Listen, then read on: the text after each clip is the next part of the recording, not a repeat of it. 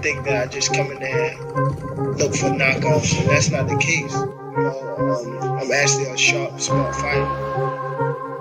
So, well, I'm here. Who wanted to fight me? I really don't care who's in front of me. I don't feel like no fighter beat me.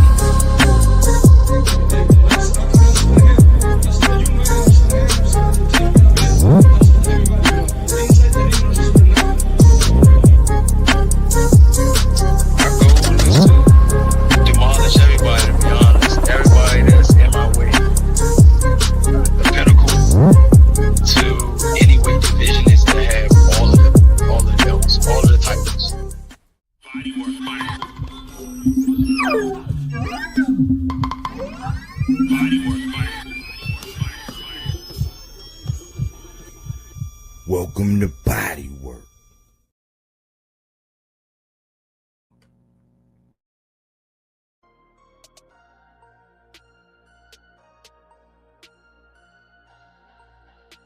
Work boxing. It feels so good to be back.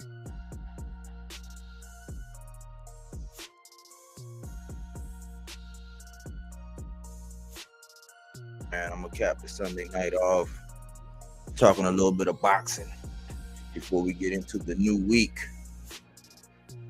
You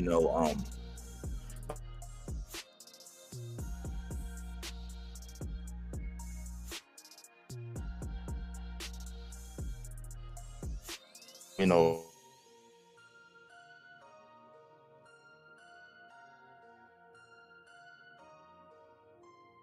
but we do got some things that we want to get into from our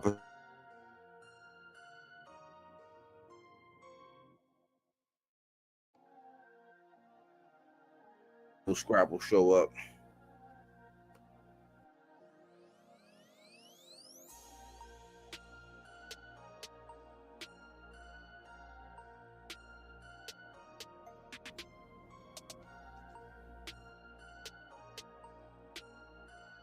Microphone checker. Need that microphone checker. But anyways, while we getting into it, man, let me do this little bit of housekeeping that I got. It's not much by way of housekeeping, man. Let's see if I can find what I'm looking for.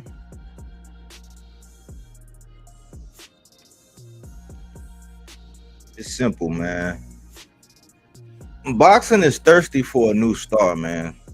I mean, part of that, is gonna, I'm gonna touch on this a little bit, when I go over what's going on. But like, it's just clear that more than ever, like, boxing is just thirsty. It's almost like boxing to just take whatever it get. Like, it's almost like, remember when Chris Rock, he said, man, when you starving, he said if you starving and you ain't had nothing to eat, somebody can give you a saltine cracker and you gonna think it's a 5-course meal. You would think it's the best cracker in the world. You know what I'm saying? It's just like, that's where we at with boxing, man. It's like, right now we at a point in time where anybody can do any little teeny tiny thing. You know what I'm saying? Oh man, it's a star. Oh, it's I'm gonna let myself go. Y'all seen Soul? I'm gonna let myself go. You gonna let yourself go? Like, everybody gonna let themselves go over a hot baked potato, man. You know what I'm saying? I mean, Cookie Monster say check 1 2 1 2 sounded good, but you always do. Okay, I see what you did there. I like that. But Boston is thirsty, man. We just need to calm down. You know what I'm saying? We need to relax. We need to enjoy, and we need to let we need to let the stars align for who like plays their part in organically. It's a theme that's been going on, and because you can hear in all of the conversations and what's guided to, it's like, man, never in my life have I heard so much that good and bad. Some people that I rock with, some people that I'm on the fence with, some people that I don't really care for, to where these guys have to be pushed. It's such a push. You know what I'm saying? It's like, man, like I know out on the streets they got a thing about the product. They say it sell itself. You know what I'm saying? Like you ain't gotta sell nobody that stuff. You know what I'm saying? It sells its stuff itself. Most of the time when people go looking for cars, they already know what they want. The cars they sell themselves. It's just, like most of the time when you go out to the club and you're going to the right spot, man, like you almost gotta talk yourself out of getting something. Like it's gonna be what it's gonna be. You don't have to you don't have to sell it. You don't have to oversell. You don't have to advertise. You don't have to push so much. I'm like, ay. Diego Pacheco and Tito Mercado. Let me put this up here. It's the irony is, remember the other night when I was doing I did a little segment, right, about who's next from the junior welterweight and welterweight division. And I did this thumbnail, and I was saying that at 140, right up under the who, I had Tito Mercado. And it was not that long ago when it was like right before Hamza Shiraz fought Edgar Berlanga. It was like that week. We did an episode about who got next as far as the 168 division. And we talked about Hamza Shiraz, and we talked about Diego Pacheco, two of the guys that we're real high on. And there's no irony that Eddie came out and he talked to these two guys, and I was like, look at the law firm. The law firm of Pacheco and Mercado, man. And Eddie, that's why I say it's good Eddie and it's bad Eddie. It's the Eddie that I like, and I always say this, man. Eddie has a natural talent. He knows how to spot talent and procure talent. He got him one Mexican dude from East LA out there, and he also got him a Nicaraguan guy who's fully immersed with all of the guys from the amateurs. You know what I'm saying? He know Keyshawn and Shakur and Richardson Hitchens and all of them, man. But I'm like, man, it's no irony, man. I be ahead of the curve a lot of the time when I be pointing out these guys, man, and saying like who's who and like spotting these diamonds in the rough. Eddie got a good talent for doing it. It's just sometimes being that he has to match make them, I think that's where he falls short.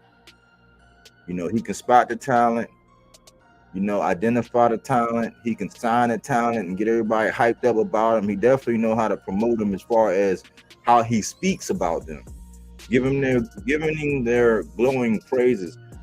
I think where they fall short, ironically, since we be dealing with match room, is when you have to match these dudes.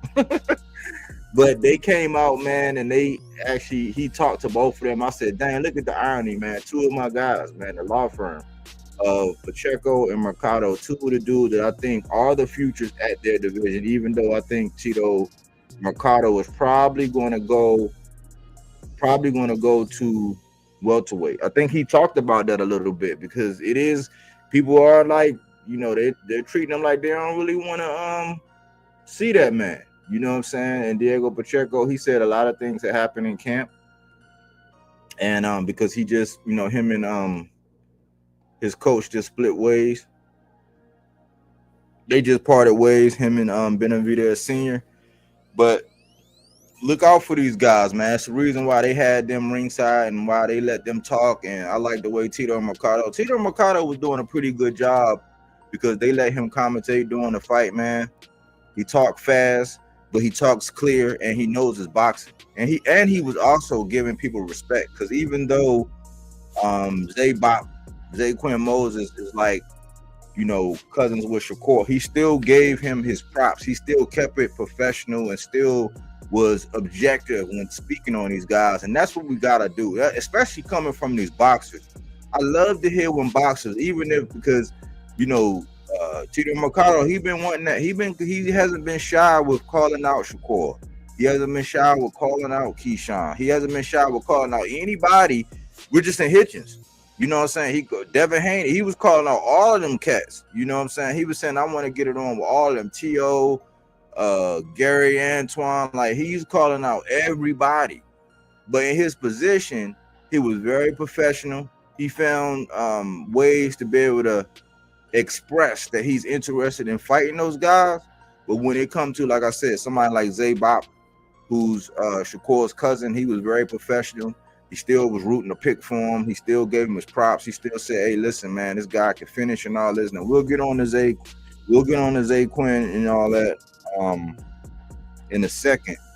But I just want to highlight that there was no irony that two of our guys, we're both high on these guys. Me and Ace, we're both high on these guys, Diego Pacheco and Tito Mercado.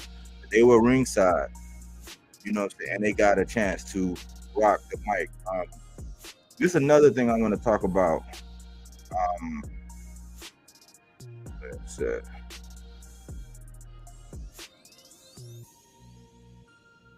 Matchroom production still needs some help, man. You know how a lot of times when people be trying to a lot of times when people try to be, they call them tryhards. It's like they try to be so different, and it's like in trying to be different, they start doing dumb things. And this is something that I picked up on, man. And I noticed that my lady, she's no longer a casual, man.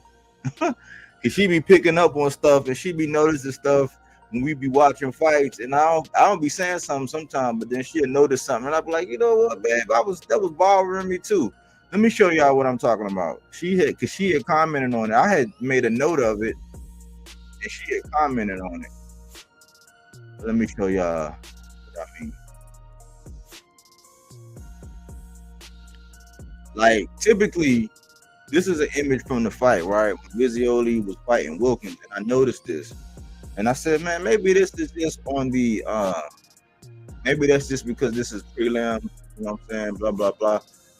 But on this one, instead of like putting the trunks beside the name, they was putting red and blue, like, so for corner.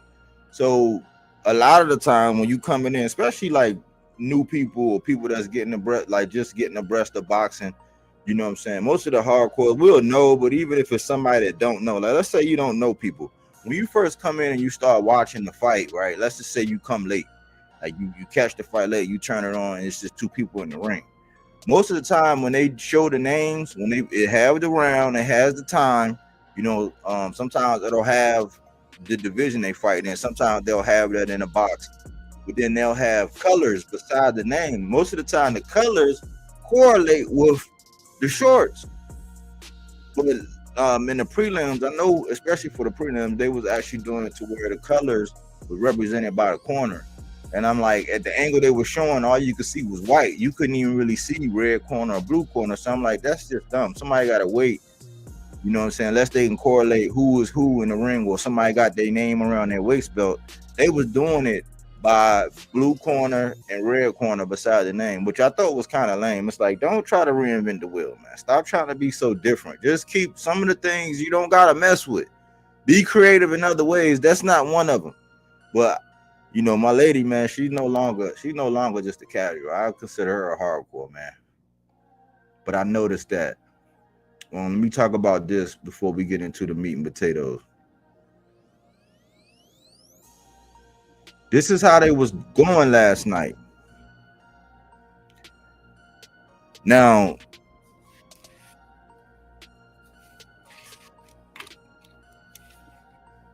This was Dennis the Quiet Storm Thompson versus Sean Dillinger Diaz.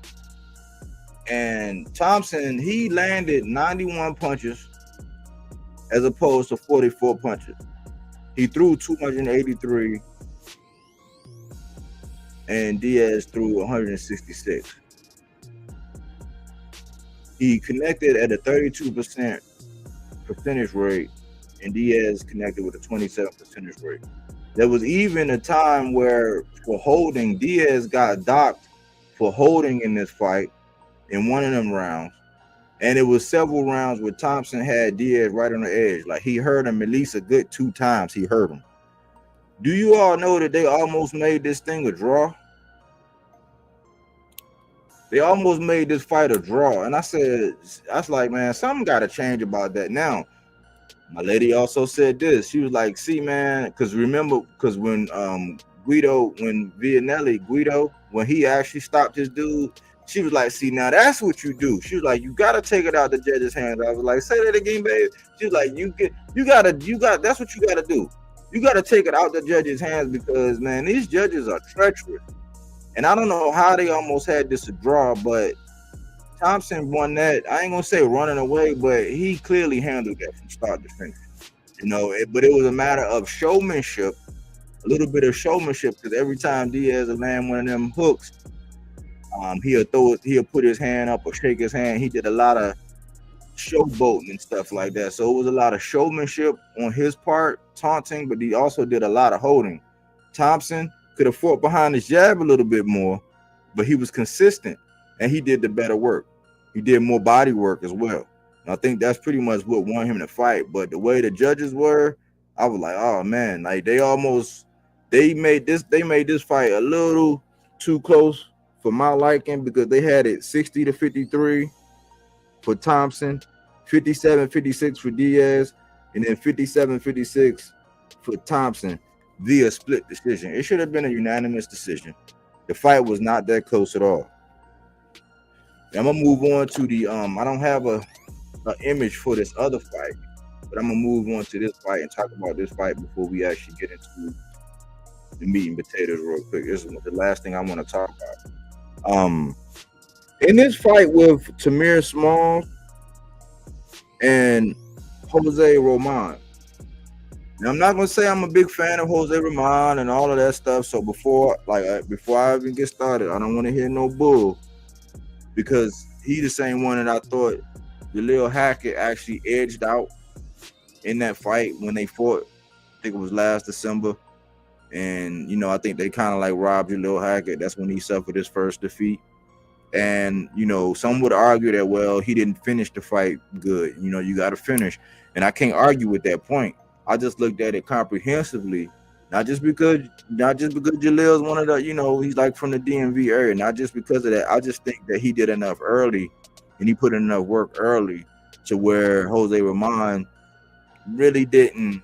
He finished stronger than Jaleel, but he wasn't more impactful than Jaleel. But I couldn't argue with the score. I could just say that I thought Jaleel won. I think that he got pickpocketed on that one. I can't say robbery, but he got pickpocketed. Now, to flip the script, Tamir Smalls, he came out. This is in the welterweight division. And early in that fight, he came out and he actually hurt.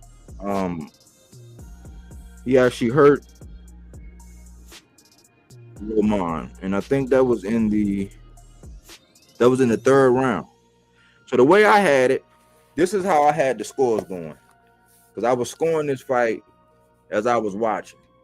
And I was kind of impressed. I said, man, I just didn't think, like, I noticed this with, like, a lot of them guys, like, this whole Philly clan. And I'm like, man, it must be something from the gym or something they're used to. These guys, they really don't, they had, in this session, you know what I'm saying? In this session, don't shoot the messages. Guys don't fight behind a jab, man. They don't come in with a jab, man.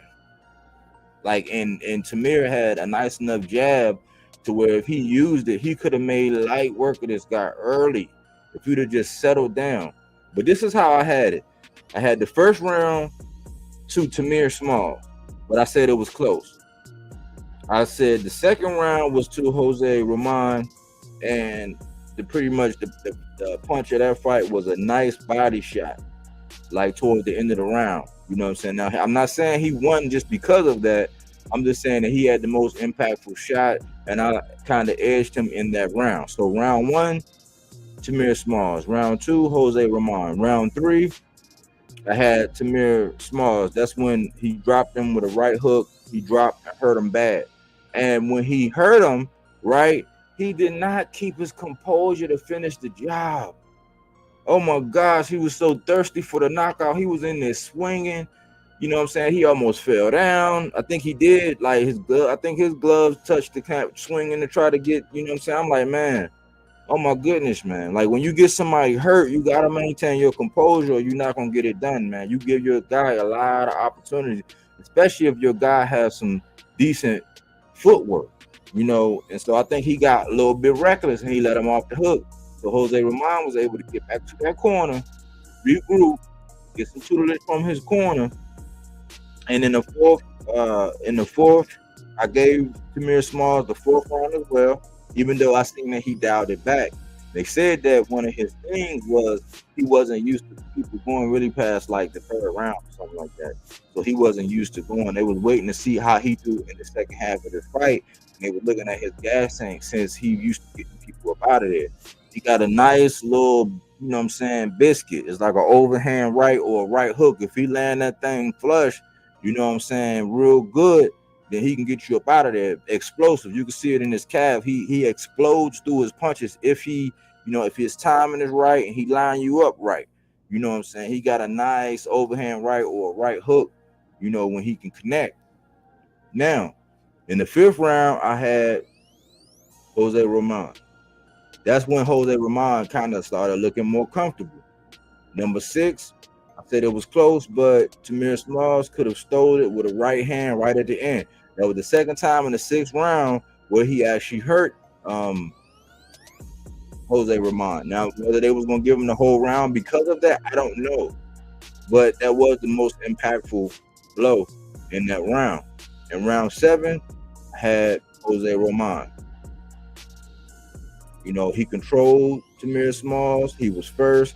He did body work. He froze Tamir a couple times. I was like, okay. And it was weird because later on in the fight, they said, man, I think it was Sergio Mora, the Latin Snake. He was like, man, he kind of looked like a champ. I was like, man, it was a point in time as that fight went late that Jose Ramon was looking like the champ. Like he was fighting so good and so like pure boxing, using his leg, knowing that he was outgunned as far as the power, but using his feet, being first, like using his angles, countering, going downstairs, getting his head off the line. He was just doing everything right. And I said, man, he looked tenured. I said, man, he could be a tough out, you know. So round 8, another round for Jose Ramon. He dictated the pace and he controlled Tamir Smalls. Round 9, same thing. He dominated the round. Round 10, Jose Ramon. And so when they came out with the scores, and I said, man, like this dude from Philly. Now I actually had bet on this. Is the funny part. I had a parlay with Tamir Smalls. I had him down in my parlay, right, to win. I just took a money line, right? They had the score 98-91. I was like, I don't know what fight they was looking at. Because you say 98-91, and I'm saying that because either way, Jose Ramon had got dropped. So I was like, man, when I seen that 98-91, I was like, there's no way they had Tamir with that big of a gap. You know, I said, and there's no way they could have had Jose Ramon with that big of a gap getting dropped. Then they had 96-93. I said, okay, cool. Like, it depends on how they see the fight. Then they said 95-94. And it wound up being a unanimous decision for Tamir Smalls. And I said, man, I don't know what fight they was watching. You know what I'm saying? I was like, oh my goodness. This is how the judging is going. I don't agree with it. I'm glad because that would have been embarrassing had Tamir lost. So I'm glad the dude from Philly, I'm kind of glad he won, but as far as like how I scored it, And you could see from his reaction how he slumped down. He slumped down like he was grateful that was a score. And he actually hugged one of his dudes, and they was embraced for so long that it was like, that's one of them ones where, man, you got some home cooking. Cause I'm just being honest, man. I don't like to see people like that. Cause Jose Ramon, he faced adversity by getting dropped, but for the rest of that fight, he controlled the pace. He had he had Tamir swinging for the fences. Now I do give Tamir some credit because he do have, his head work, he can get out of the way of some punches. He do got some good swift head movement. I just think that he don't fight behind a jab. He head hunt too much, and he don't set up his power. Because if he line you up right, he can get you out of there. But I just thought that he was at times it looked like he was following Jose Ramon around. Ramon was able to dictate the pace. He was able to be first when he wanted to. He was able to initiate a clinch if you needed to. He was able to get out of the way. He was stick and move. Like, he was doing everything. And so I think by the end of that fight, man, I think Jose Ramon had pretty much, he negated the whole knockdown. He got hurt one other time, but outside of that, he controlled everything else. So rematch, I would love to see a rematch of that fight. I think that's worthy of it, even though I know they don't do rematches. You know what I'm saying? I just think that was a good enough fight to where, a run back might be due. I know Tamir, he probably just want to move forward and move on, and you know what I'm saying? But like, part of me, like, I kind of, as a fan, I want to see that one again, because I think Jose Ramon kind of got, I ain't gonna say robbed, I think he got pickpocketed. And my man had on the Philly colors. Y'all know I'm a Philadelphia Eagles fan. But that's all I had as far as housekeeping, man. Let's go ahead and get into the meat and potatoes for this thing. Salute, Bodywork, man. Good monologue, bro. Solid monologue. Salute, AC. Man, this is interesting, man. Let me get into this, man. This is all I was thinking, man. I was like, oh yeah. When I look, main Gene, when I look and I start thinking about boxing, I'd be like, oh yeah. Like, that's all I kept thinking when I was looking at the whole build up. Like, you know what I'm saying? This is some old Macho Man Randy Savage. Like, oh yeah. Like, AC, because it was a point in time where we was texted, you know what I'm saying, like in the build up to the fight or whatever, and then I'm like, my man went dark on me, and I was like, I don't know what happened. And then the first thing I heard this morning, you know what I'm saying, I was like, okay, that's what it was.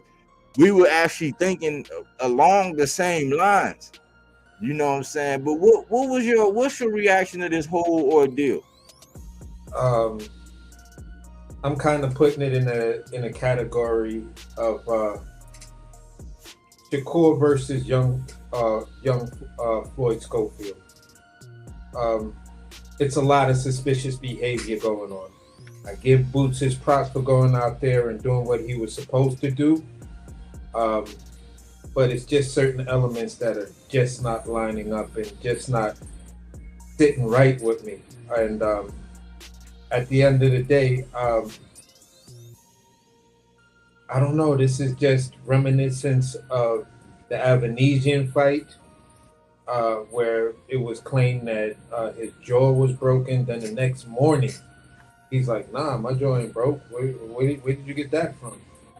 So it's just a lot. It's just things like that just have me questioning. I'm giving Boots his props, and I'm going to continue to give him his props until other information comes my way. But there's just the inner me, the inner skeptic is just like, I ain't buying that shit right there. It's cool. It's cool. It look good and everything, but I can't buy that. Not for what you're selling it at that price. And even if it was cheaper, I don't know if I would still buy it. Yeah, I'm gonna say this, man, and I'm gonna start off this way. I'm gonna say, listen, we did a show the other night for the build up, and I said when it came down to Boots, I said I got a bunch of shares. I said I'm not buying anymore, and I'm not selling any. I said I'm gonna hold. I said I got a lot of shares in my Boots stock. I'm not buying, I'm not selling. I'm just gonna hold right now just to see what we got going on. So I wanted to give the man a fair shake because I'm not a boots only fan. I don't consider myself being a part of the beehive. You know what I'm saying? I'm like, man, I rock with boots. You know what I'm saying? I support him. I was like, in my heart of hearts, man, I was just sitting back looking. I was like proudful of him because being a young man, you know, from the streets of Philly, to be able to have that stadium with everybody rocking and having your, having your cult like following and all that, that's a dream. You know what I'm saying? It's like he living a lot of dreams. He living out a lot of people's dreams, especially coming up out of the hard streets of Philly. So I was like godly proud of him and godly proud of all the people they put on the card and all the people that they actually fed on that card. Because I was like, man, they got everybody getting some money off of that card. And like, so he was a stimulus package. So I put that in one vein, and I also said, okay, cool. He unified this year. He moved up. He got another notch on his belt, and so I guess he shook out the cobwebs or whatever it was for 54. So we know, okay. So I give him his propers in that manner, and in the other manner, I was saying, listen, I'm one of them guys. Just as hard as I was on Devin, just as hard as I am on Shakur.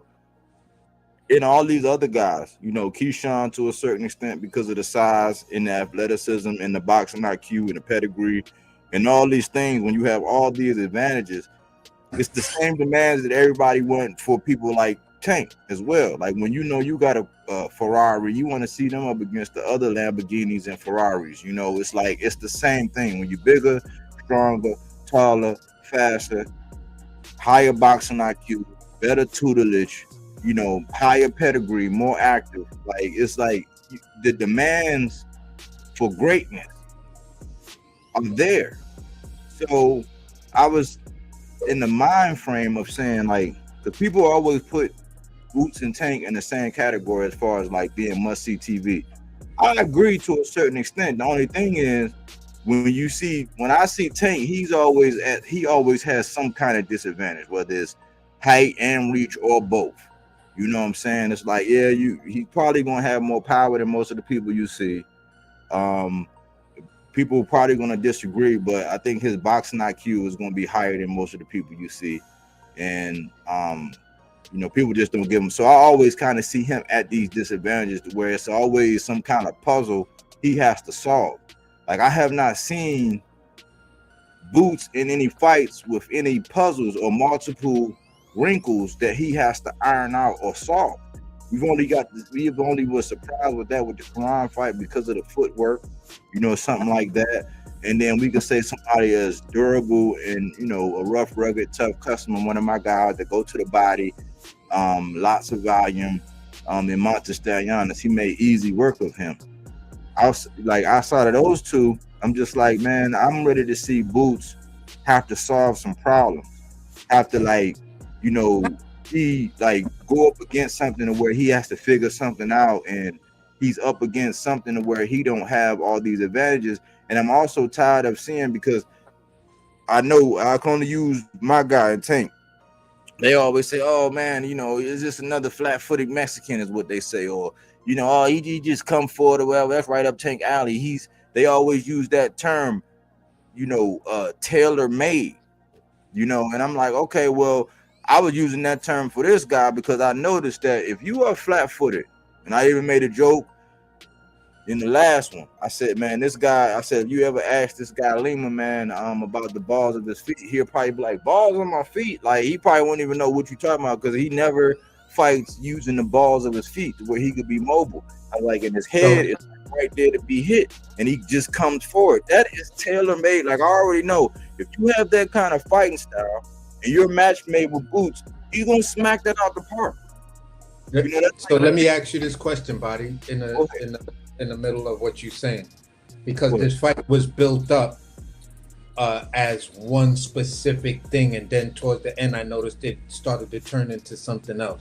Like Fight Week, it was turning into something else, but it was built up as Boots tune-up for 154 pounds. Yep.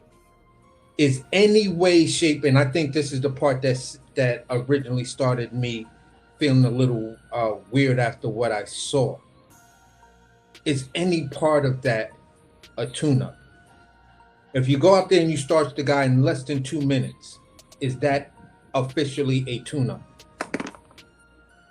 No, that's not typically that's not what you want. Like on a tune-up, like I put it like this.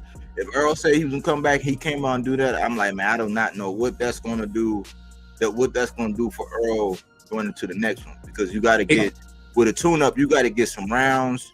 You know what I'm saying? You got to bounce around with that weight. Suffer some, like, I ain't gonna say suffer some fatigue, but take some punches, see how you move and see how your punch placement is, how your speed, how your accuracy, how your timing is.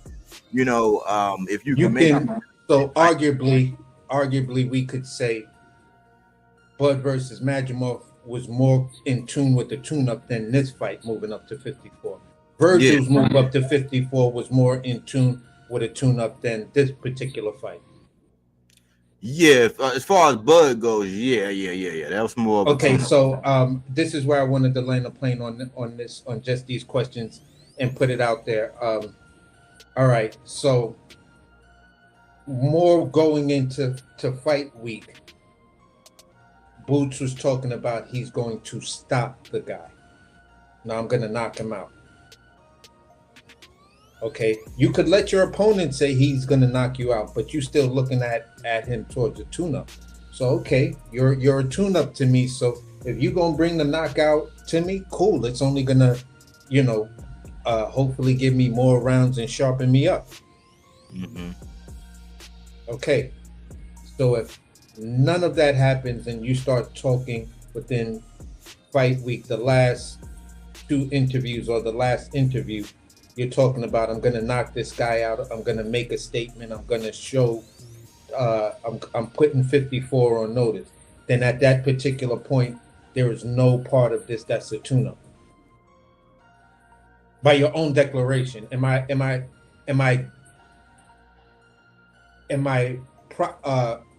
proper on that, or is there a little element of gaslighting to me rationalizing what I saw? Is there any elements of that? I just want to know. No, I think you're on point. I'm allergic to being a yes man, but I do think you're on point, because the more and more we see it, it's like the dude was brought in there to be obliterated. Like he was brought in there to be like a can that you could just kick around. Now, the thing is, it's kind of bittersweet, because we want to see that. It's bittersweet, because if he ain't supposed to be in there, you're supposed to like make it look like he ain't supposed to be in there. Like you're supposed to get his ass out of there, right? But the way that looked it looked more like this. That looked more like some wrestling, just the script, because like a motherfucker. Because look, they kept telling us how Lima was like, he's rough, you know what I'm saying? He's rugged, never been dropped, you know what I'm saying? Like a lot of people saying they hadn't seen him get buzzed. Southpaw, you know what I'm saying? Decent power. He went up, gave McKenna all he wanted, you know what I'm saying, on his way up there, and that was the bigger guy on short notice. He's durable and blah blah blah. And when I seen them like the ref, right before the ref say, all right, he reading them their rights in the middle of the ring. When I looked at Lima's face, Lima looked terrified. And I said, babe, look at him. I said, look how he look. I said, why he looking like that? I said, that man did not look confident at all. It was looking like, man, like, I know you about to hurt me, but he was looking like, I know you about to hurt me, but don't hurt me that bad. Like, he had this look, and I'm just like, I said, oh, man. And it was something he said, because it was reminiscent of when Stanionis said what he said, because Stanionis was talking that talk. But I kind of rock with Stanionis. I considered him one of my guys. I was like, yeah, he just didn't fight enough. I'm like, I consider him one of my guys, and I'm like, man, for Boots to just do him like that, I said that was a statement in itself because Stan Giannis was supposed to be durable and he was talking that talk. But when I heard Lima had said that, oh, Canelo would have just taught him how to lose, I said, oh, he talking that talk. But I looked at it a certain way. I said, that's real cocky. It's like either you gonna go in there and you gonna really you gonna put boots on his back pockets, or you gonna put a dent in that chin, or you gonna freeze him, or you gonna, you know what I'm saying, you gonna hurt him, you gonna do something talking like that. So to go in there and get like kicked around like a can like that, I was like, man, that just looked scripted to me. Yeah, I'm gonna say it like this. The one thing that took me back as I was watching the amateurs, the prelims, and I was watching the build up to this fight with the little matchroom things where you just quoted what Lima said and stuff like that. When you look at the dynamic of the two productions, right? Film will let you read a story as through the visuals. So the story for me on both sides was this. On this side, you have the guy from, third world Angola.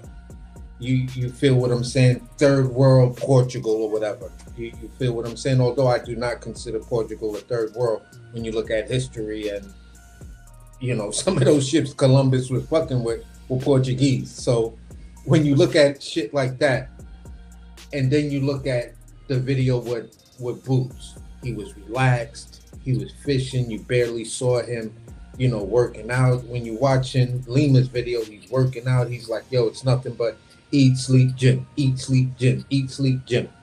You feel what I'm saying? So you got this raw thing from the Lima side, and then the Boots side, it was all relaxed, like, we ain't got no reason to be worried. Like, right. What are we gonna be worried about? I'm out here fishing. I'm not worried about Lima. Who's Lima? You feel what I'm saying? And that's kind of the attitude I got from the two productions. Like, one production was trying to was telling the story that Boots is so gifted. He's so athletically inclined. He's such the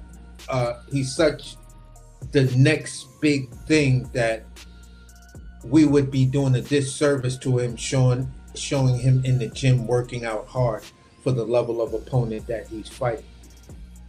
And on Lima's side, it's like it's do or die, it's death. You got your whole country behind you, and he showed the T-shirt that he had with all his country sponsors on it and stuff like that. It's like, so many people believe in me. I got to go, and do this and that. So they were selling the Cinderella story, hard body.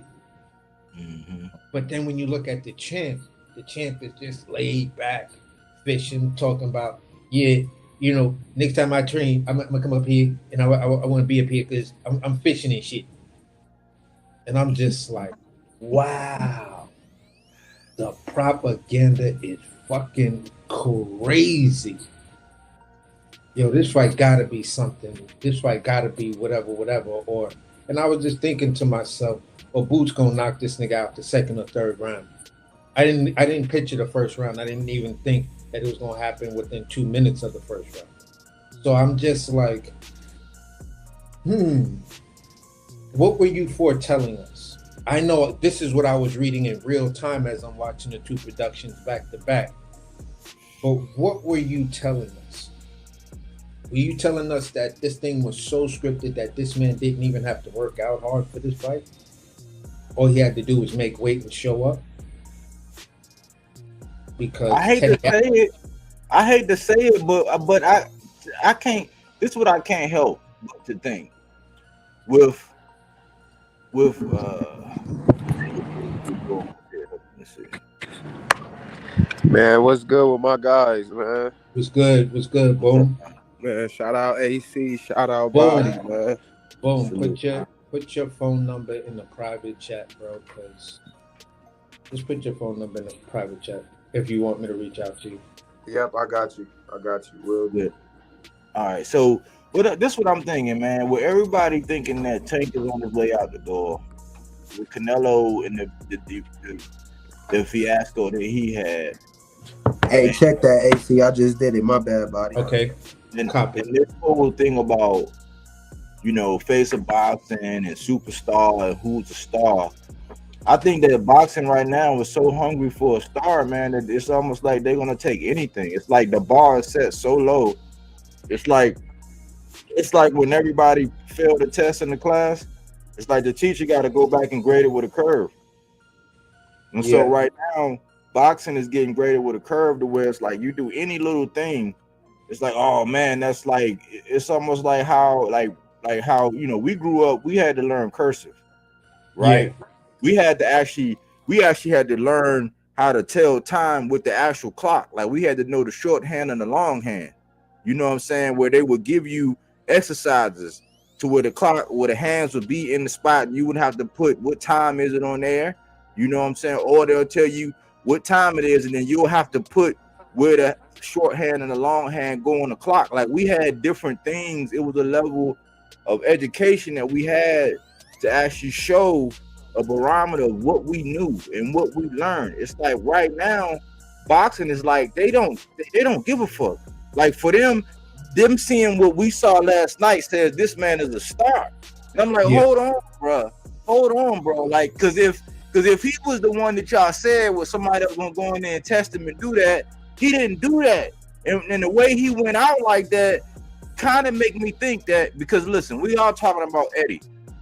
Will we put it past Eddie to actually, like, I'm just being me, man. I'm not, I say, look, I'm here to speak to shit and keep it all the way a buck. I don't give a fuck. But I would not put it past this man to slide this man a couple dollars, or to be like, hey, look, man, you know what I'm saying? Go in there, don't do too much. Don't do too much. And can I just quote what a statement Lima said in his last interview? He said, basically, when I see Eddie, I want to talk to him and be like, give me the contract, because I don't have a big promoter, I don't have a big manager, I'll do anything for that contract, just give me the fucking contract, I'll sign it. So that took me that took me back. I wanted to get Boom's take and even Coach Eddie's take afterwards on as a fighter, from the fighter's perspective. Boom, what did you think of what you saw last night? We'll get it. Hold on. Let me okay. Let me finish one thought. Go ahead. I ain't in no rush. Look, I would not put it past this dude for him to set it up to allow Boots to get that imagery and to get that pressure off his back, like he really smacked the home run out. Like I'm not taking away from Boots and the talent that he got. I think he's one of the most offensively gifted fighters out there. His punch variety, I give him all the credit. I wouldn't put it past Eddie to be like, look, you know what I'm saying, dude, this is what we need. This is how this need to go down at the end of the day. Because that shit just looked too, I ain't saying it can't happen. We've seen it. Mike Tyson made a living doing that. So I'm not saying that. What I'm saying is that it just looked like Buddy went in there to the first time you hit you on the chin, just go out. Don't let let it be a short night. You know what I'm saying? Let us get this moment, because there is a plea for the next big thing. Like we can't just let it happen organic. It's like people are vying to try to create it. It's like, no, we can't create it. It just gotta manifest itself. But go ahead, Boom. And Coach Eddie, salute Coach Eddie. Go ahead, Boom. What's up, man? I'm here. Hey, man, so check it out. As a boxer, from a fighter's perspective, I learned a lot last night. I did. Whether it was the first round, whether it was the second round, I learned a lot. And I learned a lot, not only from Boots, but I learned from Vianello. I learned from a lot of different guys last night. So I like the card and things of that nature. None of us knew Lima. We all expected it to be a short night. It just wasn't supposed to be that short, all right? But with it being said, I don't know if there was a script. I'm not behind anything, I'm just ready to see what champion he's going to fight. And I believe it's going to be a Bararo. I don't believe he gonna fight no boxing right away. I don't believe he gonna fight Virgil next. I think Virgil is fighting these other guys to get ready for Boots. That's just honestly my perspective on it. I feel like he's tuning up for Boots, man. Like I just think that everybody blind and don't see it. Let me just say this, Boots. Boots. Boom. Go ahead. This the crazy shit. Both of them right now have an interim belt, and from what I understand, none of the sanctioning bodies will do like a unified interim belt. So at the end of the day, they're kind of in a position to where if they fight, they're gonna have to give up their interim joint on whatever side. Yeah, and to be honest with you, I don't even think they're gonna make a fight right now. I don't think so either. Yeah, a lot of people excited, believing that they're gonna make this fight. Not at all. I don't see this fight happening. Yeah, I don't see it being made next. I really see Boots focusing on one of them champions, and I don't think it'll be Bakram, and I don't think it'll be Fundora. And to be honest with you, I hate to say this like this, but the way Boots get hit, Fundora gives Boots a run for his money, man. I hate to say it like that, but it's true. When you getting punched by a whole bunch of nobodies like David Evanesian and shit too, I'm just saying from my perspective and my point of view, man, Boots got to tighten up. And I think he needs to pick a way in which he needs to fight and stop trying to put on these personas, man, and just be him. Other than that... you right on point with that one. Yeah. Man, other than that, I did enjoy the card. Like I said, Vianello shocked me. I like that little black dude, that little Dennis or whatever his name is. I like Tamir Smalls. Tamir just got to stop swinging so wild. Really, if Tamir just tightens up his shots that are more like his dominant, like those big heavy shots, if he tighten those shots up, man, his toolbox would be perfect. Other than that, Zay Bob looked good. Zay, he need to pick it up though. He need to start getting stoppages. He need to show who he really is. He needs to stop being worried about Carmel till they both champions or till they both top contenders. You know what I mean? I really did enjoy the card though. I really ain't gonna come in to be negative and say all this and say all that. But one thing I am gonna say is Boots, bro, fight somebody. Stop the fake personas. Pick a way in which stance you need to fight, because that switch hitting, you get caught in a square position. I'm telling you, the right guy's gonna catch you, bro. So I don't know, just stay focused. Good luck to you. And yeah, man, I'm on my way. Other than that, man, go ahead, Coach Eddie. I'm here though. Hey, what's good, man? It's boxing, man. You're gonna get hit, man. This not a boxer on the face of this earth that got into a boxing match and didn't get touched. You're gonna get touched, man. I think we overly criticize these fighters because we had the luxury of slow motion. Oh, look, he got hit. Oh, look, he does this, he does that. All fighters are flawed at some point in time. Anytime your hand leaves your head, you have the potential to get hit. Not to mention, these guys are professionals. Even the guy Lima last night, is what happened to him? Is that any different than what happened to Erickson Lubin? What about Peter Quillen when he got knocked out in the first round? What about Badu Jack? I can continue to go on. You get caught sometimes. That doesn't mean that Lima's, this is terrible tomato can. He just got caught. He's probably I'm not saying he's a world beater. He's probably just a decent fighter. Maybe like a C+ type of fighter. Lubin got caught. Peter Quillen got caught. Badu Jack got caught. Lima got caught.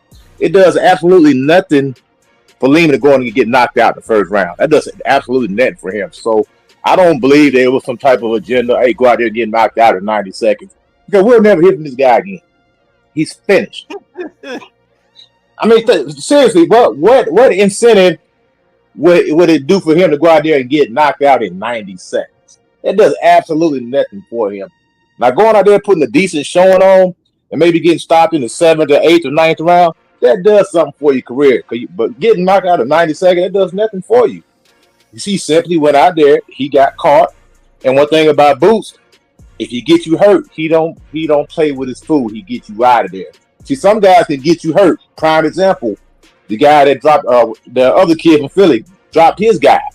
Yeah, I think 2nd or 3rd round, and he couldn't get him out of it. He couldn't finish it. Well, Boots got this man hurt, and guess what? He finished it. Now that guy could have recovered, and then that fight it could have turned into a fight, but he didn't let him recover. He didn't give him a chance, and that's what I'm saying. That's what you call killer instinct.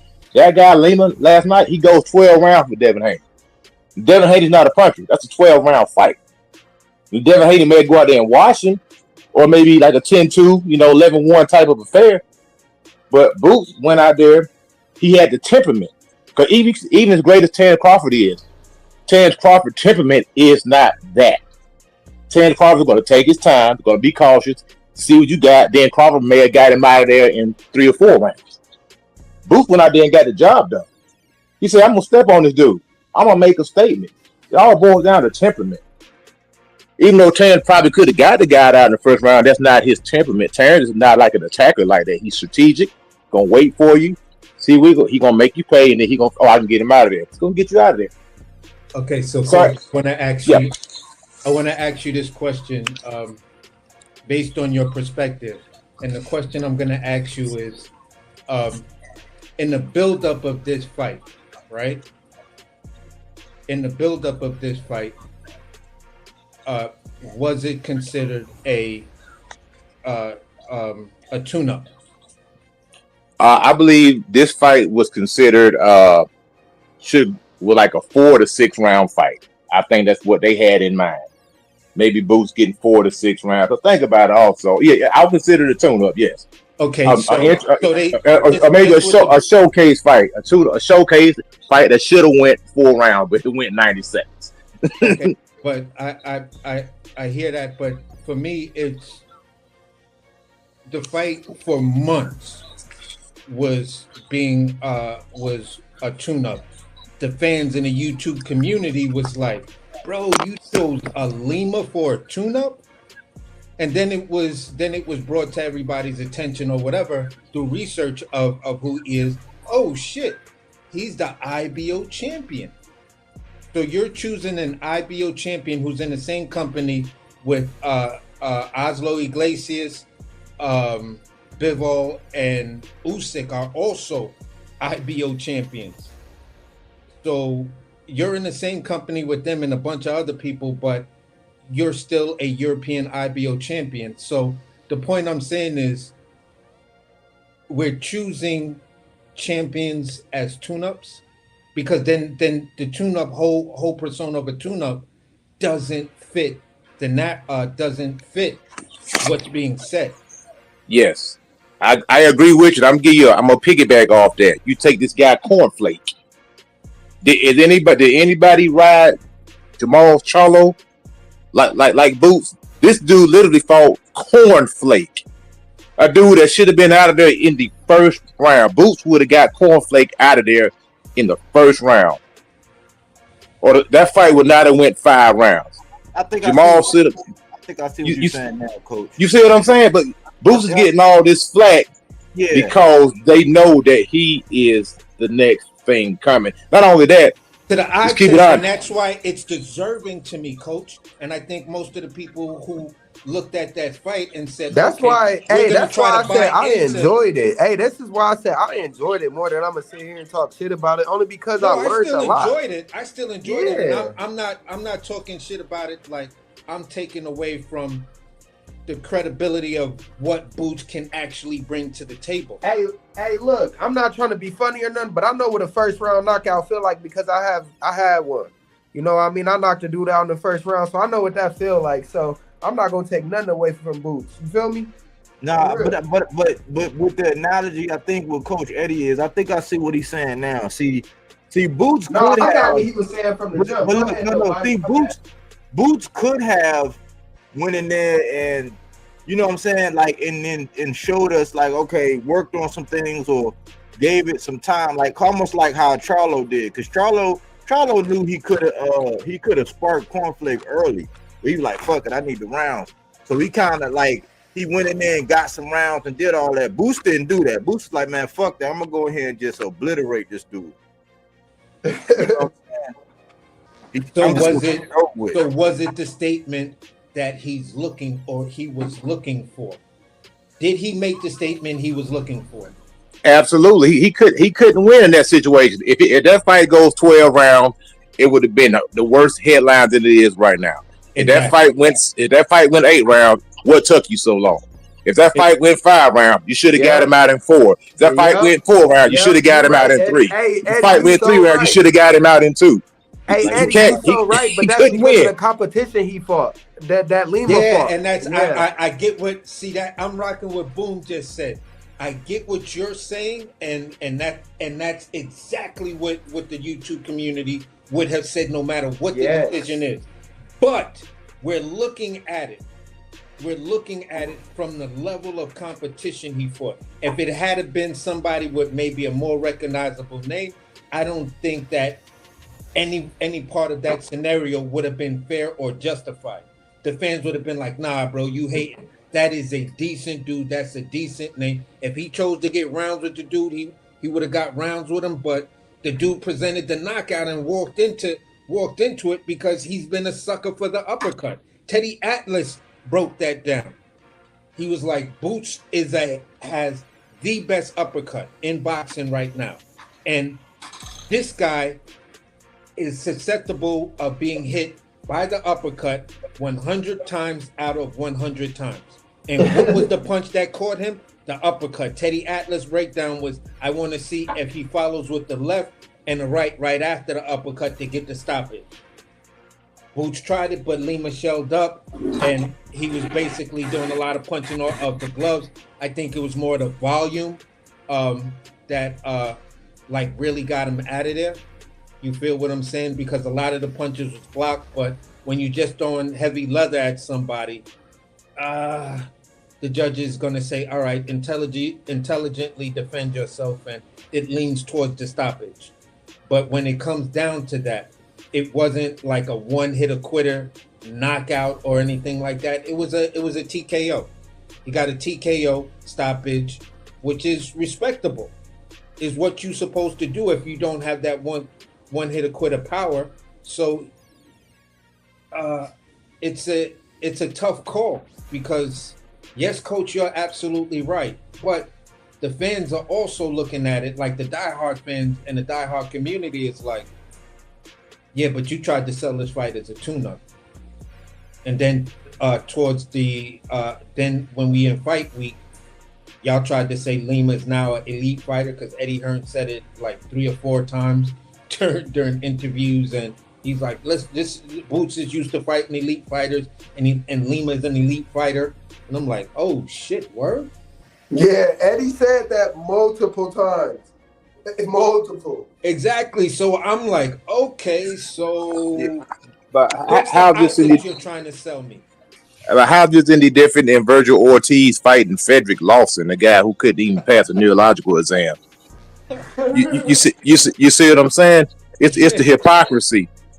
It's we can come up with all these different scenarios where we seen guys do worse. What about Fundora? This guy's a champion, and he pulls up a receding hairline, old pretty much watch Keith Thurman, and that's supposed to be a fight that we supposed to get down with. You know, I mean, at some point in time, see, this is what happens. Man, stop playing. You was gonna pay that 70. I can still. That. I wasn't gonna pay for that. That was fire stick right there, man. But Man, for sure, fire stick over here. yeah, but at the end of the day, it's like if Boots fight these old guys, if he fights Keith Thurman, they're gonna say he watched. If he fights Danny Garcia, they're gonna say he watched. If he fights Errol Spence, Terrence Crawford finished him. There's nobody that he can fight that will satisfy the public. Even if we start fighting these new champions, they're gonna move the goalpost where they were paper champions or they fought for a vacated belt. See, the problem is there are no reigning champions right now. There are no long-term champions. Most of these guys who got these belts just got them. I mean, let's be honest. They just got these belts. So they're really tight. They're really title holders. You know what I'm saying? They're not Bernard Hopkins with 20 title defenses. They're not Triple G with 18, 19 title defenses. These are freaking title holders, man. And it is what it is. That's why the biggest fight in 54 is Virgil Ortiz and not one of the other champions, because the champions are weak. I gotta agree with you there, bro. It's like I see, Coach. When you start talking like that, it makes us old school fighters, look at that and be like, that's exactly how I feel inside. But my cognitive dissonance tells me I have to look at this new era of boxing where social media makes a difference on what you're bringing to the table as a fighter. It's about your skill, but it's also about your social media and can you actually sell a fight? When you look at, I mean, when I look at old fighters, right? Roberto Duran wasn't the dude that sold fights to me, but everybody wanted to see him. Neither was Chavez, neither was Mildred Taylor. To a certain degree was Marvin Hagler. He was quiet, reserved, but he just said what he said when he said it. You feel what I'm saying? Like Ali was one of the most charismatic guys, and possibly Sugar Ray Leonard are two of the most charismatic guys that came out. And then there's the Floyd Mayweather era.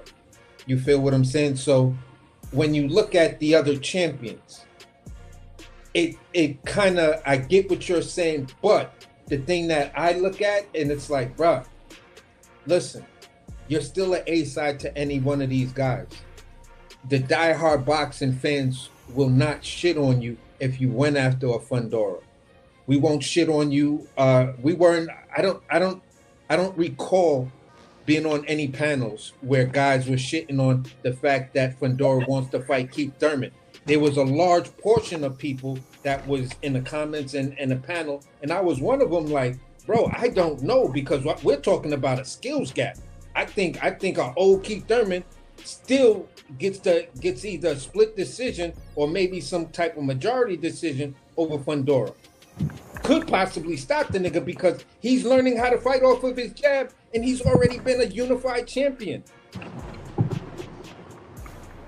I see it. Look, this is how I see it. I see AC's point as where this fight was advertised as a tune-up and not a cherry pick. I see coach's perspective in that nobody else catches flack, or everybody else will catch flack the further along they go. I think what the thing is like everybody's saying that Boots is the next big thing, so that he kind of gets that whole thing like what Tank get a little bit, where the standards for Boots is different. Like, it's a higher standard for him.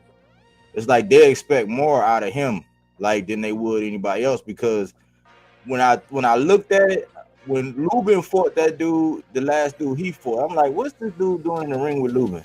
He came from a Jesus Ramos to all of that gap, and I was like, well, I guess he just want to get his feet wet.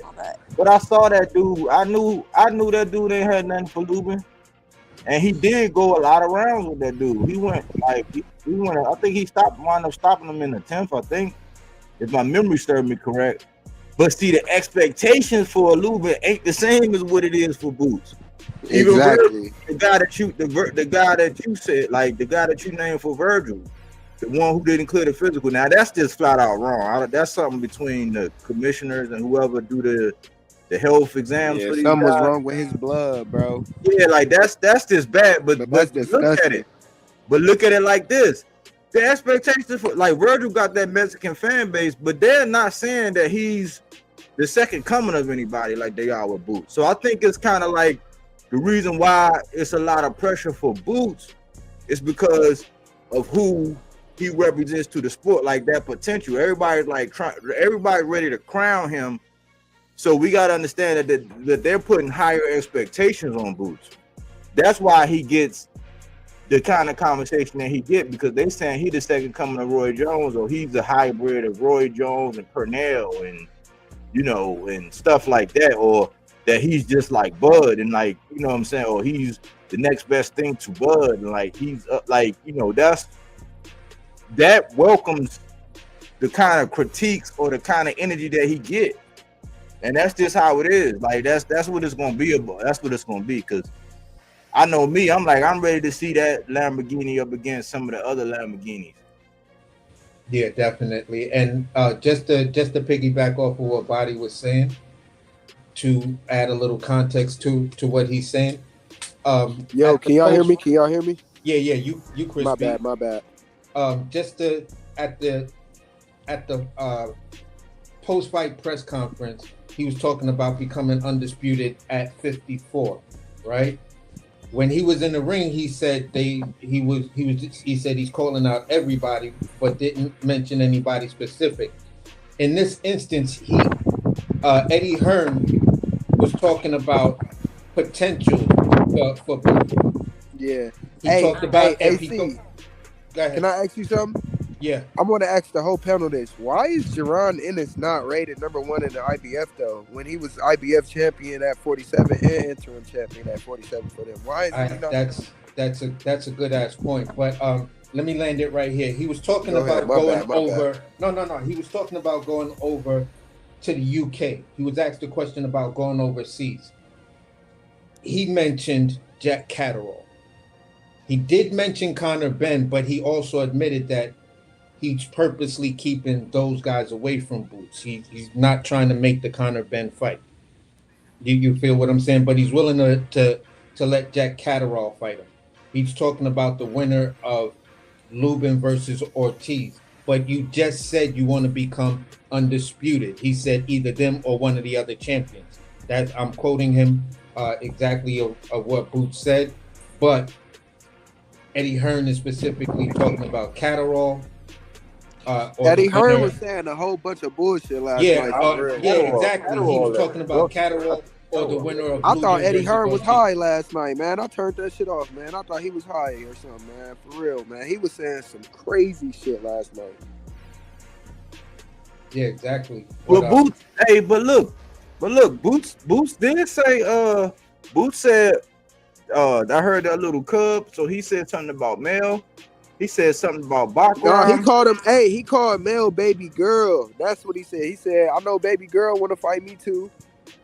That's what he said. He called Mel baby girl. That's what he said. He called him a cub, man. I don't know in the ring. Well, I know. I'm talking about when he was in the ring. He said that cub, that cub. He said, I know that cub said something. Like, that's crazy. He called him a cub. But he said he called him a girl. I give him credit for saying the names.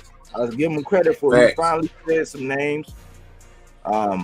Instead of just saying all of the champions, he did say all of the champions, but at the post conference, Eddie was talking. He definitely said the names he was supposed to say, for real, like on some serious shit.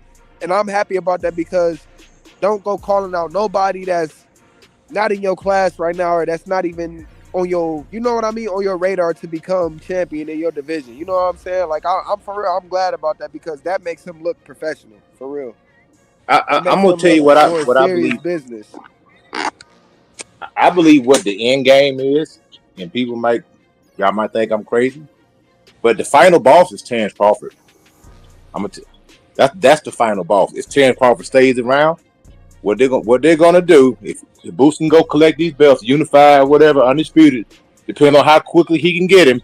If they're willing to put the money behind Boots, like they did Canelo, and when Canelo was able to collect all them belts, I think in almost under a year. If they pay these guys enough money, they'll get in there with Boots. Because at the end of the day, that's all what it boils down to. You make a guy an offer that he can't refuse, he's gonna sign that dotted line. He's gonna get in the ring with you. They're gonna have to pay if they want those belts. The final boss is Terrence Crawford. And all Eddie has to do, you got the man that'll finance it too. That's why do you think Eddie Hearn continues to link Jaron Boots Ennis to Terrence Crawford? They're building this fight, whether you want to. Like even Terrence Crawford is saying things, he ain't on my level, or we ain't fighting him. Yeah, we're not fighting him now, but if Turk got up, she said, hey man, I got you $100 million. You want to fight Boots? Terrence will be like, where's the contract at?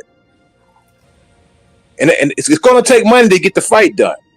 And that's a very intriguing fight. But Boots has to do his part first. Because who wins? A 39-year-old Michael Jordan or a 29-year-old Kobe Bryant in a one-on-one match? In a one-on-one basketball game. I'm using the basketball analogy, but I'm just saying Terrence Crawford will be 39 by the time that fight happens, if it happens. So you got a 39-year-old man, 39-year-old Michael Jordan versus a 29-year-old Kobe Bryant, one-on-one. Who wins that game? I'm going to say the gap in experience is going to be the thing that gets Boots beat the fuck up in a way that we won't know if he comes back or not. Because the level of competition he's fought does not guarantee me, and this has been my argument for the longest, the level of competition Boots fought does not guarantee me he can go in there and competently defend himself against Terrence Crawford. Yeah, man. I'm going to say that there's nobody on Terrence Crawford's resume that Boots couldn't beat. I may give you Canelo, but who else? I mean, literally, think about it. You actually think Boots could beat Errol Spence? Absolutely. Oh, without a doubt. Without a doubt, I don't even have to think about it. That's not even a question because Errol Spence fights like a black Mexican. Ouch! I'm gonna put it like this. Ooh, shit! I'm gonna put it like this. Them body shots hurt. I think Bud, at this point, Bud is the exception to the rule. He's not the rule. This is bodywork boxing for real. So what I mean by that is that I think Bud defied the whole resume talk. He defied the whole, well, who has he beat thing. Like Bud, he has uniquely done that to where I think he's the exception to the rule. He's not the rule. I think that is a dangerous path for Boots to try to go that route to where it's like, well, don't worry about it. Like, I just haven't had the opportunity. Why? Because when he got in there with Karen, somebody that had that European footwork, if he would have had a little more open, a little bit more like Mr. Gary Russell Jr., a little bit more fuck you on his punches, like we'll be like, oh man, this dude been exposed. So I would not, if I was Boots, I wouldn't try to follow that same path because it's not going to be the same. He need to get in there with them guys. He need to get in there with them top guys and knock out some of the wrinkles. He need to fight. He need to fight some more tougher opposition for real, man. But hold on. But Terrence Crawford, Jose Benavidez was a harder fight than the Canelo fight. You really want to keep it 100. But no, he was outclassing the shit out of him. No, I'm telling you, that was the hardest. Canelo, that fight was very easy fight for Bud. Both those fights that you just named were very easy. Not only that, it's the way that Canelo fights. Both those fights were easy for him. Coach, I was on panels and I was telling people this is going to be the easiest fight because when you look at Terrence Crawford's and just look at his resume against forward Mexican fighters, Boots would struggle with Jose Benavidez at that time. At the end of the day, he's dominated every last one of them. He actually stopped every last one of them. Boots ain't ready for Canelo either. I'm saying if he chooses to box Canelo and just box him, he's gonna outbox him, and the shit's gonna be. He's gonna make it look mad easy. So even sports people, real sports writers and channels that I was on that had whatever type of people, and they said we're opening up the panel. Just come up here, get your couple of questions in. I got my questions in. I was like, look, let me ask you a question. Stylistically, is Canelo Alvarez tailor-made for Terrence Crawford? No one said no, he's not. Not one person said no, he's not. Hold on. I gotta rejoin. Hold on. So the only reason why I say this about Boots is I haven't even now. Like I said in the beginning of this thing, I do not want to get this twisted. I think he is one of the most offensively gifted boxer that's out here. I think his punch selection is like almost second to none. He has punch variety.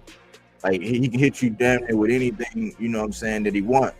My whole thing is that I haven't seen this dude fight nobody his size. Like I haven't seen nobody even like match like hardly none of the advantages. And that's just a rule of mine. I'm not saying he can't do it. I'm not being a naysayer. I'm just saying that this path for where I understand you're gonna say Bud. I just think that, man, that's a special path. Like that's a and I haven't always been the biggest Bud fan. Like I haven't. Like so that's just I'm just keeping it in the book at this point. I'm like, man, look, man, get out here and start some of these guys. Let me see you up against some of these guys that your side. Like get in there with Mel. Like he go in there and he fuck Mel up. Like he said, yeah. Now we got something to talk about. But at the end of the day, if knock Mel dick in the dirt, okay, bring on. But if he go in there and he just dust Mel off like he ain't shit, okay. And the way Bud, I'm sorry, my bad. Nah, go ahead. You good? I'm sorry. I didn't want to cut. Go ahead. I didn't want to cut y'all. Go ahead, brother. No, he was. I said if he go in there and he'll shut me all the way the fuck up. I just think the way that Bud, that in my mind, the way that fight plays out, to me that's a highly contested match because Bud is cerebral. He's not. That's a chess match. It's like when you're in there with another athlete. Like Canelo, he's not an athlete. That was easy for Bud. And if you know anything about boxing, once you get to a certain level, when you start making the real money, you avoid tough black fighters. They always done it throughout boxing history, from Jack Johnson to Joe Louis, because the money was in fighting the white boy. The money was in fighting the Jewish guys. It wasn't no money. The only thing you was gonna get fighting another brother was a hard fight. And that's why they call it Black Murderers Row. Jake Johnson didn't go down Black Murderers Row. You know, look how many fights Mongoose had to get to before he got to a champion. Those guys could fight. They were high risk, low reward. So you avoided those guys. The way that fight is going to play out, in my opinion, I believe that Jaron edges that fight based off the youth. Because even if you're a professional boxer, you bring in amateurs to give you the work that you want. You don't bring in another pro because the pro's not going to give you what you want. The amateur's going to push you and make you work and make you fight at a pace that you're not used to. He's not going to let you get comfortable. You bring some high octane amateurs. They got a lot of energy and they're going to give you that good work. Even Floyd, when he was getting ready, he brought in a few pros, but a lot of times he always had some good amateurs around there that was going to make him work. And Boots he's young. That's the thing. We love Bud. We love our fighters. We've seen this with Sugar Ray Leonard and Terry Norris. Our fighters get old, man. They get old. And it happens to all of them. You hang around long enough, you're going to get clipped, man. Now, I'm not saying the fight happens, but if it does, Bud will be pushing forward. And you talking about fighting a hungry guy who done unified, let's say Boots goes to and he just destroys the whole 154-pound division. A division that Bud strategically skipped over because that would have messed the money line up. If he got there and he struggled with some of these guys, even possibly lost, he would have never got to the Canelo fight. Bud jumped over 2 divisions for a reason. Now, just because you beat Canelo does not mean by default that you beat everybody at 154 and you beat everybody at 160 because you got to show. I'm like the Missouri State. You have to show me. I'm not going to give you a win that you didn't do. Now we can have a consensus. But that doesn't automatically mean that you win. Yeah, you still have to see the fights. You still have to see the fight. And Bud skipped over those divisions because let's say he goes in and he struggles with a Virgil Ortiz or gets in there with a Fondor and have a hard time. The Canelo fight's off the table, man. Right. No, we as Bud fans, we all knew that was the thing, and the reason. Part of the reason he was going to 54 originally was to fight Mel. But Mel, the situation with Mel when all the sanctioning bodies decided, unilaterally that they were going to strip this man besides the belt he did drop,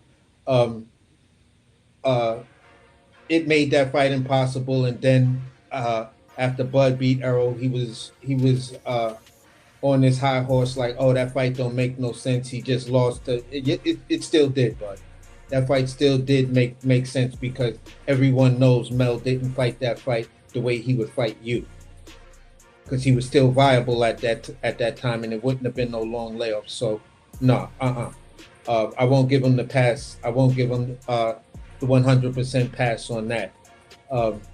But after that thing, he kind of was talking about, I guess this may be the point that Bill got at him, and he was like, yeah, I'll go up to 3 divisions to fight him.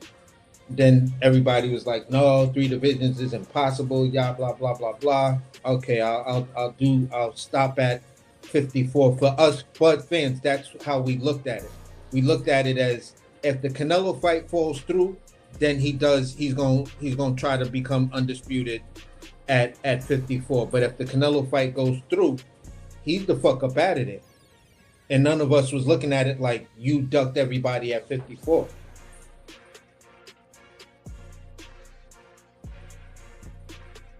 Yeah, I think they knew that. They knew that. Like, I think I think it kind of changed. Like, cause at first you gotta think it kind of changed. Like Bub at one point. Bub was like, nah, man, that's weight class for a reason. I'm not going up there. And then something happened. Like that money, they put that money and that, and the opportunity came out. And he was like, hold on. Let me go do it. And when he went to go do it, it's the same reason why I'm gonna wrap it up like this with a bow. It's the same reason why right when Jamel could have fought Tim Tszyu. He was supposed to, but he didn't do it. That Canelo was up there and he was like, man, why I fuck around and waste my time with Tim Tszyu, have either an accident or not look good or whatever it is, and to make a defense instead of getting right up there to that bag. So he didn't do something else. You know what I'm saying? Like, because they was trying to make it seem like and Mel, my guy, they were trying to make it seem like he was ducking. I said, this man is not ducking. If he got the Canelo, he ain't nobody gonna put that Canelo bag in jeopardy to do nothing else. You know what I'm saying? And so that's really what happened. Facts. So even when Bud fought, he had that brief stop and he fought Madrimov. I mean, that was a competitive fight. He didn't go in there. He didn't destroy Madrimov. It was competitive. Yeah. And that's what I'm saying. It's like say styles make fights, man. And this stylistically, like my man was saying earlier, he looked at Canelo like this is a very winnable fight because Bud, if you really want to be honest, Bud kind of let the cat out the bag. He was basically saying he was a weight bully without saying he was a weight bully. Because he said this dude was cutting 30 and 40 pounds for a very long time. And he finally went up and fought where, he felt good at it. You seen how good he looked. Well, and I'm not used to that. He made the weight, don't get me wrong. But I mean, if we can call David Benavidez a weight bully for cutting 30 and 40 pounds, then we got to put that jacket on everybody. Yeah, Bruce Ennis was a weight bully at 47. You see how big he was, probably 175 pounds last night. Easy. Yeah, 173, 175. He was a light heavyweight last night when he hydrated back up. He was much bigger than Lima. Coach, I'm gonna say it like this. I was on a panel at one point, and this was leading up to the Crawford versus Spence fight and things like that. After the fight was actually made and announced, that's when things ratcheted up, and I was on a panel and a dude pointed this out, and I could not, as a Bud fan, I couldn't say no, you lying. But there was a goofy dude on the panel like, no, it's not the same thing, because he was like, tell me Terrence Crawford is not a weight bully at 147 pounds, and I was like, how you figure that? What gives you that impression? So he was like, AC, I heard you on Blase Blas panel talking about Bomac saying that Bud Crawford was walking around at 170 something, damn near 180 pounds. And he said at one point he did reach 180 something pounds. And then you're gonna tell me a dude that's not that big, shrinking down to 147 pounds, isn't a weight bully? I was like, I see your point, I can't deny it, but he was like, so then what would you say about the rest of his career? What would you say about him at 147? I mean, at 140, was he a weight bully at 140? And I was like, bro, yeah, I can't deny that. You got a talking point that I don't hear a lot of people talking about, but it is legit, man. I can't deny it. I can't. You feel what I'm saying? I've been advocating, and I've been saying, listen, I like fighters who walk around. Their fighting weight is not too far off from their walk around weight, somewhere between, maybe 10 and 15 pounds. That's what I grew up on fighters doing, so I was like, bro, I can't, if that's a fact, I can't deny it. That's how Floyd was, and I think them are some of the most dangerous fighters, the ones that's You know what I'm saying? Right there around, like that's how Mel at 54. Mel don't balloon up. He pretty much right there. He don't gotta have no fat camp and all that. He right there at 54. You know what I'm saying? He might look even better at 60, but like he right there at 54 because ain't no fat camp. And that's how Floyd was. Floyd didn't have to cut a whole bunch of weight. Yeah, but the only other thing you could say is what allowed those performances after cutting all of that weight and it not never really catching up with him is the sheer fact of the type of athlete he is. He is a special athlete, so I guess only with special athletes they have that ability to cut massive amounts of weight and still perform at a high level to get the task done. Well, I think with Bud, and I don't like talking about this because I talked about this for years. I used to talk about this or whatever. He was younger. That's one of the things. You can do it when you're young. That's why Devin, that's why he's starting to come up now because you're getting a little older. You know what I'm saying? And your body start telling on you the older you get. So he really got away with it when he was like a little younger. But like I used to talk about how, because there's interviews out there where he said, well Bud basically said he wouldn't eat. One interview he out there say like he didn't eat for like 2-3 days. I'm like, see, you can't, like when you doing that, man, you shouldn't be down there. I used to talk about that all the time because I don't have the sources. I gotta go by interviews and what these people are saying. So that's how I always been. So some of these guys get away with it because they're younger. You know, some people like Tank, he flip-flopped. Like when he was younger, he was undisciplined. So he looked bigger. He was fatter. He held more water weight. He had it more, but then the older he got, the more discipline he got. So he's actually smaller now, weighing like 133 and all that. But he used to let himself balloon up. That and the drinking and stuff, you know what I'm saying? That hang with AB, man, hanging out with Adrian Bronner, man. Yeah, that's what we used to call him. That's what we used to call him. Like when Tank wasn't, like when I wasn't feeling Tank, I used to call him Fat Tank at that time. I was like, look at this little Fat Tank. But even Errol Spence, man. Errol Spence used to be walking around 180, 183, 185, coming way down. So a lot of them guys was, and that's another reason why I give a guy credit for being able to stay at a weight class that long, man. I mean, even as big as Boots was, when he took that picture with Canelo, he was bigger than Canelo. That's it. See, Coach, both me and Body been saying the same thing. Yeah. Like, yo, look at how big that nigga was to Canelo, and both of them are in training camps. Big, man. That dude Boots is a big guy, man. That's the thing. That's why he's gonna be such a problem, man. Like even with Virgil, when he links up with Virgil, he's gonna make Virgil look small because Virgil started his career at 140, man. Yeah, he gonna be. And Lima, to be honest, Lima's not a small guy, man. I looked at him when he weighed in, he was jacked, man. You know what I'm saying? Yeah. Looked like a little Kell Brook, you know what I mean? Yeah. And he was way bigger than that dude, man. Yep. But I've been saying that because somebody like that dude Greg, that nigga Greg was running around talking about Richard Hitchens was 5'11" and all that. I don't know how he get. I said, man, shut the fuck. I was like, man, stop that shit. Like Richardson Hitchens is like 5'8". I'm like, y'all, these are the same people that are trying to tell me Richardson Hitchens, Boots, and Jamel Charlo are all the same height. Like, get the fuck out of here. They're not, man. Richardson Hitchens is like 5'8". Boots is like 5'10", 5'11", and Jamel is 5'11". And last night, pardon me for cut. Last night was the first time I actually saw how tall Lima was. Lima was only 5'8". I was like, oh. Boots is listed at 5'10" with a 74-inch arm reach. So I'm like, wow. So Coach, you think Boots is it? Boots is next. Boots is the next big thing.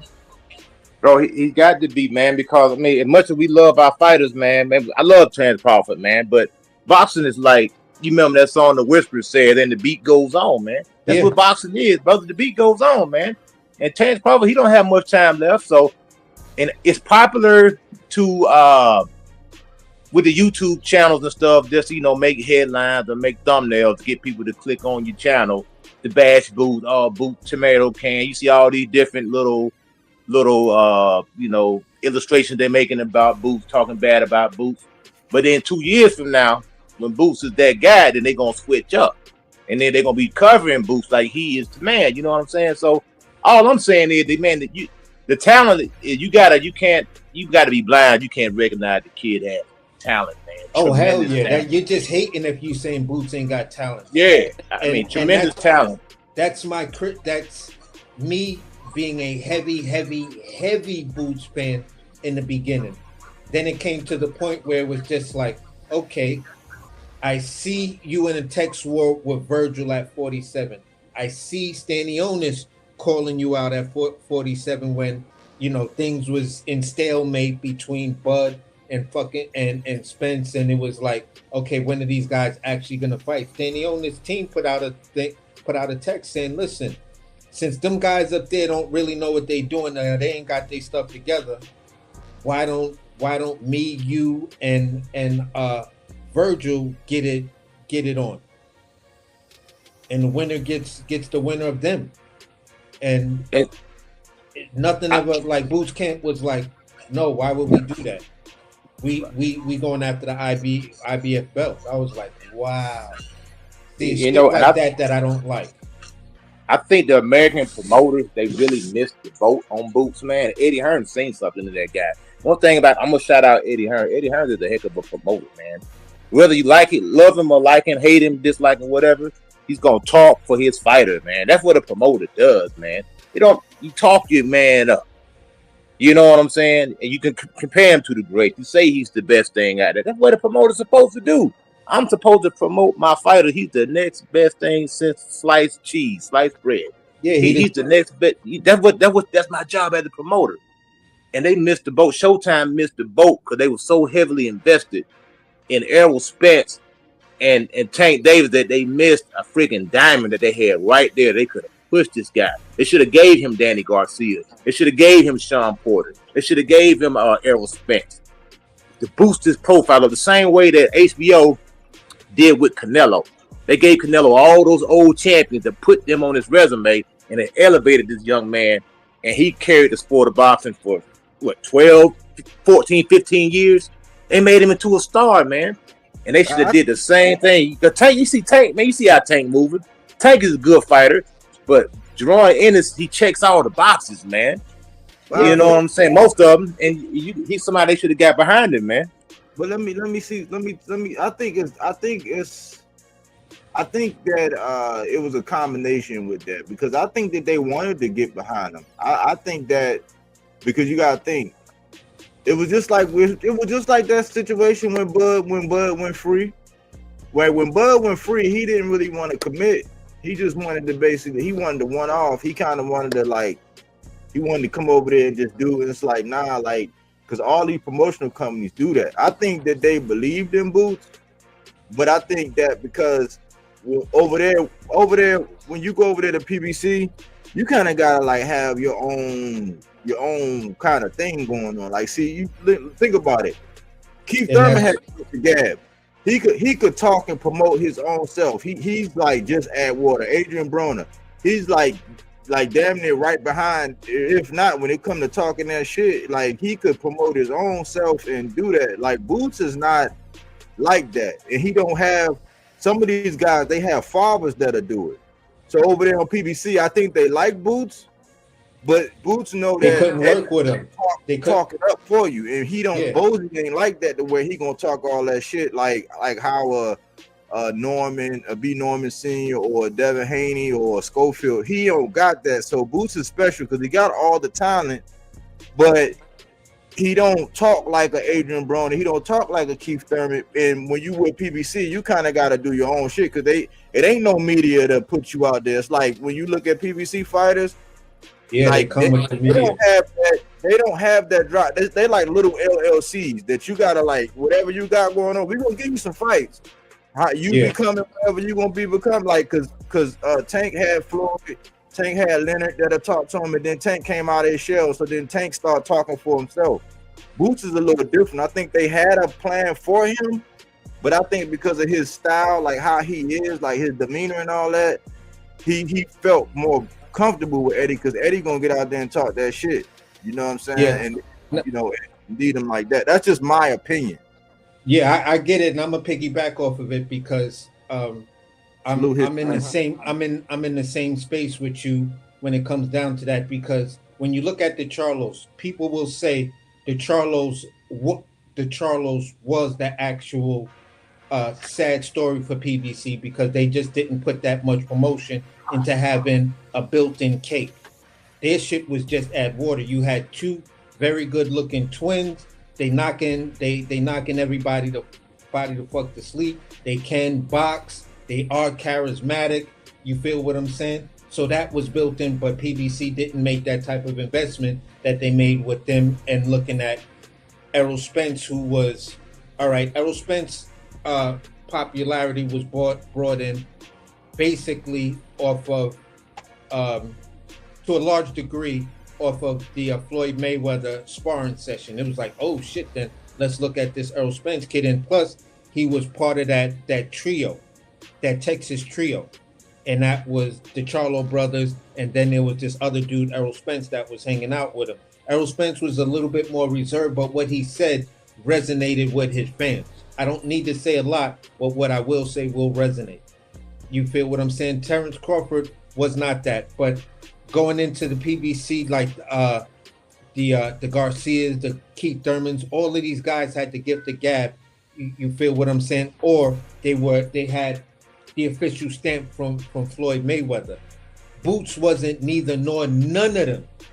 So this is why PBC wanted to, I think, work with him, but they said, listen, I don't know if we could sign you to our roster, but we'll put on all your fights and work with you if Showtime pick you up. Who was that liaison between PBC and Showtime? Your boy, I just brain. Cameron Duncan or Espinosa? Espinosa. Mm-hmm. You feel what I'm saying? So Espinosa probably was the one who pitched to Showtime to say, listen, there's this fucking talent that PBC has, but they really can't work with them because PBC's business model is, we're like YouTube. Either you got a platform when you come here, or you got to be able to be that charismatic to build your platform, and then we can monetize you. He wasn't there to be monetized. He's a small YouTube channel.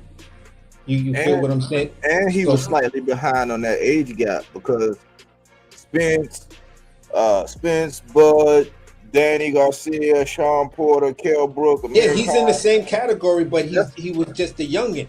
Yeah, he was the younger one. Like he was, because that's not really his group. See, because you gotta think about it. It's still not his group because he was in there with Gary Antoine Russell. Like he's in that, like just the Hitchens, fought him in the amateurs. He fought Gary Antoine Russell. That's a whole separate class. He's not in the class with them guys. So he was like the guy coming behind them. And it's like, okay, if you're gonna be with us, we got fights for our guys, but you're not one of our guys. We're not gonna let you just, you know what I'm saying? We're not gonna let you food off of nobody that's down with us. You know what I'm saying? It was like a combination of things, but I think that they wanted Boots. I think they wanted them too. I think they wanted them too, but just was like, we want you, but can you run around the block a couple of times, make a couple of dollars, and then we'll be here. We want you. You feel what I'm saying? But we need you to have collateral, and that's kind of what it is. What's your credit score? You feel what I'm saying? Is your credit score at least 580? If you got 580, then we could give you this loan. But if it's not, debt to ratio income, nah. So go fuck with them over there to help you build your credit.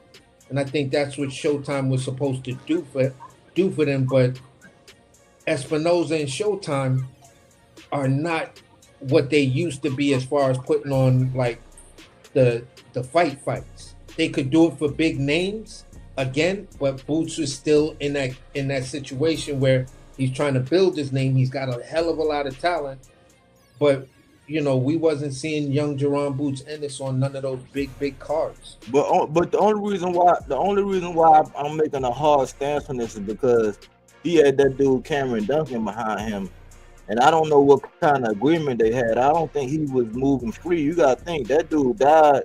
His wife had the rights, and then Boots kind of just got free. But I don't know what the hell, because I remember Bud was in some shit where somebody had him pretty much on a chain, and he had to go through some legal shit and all that, and like people was getting money off of him. So that and Cameron Duncan was a common denominator between he was behind Bud and he was behind Boots. He found and that's the and so and right. Go ahead. Sorry. So I can't put. I think that Boots would have had a great home with PBC, and he would have got to mix it up.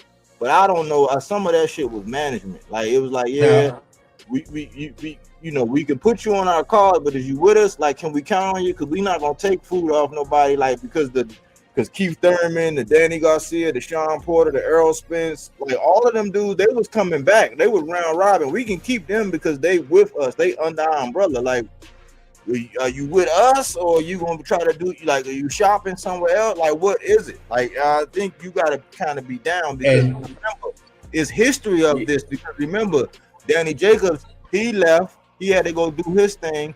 Boo Boo, he kind of shit the bed, and then he flirted, and then he kind of left. It was like, well, when you do that, you know what I'm saying? Because it is, you gotta kind of like, it was a certain like size of the, it was kind of like size of the street. It was like affiliations of people.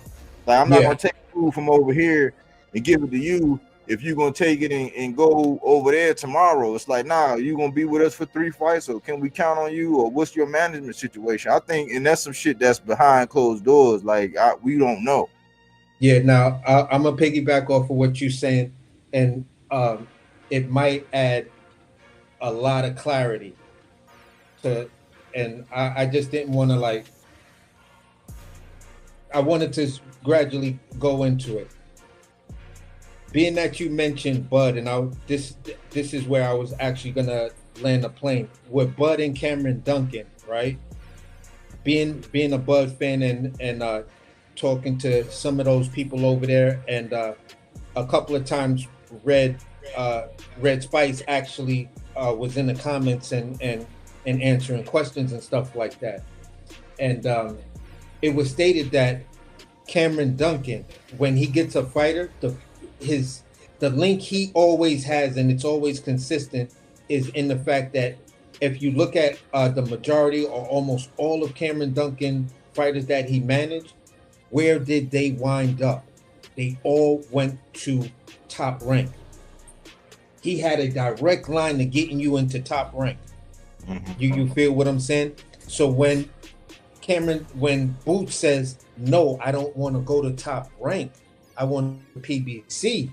Now you put Cameron Duncan in a situation like, as your manager, I've never worked with PBC in that manner, only to make a fight, not to sign a fighter. Everybody that's usually in your position, I try to steer them towards Top Rank so you can build yourself up and then possibly jump over to PBC after you built yourself up and you're ready to, like do your own thing or whatever. You feel what I'm saying? It's like the starter pack. I'm the starter pack manager. I bring you over to Top Rank. Top Rank gives you the Top Rank diet and the Top Rank starter pack. And then if you choose to move on, you move on and you can go wherever you want to go. The issue for me, as we're talking about this, is like, okay, PBC is looking at Cameron Duncan and saying, all right, I know you got Cameron Duncan as your manager. We know Cameron Duncan is well famous for his management of Bud and Terrence Crawford and things like that. We don't really rock with Top Rank at this particular junction. So I don't know if we could work with you. To me, that's starting to look like maybe more of something that I can accept as my own conspiracy theory of what may have happened, why PBC directly did not sign Jaron Boots Ennis, although I know for a fact they were heavily interested in this guy because look at the talent that's before you. So Yeah. And like, it could have been a situation where, you know, when somebody, not saying that PBC went out of business, but the writing was probably on the wall with Showtime, and they were like, hold up, man, you know, we hearing something coming down the pipe. We might not want to get with these guys too heavily invested because rumors are that Showtime's gonna be out of the boxing business. And Adrian Bronner kind of let the cat out the bag before, you know, everybody kind of caught wind of it. But you know, they blew it off because they considered the source. They just said, "Oh, that's just AB talking crazy." But AB let the cat out the bag. Say, "Look, man, we about to be fighting on Tubi or something like that."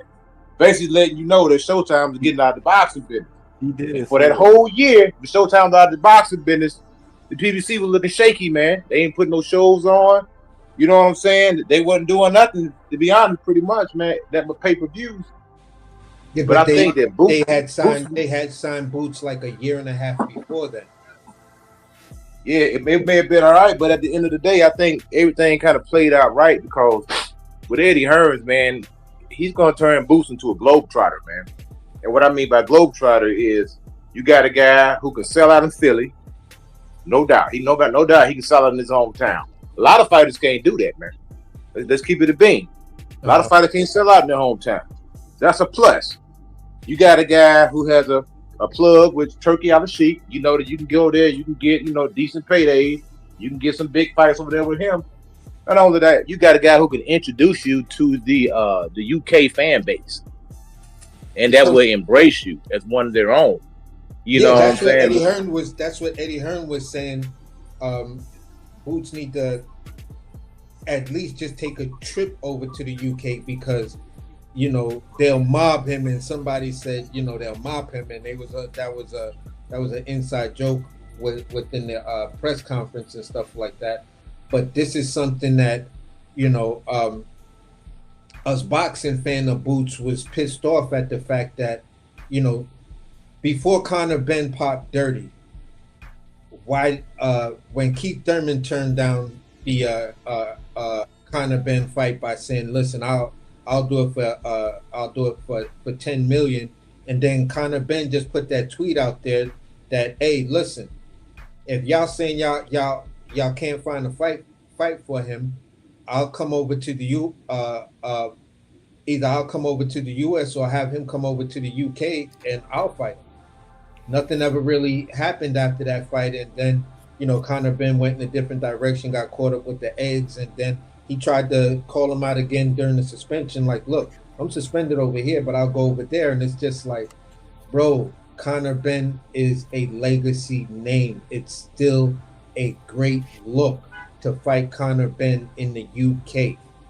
But we just heard Eddie Hearn last night say he don't want to do it. They looking at a Jack Catterall. And I'm like, why are we talking about Jack Catterall in the future? You feel what I'm saying? That, but how's that going to work when Jack Catterall was trained by Bozy Ennis? How's that going to work? No, it's not Catterall. I think you getting the names mixed up, AC. Okay. Because Bozy training Jack Catterall. I think Catterall is in a different weight class too. I could have sworn. I thought I played it back twice, and he mentioned, yeah, Eddie Hearn said, yeah, we just got Jack Catterall, and that could be a potential fight down the line. No. He's training with Bozy. Like, you know how Andy Cruz is up under Bozy? Now Bozy is training Jack Catterall. Like, no, and Jack Catterall is at the most he's gonna be at welterweight. He ain't going in 054. Like it. So that's it ain't Catterall. So then who? All right, I'm gonna play it back and I'll look at it. But at the end of the day, all I'm saying is whoever the name was, it was not Conor Ben. You feel what I'm saying? And it's just like, for me, when it was not really up in the air whether or not there was going to be a rematch between them. Hold on. No, what he said, well, I know what you're talking about now. I got you. No, they signed Ben Whitaker. And Yeah, he's the saying, dude was asking about going up to 75 to fight Ben Whitaker. That yeah, part I he's heard. like maybe down the road. He Yeah, was like, I because don't want to put the cart before the horse. He was like down the road, but like yeah, that's because like the dude had asked Jaron in the context of what you're saying is the dude had asked Jaron, where does he think his weight cap would be? Yeah. Like where he thinks, the highest weight he may see in his career. He was like 68. I think he said cruiser. He said cruising. He laughed. He said maybe light heavy, but he was playing around. But he was like for sure 60, maybe 68. And then the dude was like, could we ever see a potential? Let's say Ben Whitaker becomes a superstar because he's on that path to becoming a superstar, and Boots is a superstar. Could we possibly see, a clash between them two? Yeah, I remember that part, but I thought I was specifically hearing something about a more recent and more doable type of fight for Boots at 54. And I thought that he was saying that we just acquired Jack Catterall, and I think that would be a future fight between him and Catterall, or the winner of Erickson Lubin versus Virgil Ortiz. Yeah, but I'll go back and look at the video because I was like, wait a minute, am I confused? Is it Josh Kelly? Because Kelly is at 54, but I don't remember. And you feel what I'm saying? So at the end of the day, the thing I'm saying is where the two of these guys are right now. If you want to go over and make a splash, you feel what I'm saying? Just, let's say you go after a boss and you get that belt. Okay, I would not be mad if you went after Conor Ben right after that. But Eddie ain't gonna. We kind of gotta let Eddie. We gotta let that go, AC. I think. Yeah, I know. We But it's gotta let hard, that go because Eddie ain't. Eddie said it clear as day. He's like, man, he has no interest in putting in. It's crazy because in one breath, you can catch Eddie up with this. It's like you don't have full confidence in Conor Ben because he damn near saying, listen, I would never put Conor Ben in there with Boots. He would never do it. He's like, I don't want to do that. He's like, I want to put him in there with my other guys. Like, but I won't. He's like, no, because he's basically saying Boots is a superstar, and I want Conor Ben for these guys at 47. He was basically saying Rolly and Mario Barrios and them guys. But Ben don't want to go back down to 47. He talking about. But that's what I'm telling you. But that's Eddie. That's fast Eddie. That's fast Eddie. Yeah. That's Eddie, man. So we gotta look at Boots. Boots. This is what Boots is gonna be. Boots is gonna be looking at these guys. These are the guys Boots is looking at. So he's probably more than likely, if I had to put money on it, he's gonna get a boss next. He's gonna get a boss next. But they was trying to talk. Yo, did you catch? I'm sorry. Go ahead. My bad. Because I damn near what I keep hearing is they're teasing this Virgil Ortiz thing, but then they keep saying, well, wouldn't it be bigger if they both had belts? I'm like, see that, and that's the banana in the tailpipe. So really, what we're gonna get Boots in the box, and once he get that belt, then it's gonna be unification. It'll probably be Bakram. Or if Virgil is to get it on with Zayas, or if Virgil is to get it on with Fundora. But that's the only way, because I don't think that Virgil is going to be next. They talking them like it is, but I don't think so, because they're going to be saying, wouldn't it be worth more if they both had belts? And the only way to do that is to get Boots in there with a boss to get a belt, and get Virgil in there with Zayas to try to see with a shake, because Boots don't want to go straight to background because of the 10-pound rehydration straight away. But if it's unification, he don't have to deal with it. Yeah, and that's what I was about to ask you, because I was like, but did you hear how they tried to say the first person we sent the offer to was supposed to have been Bakram, Baccarat was supposed to be the guy that Boots fought last night. But we never seen him, it's like, if you guys actually did that, you dropped dime on everybody you sent offers to at 47. You dropped dime on the two fighters that you said you sent offers to at 54. Why didn't you drop dime that you sent anything or even chatted with Baccarat? Because they said Boychuk. They said they sent offers to Boychuk, and he said no because they wanted a Canelo undercard fight, and they wanted him getting. And then he said in the same thing, but he kept on saying Baccarat was supposed to be that dude that was right there. He was like, it was supposed to be Baccarat. It was supposed to be Baccarat. But they were saying he don't want to do that because of the 10-pound rehydration, and that's why I had a fit. And I'm like, what? Like, you moved up to 54, and he don't want to even endure that. We don't let you know that the dude really probably should be fighting at 60, man. Yeah, that's what I mean, I'm like, that's to me, that's where that's why I get caught up with Boots. It's like, man, if you that big, dude, just get to where you supposed to be so you can get your full credit. Because in one breath, it's like, damn, look, if you the next big thing, why can't you go in there and beat Baccarat? People be saying he overrated anyway because, you know, all he did was spark Tim Tszyu. You know what I'm saying? Like, and before that, he went the distance with guys that Xander Zayas that don't have as much punching power than stopped after him. So it's like, if you that big and you that strong, you that powerful, then go, like, let part 2 of your killing spree like commence. Like, I understand now that this is over with. You saying hello to the to the division. You got that out of the way. They should like tear the limits off now, because when it's all these caveats, that's when people start getting me into little debates.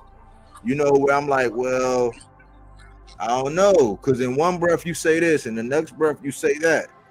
But what I'm taking from Coach Eddie, and this is what I'm gonna try to do a better job at. I'm gonna be a little more patient with Boots. Like, now, if you seen my video, I just said I knew this dude was tailor-made for him. You know, I didn't know he was going to obliterate him like that.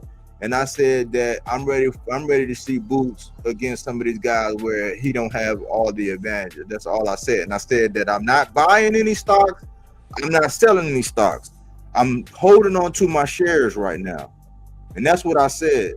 I'm ready to take the limit off of Boots, and I'm ready to see him up here against these guys without all these caveats. Body, I'm gonna say this. Shit's about to get real interesting to me and you, because I'm staying in this lane. I'm staying in this lane until I get to the destination I'm trying to get to. I don't see any signs just yet. You feel what I'm saying? I'm driving. I may slow down a little bit to be like, I don't want to miss any little sign or anything, you know, but I'm staying on this road right here until I get to the destination of, okay, this is a fight that he's in that I'm really, really interested in. You spark this nigga like you did X, Y, and Z or yada yada, who these guys I don't think were nearly close to your level of athleticism and stuff like this. You spark this guy, okay, now I'm gonna veer off and take that shoulder lane that's gonna lead me to this other road that's telling me, yeah, I may start to get on that road to whereas I think you're gonna do something really, really amazing in this sport. And you have all the potential, but I'm just nervous that you may not never show us. Even last night's fight, that could have been Virgil Ortiz getting knocked out in the first round.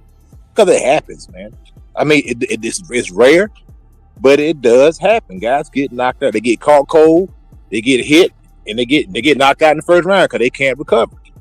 Yeah, I mean, when you look it's the same thing that happened to Lubin. I mean, Lubin was a good fighter, man. He just got caught cold and couldn't recover, man. And I just think this guy, Lima, I ain't saying he's a world beater, but he got caught and he couldn't recover, and Boots finished him.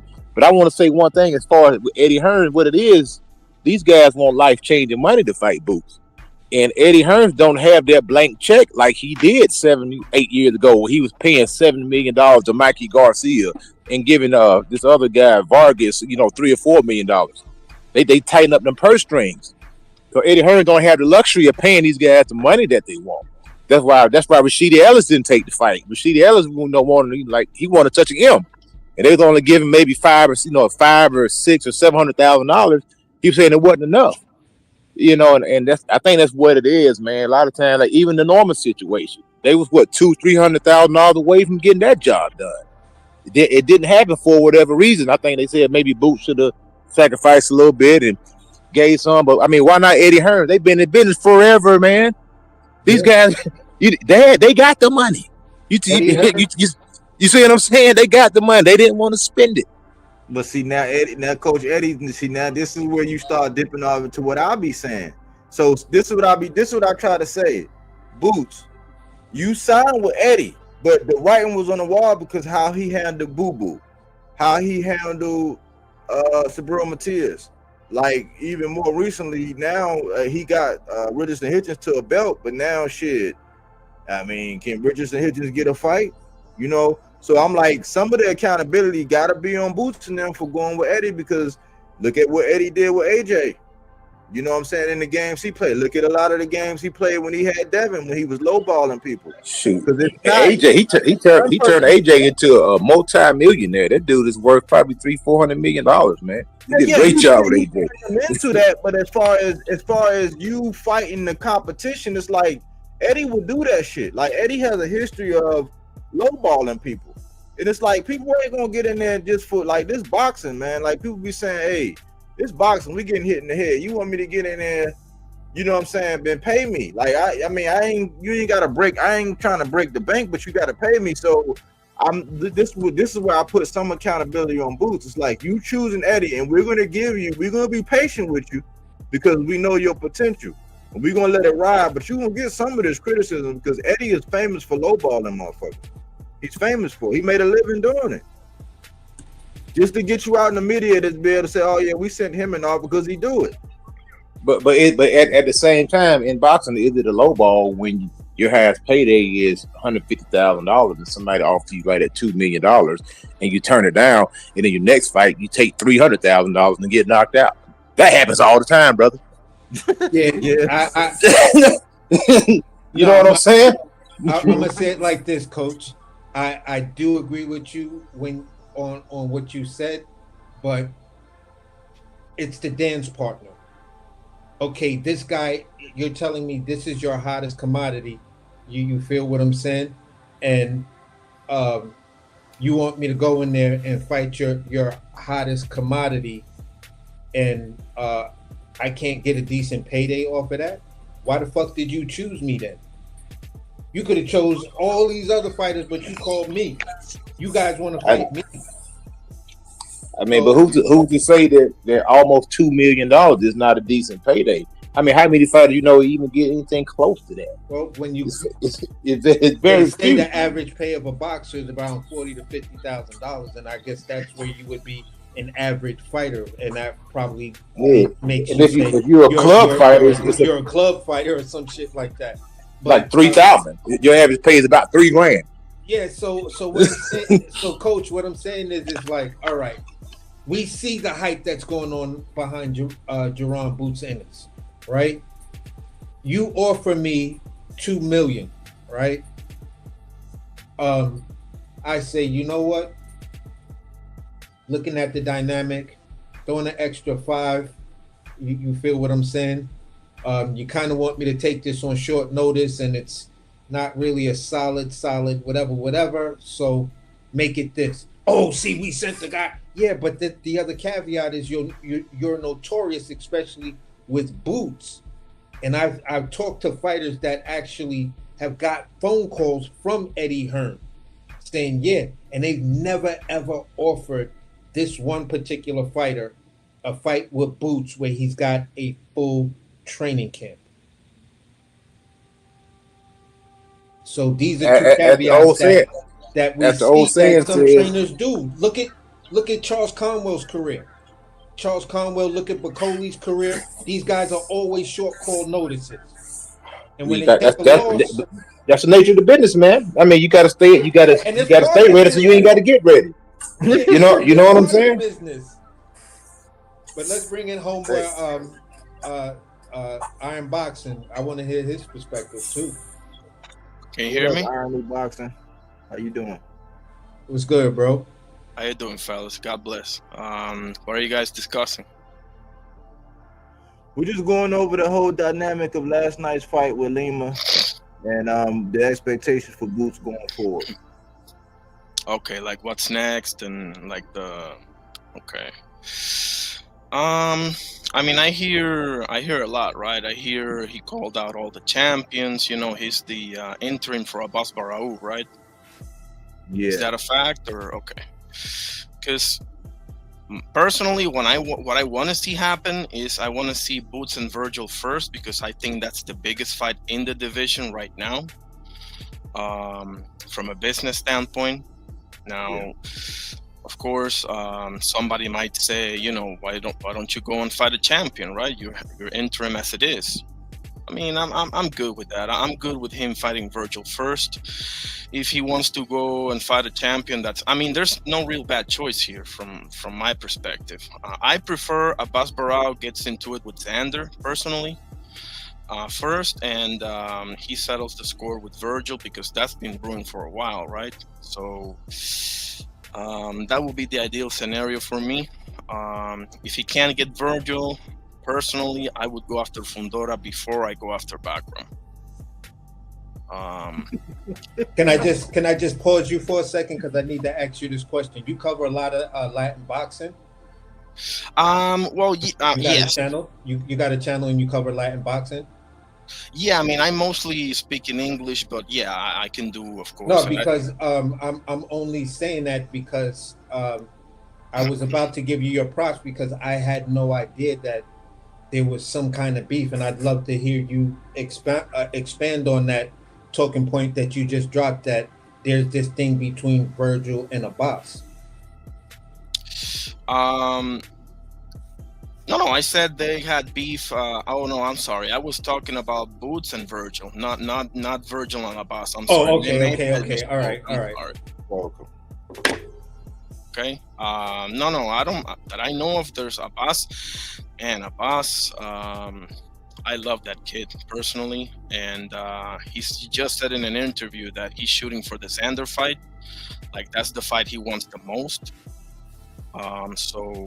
And that's the fight that I want the most. Like, yeah, I know Santillan and Jalil Hackett especially wants the fight, but to me, Abbas Barraou would make the most sense. It's a unification for starters, and it's a way tougher opponent than Santillan is, as I view it. We want to talk about the elephant in the room, and I think a lot of people, correct me if I'm wrong, I think a lot of people are looking at Zay as like he the weakest link. That's why I think a lot of people want him.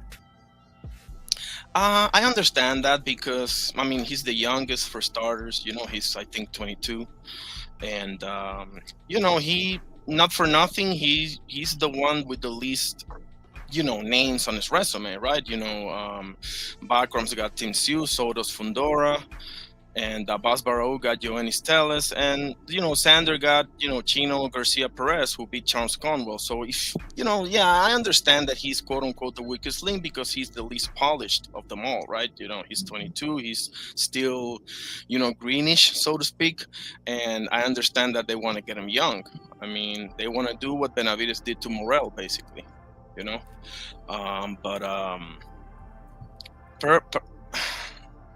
I get it. I don't like it, but I get it. You know? Yeah, I mean, I'm just saying, that's just the elephant. That's just, I mean, you know, I like Xander. I like the spirit behind Xander. I think, you know, that's just the nature of the business, though.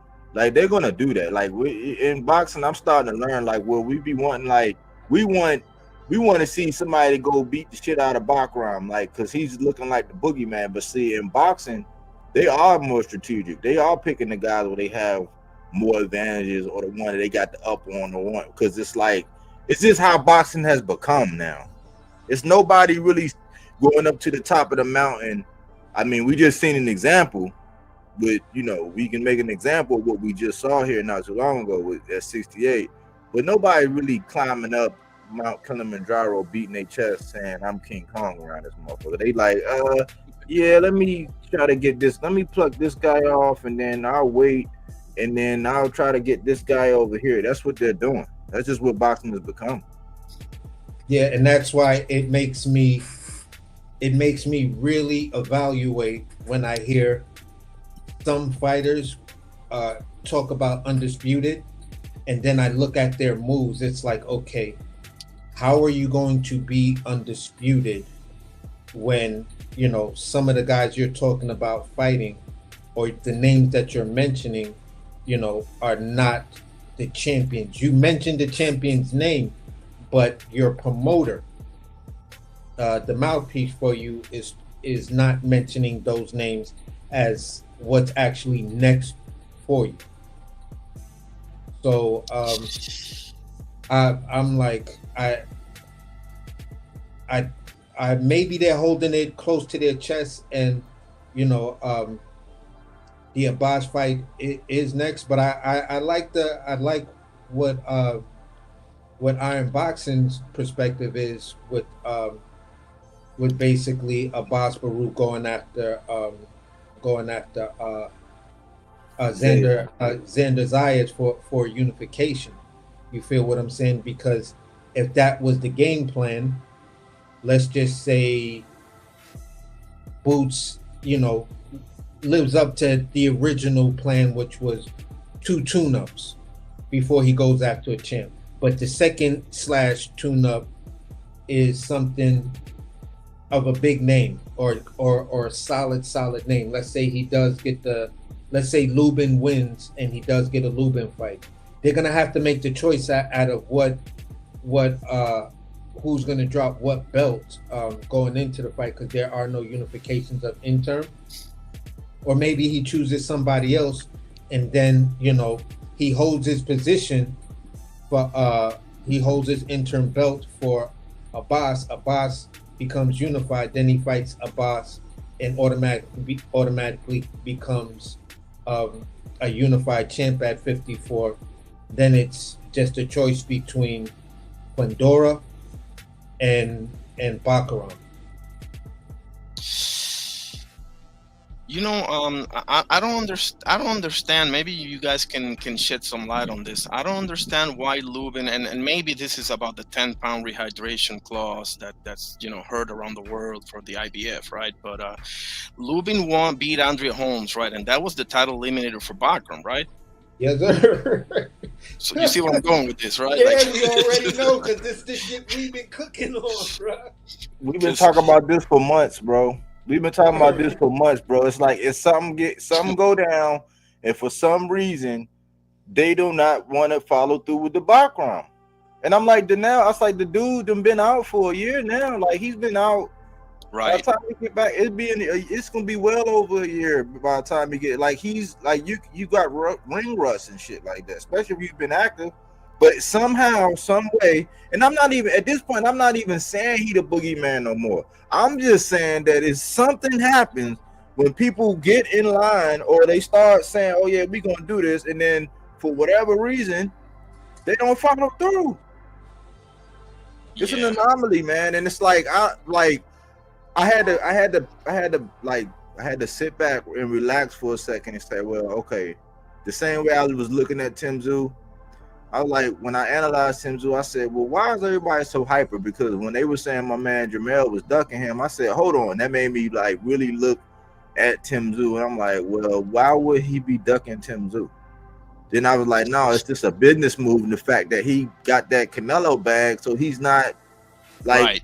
Tszyu is small. I already ran the gauntlet. I'm already the man. Like, I actually went by one and picked up all of my belts. So I got that bag. I'm not going to jeopardize that. Like, fuck what you saying. Okay? So I'm starting to do the same thing with Baccarat, where it's like, okay, Baccarat, he got Tim Tszyu after Fundora. If you believe in yourself and your skill set, like, because he's not he don't look like a world beater. It just look, nobody expected to see him do that to Tim Tszyu. But I can't figure out for the life of me why everybody conveniently have like what we would call an excuse for anybody else when it comes down to facing background. We actually, you fit right in over here, Irony Boxing, because we ask ourselves, we be talking about this shit all the time. Yeah, like, and it, one last thing, Irony. Like, and I'm gonna say this. Like when Boots came up, they were saying that he didn't want it because he had the IBF. So he could have gotten the IBF and a WBA line. He had the IBF. He could have went and got with them and said, hey, listen, you know what I'm saying? I want to exercise, I want to put in a petition to see what we can do. And then I hear that he don't want to do it because even at 154, he don't want to deal with the 10-pound rehydration. I'm like, well, I don't think he actually said that part out loud. He actually said that part out loud. I was like, I don't think you should be at fit. Like, that's what that's why I say it's a bittersweet for me. It's like, if you still need it, if you still gotta, like, I don't know, man. But for some reason or not, they don't want to get in that Bakram line, man. They waiting them out, man. And I think that's crazy. Like, but then now I'm looking at Bakram like, man, pick somebody. Go ahead and pick somebody. Didn't Josh Kelly just pulled out as well? Did he pull out? I think so. I heard Josh Kelly pulled out of the Bakram fight. I mean, this dude got the worst. He got worse luck than Keith Thurman, man, and that's saying something. I would say, you know what, Bakram, get on the jack and call Keith Thurman, because Keith Thurman is not injured. It's Fundora who's claiming he's injured. Right. He had a hand injury, I think, or something. Yeah. So get on the jack and snatch up Thurman. No, I'm not mad at that, bro. Me neither. Think about that. Me neither, because I think for the American fans and just people just in general, honestly, I've never really been a strong fan of Keith Thurman. You feel what I'm saying? Since he said this shit about Earl Spence, I think that was the first time I just was like, you ain't one time, bro. How the fuck you gonna say that to that young lion like that? Get a belt first. All the belts is taken. Why the fuck why can't he go after your belt? So I didn't feel that from Keith Thurman. And then when he repeated again with Bud, I just was like, I'm done with this dude. You feel what I'm saying? But true. I respect his boxing ability. I respect what he does in the ring. And as a person who respects that kind of stuff, I think he's still viable I think he's very viable at 54, because even after that layoff, and even though we're looking at a weak level of competition, that dude looked sharp as hell. He decided to put rounds in. He could have talking about Brock Jarvis. Yeah, okay. and he decided to put in rounds, and he decided to just look sharp, which is the very definition, in my opinion, of a tune-up. So I was like, cool. I ain't mad what you did, bro. Just like I ain't mad what I saw from Gary Russell. Mr. Gary Russell himself. So that was a good one too. I'm still advocating that. I'm like, yo, if y'all dudes, yes, Keith Thurman is old, but this is the type of name recognition you need. This is what built Canelo. This is what built Floyd. This is what builds Sugar Ray Leonard. This is what builds all of these guys. You got to take out the old fucking line if they still want to get in the ring. And he maxed out. He went through Morales, Barrera, you name it. Yeah, exactly. Right. So it's not like I'm not saying, like Aaron asked a question about Bam Rodriguez fighting a bunch of old dudes, but this is how the guys who run the division and become the names in the division and the bags in the division. This is what you have to do, because those old lions, if you're not that guy, they beat you. You feel what I'm saying? We've seen plenty of incidents like that throughout boxing where it was a young lion. Oh, look at the name on him. He decides to get in there with an old veteran. Is like, you know what? This may be his last run at a belt. So, he understands what he's up against, and he knows his career can't take another loss. And that old veteran beats the shit out of that young lion. Randall Bailey versus Mike Jones comes to mind. Okay, so I got a couple of things to say. First of all, I didn't mean to cut you off. Are you finished? No, yeah, I'm finished. Okay, so I love the Keith Thurman name. What about Brandon Adams? Also a good. Oh yeah, because he just came off a solid victory. But irony boxing, see, you fit right in because these are not guys that they're gonna go seek out, bro. Yeah, they're not gonna go seek these guys out. These are guys as fans. These are people we want to see because we know it's like, man, that's a good test right there. Like when I seen Bodywork and Adams again, see, I respect Bodywork because Bodywork will get in there and, you know what I'm saying, he'll mix it up. It looked like Bodywork don't turn his collar down. He gonna get in there and fight, and that's what I like. Even though he suffered losses, I think he got robbed against Virgil. That's just me. I had him winning. I think so too. Yeah. So, but like Brandon Adams, like if I would have seen that performance, if I was any of these guys, I'm like, hey man, give me Brandon Adams, give me Brand, like let me, you know what I'm saying, let me get some of him, like. But that's not what they're doing because it's money. They want the money. And they want to get whatever kind of title or what kind of like they want titles and belts, but they don't want this. They don't want the smoke. Like we want to see it, you know what I'm saying? Because it's good matchups, but they not. After that, Brandon Adams looked damn good in that fight, man. Oh hell yeah! But there's been instances in boxing where, I mean, sometimes. This will sound kind of weird, but sometimes you need to take one step back to be able to take 3 steps forward. And what I mean by that is sometimes you got to take whatever they're giving you just to get, because, okay, I'm going to take all of this, B-side, stuff. Because when I beat you and I become the man, then I get my get back, like James Toney, I think, was famous for doing that versus Michael Nunn. And I think even Floyd did that with Oscar. Like, there's been instances where guys are like, you know what? Whatever you say, whatever. Just get in the ring with me, and then I'm going to be the man. I'm going to be calling the shots. Because bro, you saying everything that I've always been saying. If you out here and you telling me this fighter is easy, he easy. Watch me beat his ass easy. He ain't shit.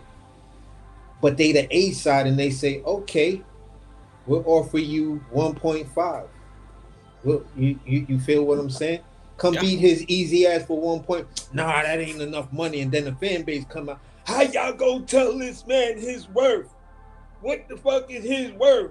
You can't say what another man's worth is. But he just said this dude is easy. So the money don't matter. He got all the belts. He got all the fame. You are basically nobody compared to his fan base, how his fan base views you. So they're going to justify the 1.5. You go up there, you beat his easy ass. Now you going to take all of those fans that talk that shit. They all going to be eating humble pie. But I bet you he won't do it in the rematch. I bet you he won't rematch him. We won't. But he stopped him. He stopped him in like the first round. It was 2 more seconds and it would have been 2 minutes, and he knocked the nigga out, 1 punch. And you asking for a rematch? You goddamn right, because it was a lucky punch. And they'll just keep moving the goalpost on you. But at the end of the day, the fighters today, some of these young fighters will talk all of this guerrilla shit, but then talk about no, it wasn't enough money. Then shut the fuck up. But you also got to look at it from a realistic standpoint. Yeah, you might be the baddest man, and everybody knows for sure that you're going to be that man. But right now, you're not the man. Yeah. So, you got to know where you're at in your stage, in this particular stage of your career. And if you're not the one that's calling the shots, okay, then accept whatever, and then you get there, and then you get your get back tenfold. As a Devin Haney fan, that's why I respected what he did with George Kambosos.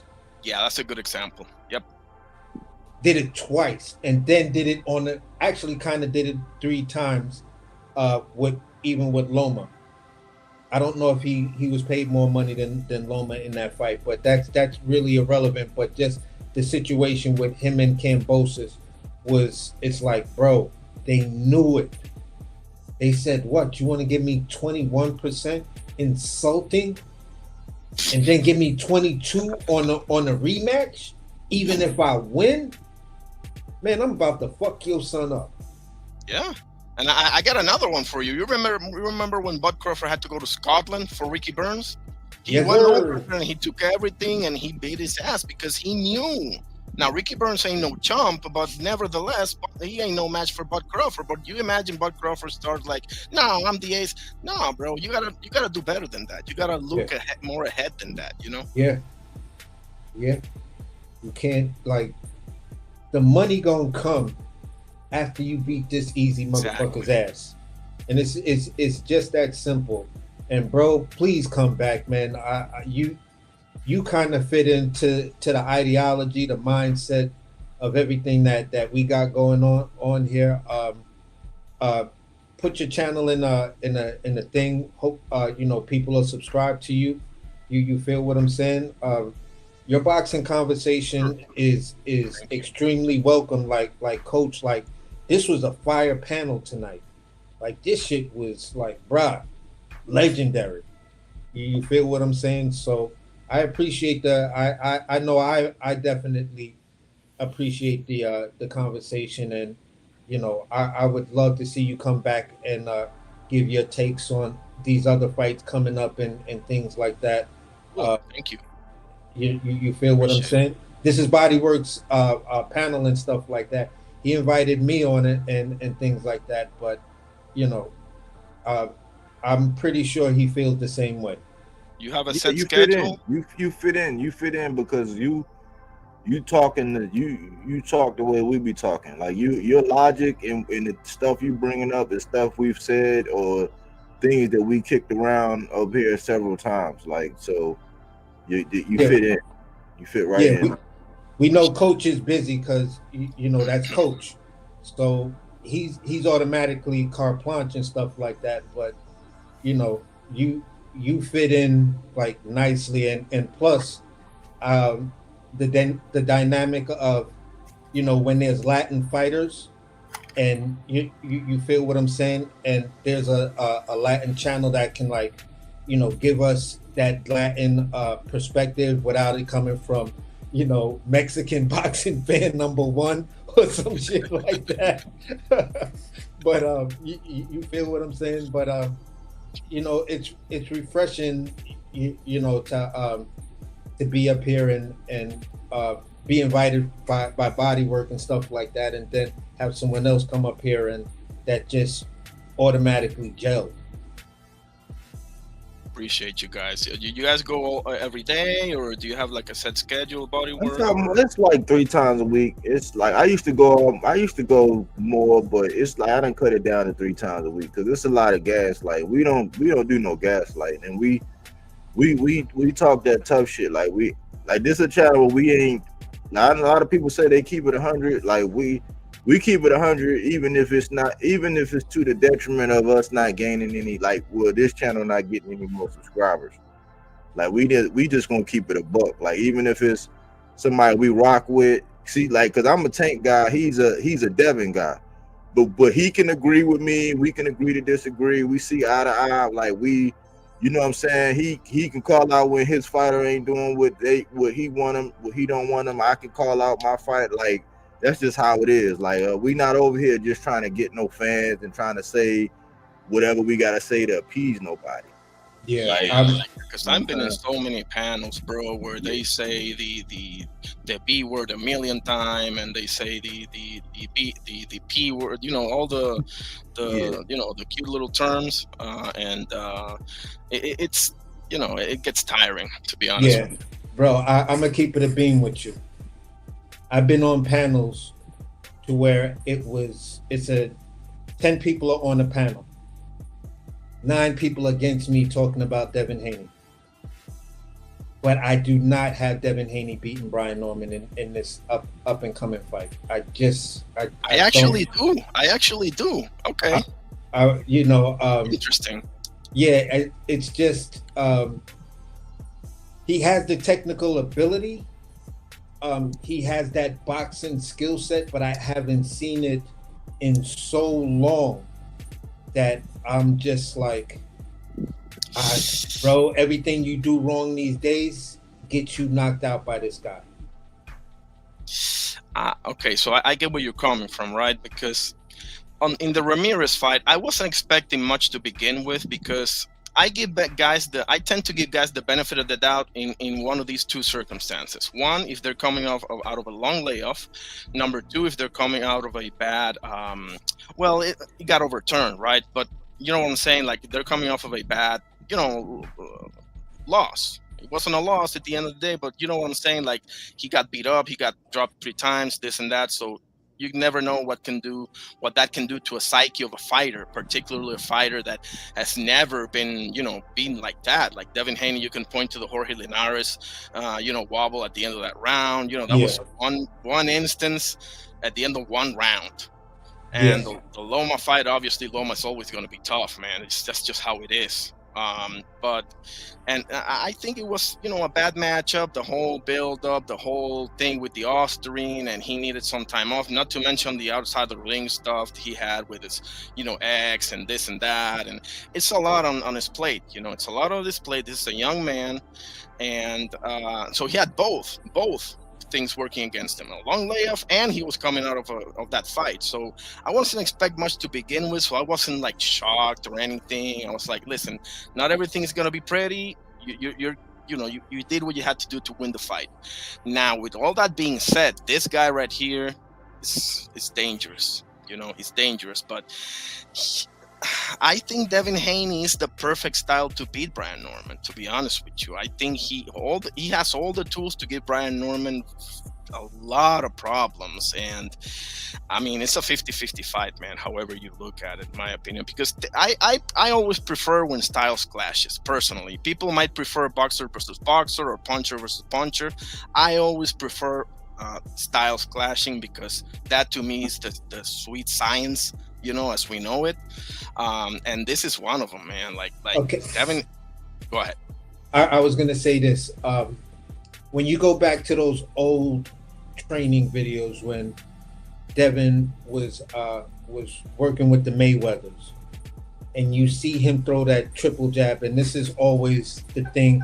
If I look at Brian Norman and I say what beats Brian Norman, very good footwork, and you have to throw the double and triple jab to offset the puncher.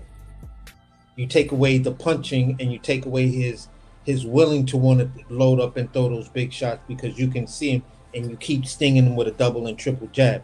It's not just a one-off jab and then you pivot in around and then looking to pop shot him and then keep moving. If you do that, you will get knocked out. For me, everything has to come off of the double and triple jab, to constantly have something in Brian Norman's face so that he can load up that, that punch that came from hell that got him his most notable knockout. He can just catch Brian Norman with something like that and keep hurting him to win the rounds. If he's not gonna fight like that, I'm like, whoa. Floyd told you at some point you got to stand there and fight. And the thing with Brian Norman is he also has very good feet. He also has an underrated ring IQ. People go on what happened before, and I'm not gonna sit here in front and try to act like I've been a Brian Norman fan since day one. I was looking at him, but then I just grouped him with Floyd Schofield. You feel what I'm saying? Yeah, you got all the tangibles, you got some power, you look like a little short, strong ass dude, but there's some things you look like you a long way off from putting together. And then he gets that hand surgery and then everything clicks. Knockout after knockout after knockout. So I'm just like, he believes in himself, the way he talks, it resonates. And I just think when you got a guy that may have a questionable mental once he actually gets hit, you feel what I'm saying? Versus a guy who's coming into his own and owning who he is, owning his style, owning everything about him. Brian Norman is there. Devin Haney, what is Devin Haney's style? Stylistically, what can we say about him? It's a hybrid. what trainers call, or maybe coach might call, that the Frankenstein type fighter. You went to everybody and you took a little piece of here, you took a left hand here, you took a right hand from here. You feel what I'm saying? When you're under the same tutelage and you gel, and that's what he's coming up against. You have all this technical ability, but it's inconsistent, and you're going up against confident consistency. That's where it's just like, ooh, I don't know. You know, I was heavy leaning toward Brian Norman to get the job done, and I still am at the end of the day. One thing that is concerning me right now, well, I'm not gonna say concerning, but Devin seems to be very, very locked in. I think he's acutely aware of the danger. He knows that this is probably going to be his toughest fight he ever been in. This is not a Lomachenko. This is not Linares. This is not a Regis Prograde. This is truly, truly a threat.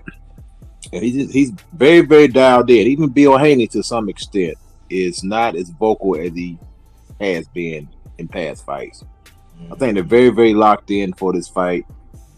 It seems like, in my opinion, that Devin is coming in to do damage. I'm not saying he's coming out there to destroy him, but I think he's coming out there with, he knows he has to have his power to a certain level so he can get respect. And people say a lot of things. Devin gets a lot of criticism about his punching power, but his jab, it does bust people up. You can go back and look at his work. There's plenty of examples out there of that jab doing damage.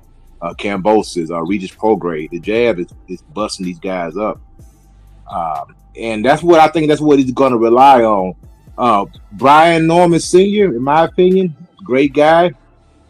But he's fighting Devin Haney, and he's acting like he's fighting Boots.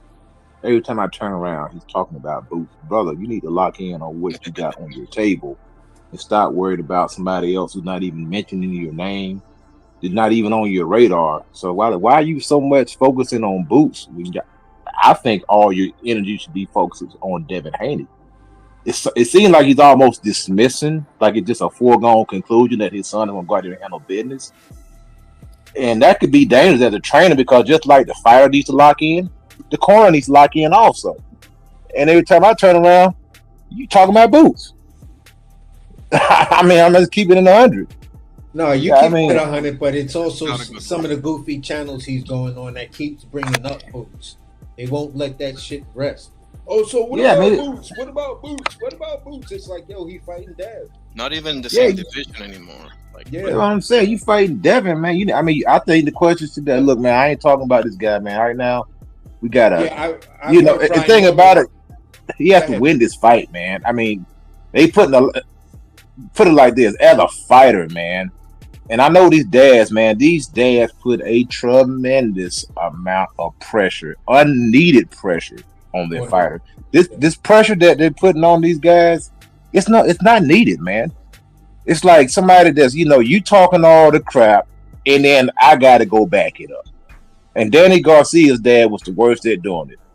You're not getting in the ring. I am. Don't piss this guy off. Don't get him riled up. I'm the one that got to fight him. You know what I'm saying? And I hate that about this dad. I see it in the gym all the time, even in spar. It's the same culture.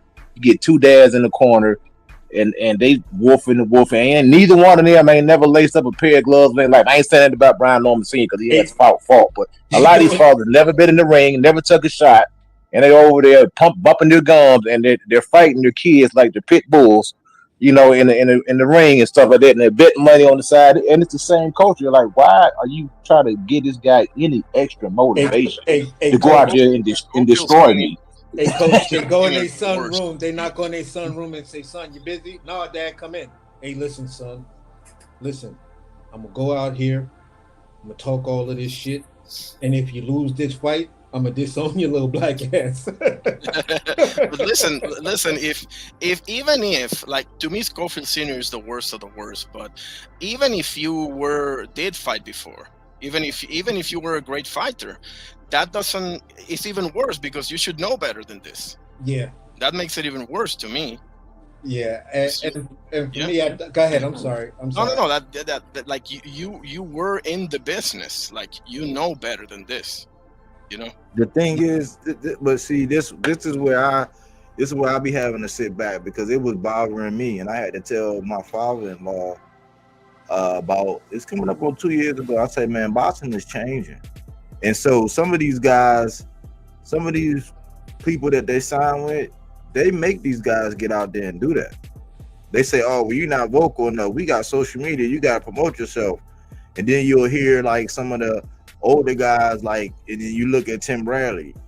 Like if Tim Bradley would have had social media, what if it was like that? Because now he on, and that's what they're encouraging these guys to do. That's their brand of promoting now. Like it's this new era now. Like, because if you hear some of the things, and I was like heavy on Shakur. It got to the point where it's like I thought I knew this dude. I don't even know this dude. I'm a fan of his. When they say ding ding ding and he get in the ring, that's when I'm a Shakur fan. When they be like, all right, the fight is over and they announce who win, that's when I'm back off again because that's how they made it. They've made it to where they feel like that's how they gotta promote. And it's like, hold on, man. I'm the type where I dissect stuff. I'll sit there and listen to what you say on Wednesday. And then I hear what you say on Friday and then what you say next month. And I'm like, hold on, you said 3 different things, bro. Like, how do we supposed? So you're just promoting. So sometimes you just got to let them guys promote and be braggadocious and try not to let it drive you crazy because that's how they feel like they have to promote now. Yeah. Yeah, and that's why I got off of Floyd Schofield's father, because I'm like, look, man, we're in the social media era.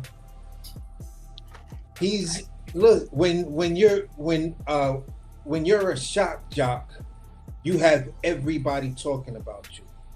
When you're a shock jock, you're automatically setting the groundwork for you're like the mouth of the South. Whatever that wrestling promoter was, that the little dude that had the weird hair and shit like that and had the bullhorn and shit.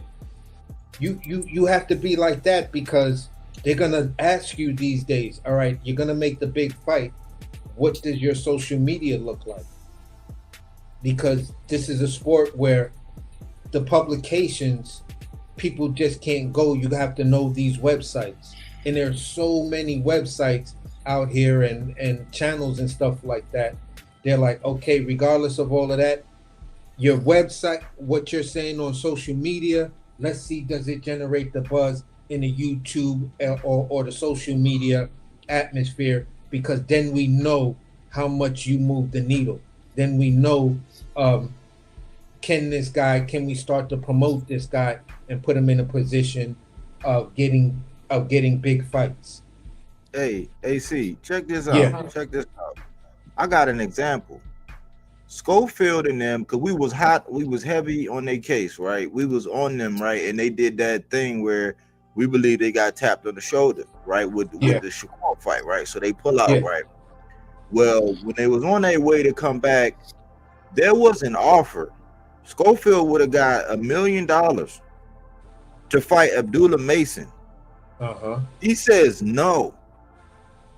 Abdullah Mason going to do his thing. The debacle happened with Keyshawn, and he wound up headlining, and now he's up to fight Sam Noakes for his belt. Schofield, they go ahead and get Tevin Farmer, who, you know, did that war. He had them 2 fights against Zepeda. Yep. And you know what I'm saying, busted him up, and he gets sparked. The consensus now is Abdullah Mason. This is what online, like if you listen to social media and the powers that be, Abdullah Mason don't want nothing with no Floyd Schofield, and everybody got Schofield beating up Abdullah Mason right now based on what he did to Tevin Farmer.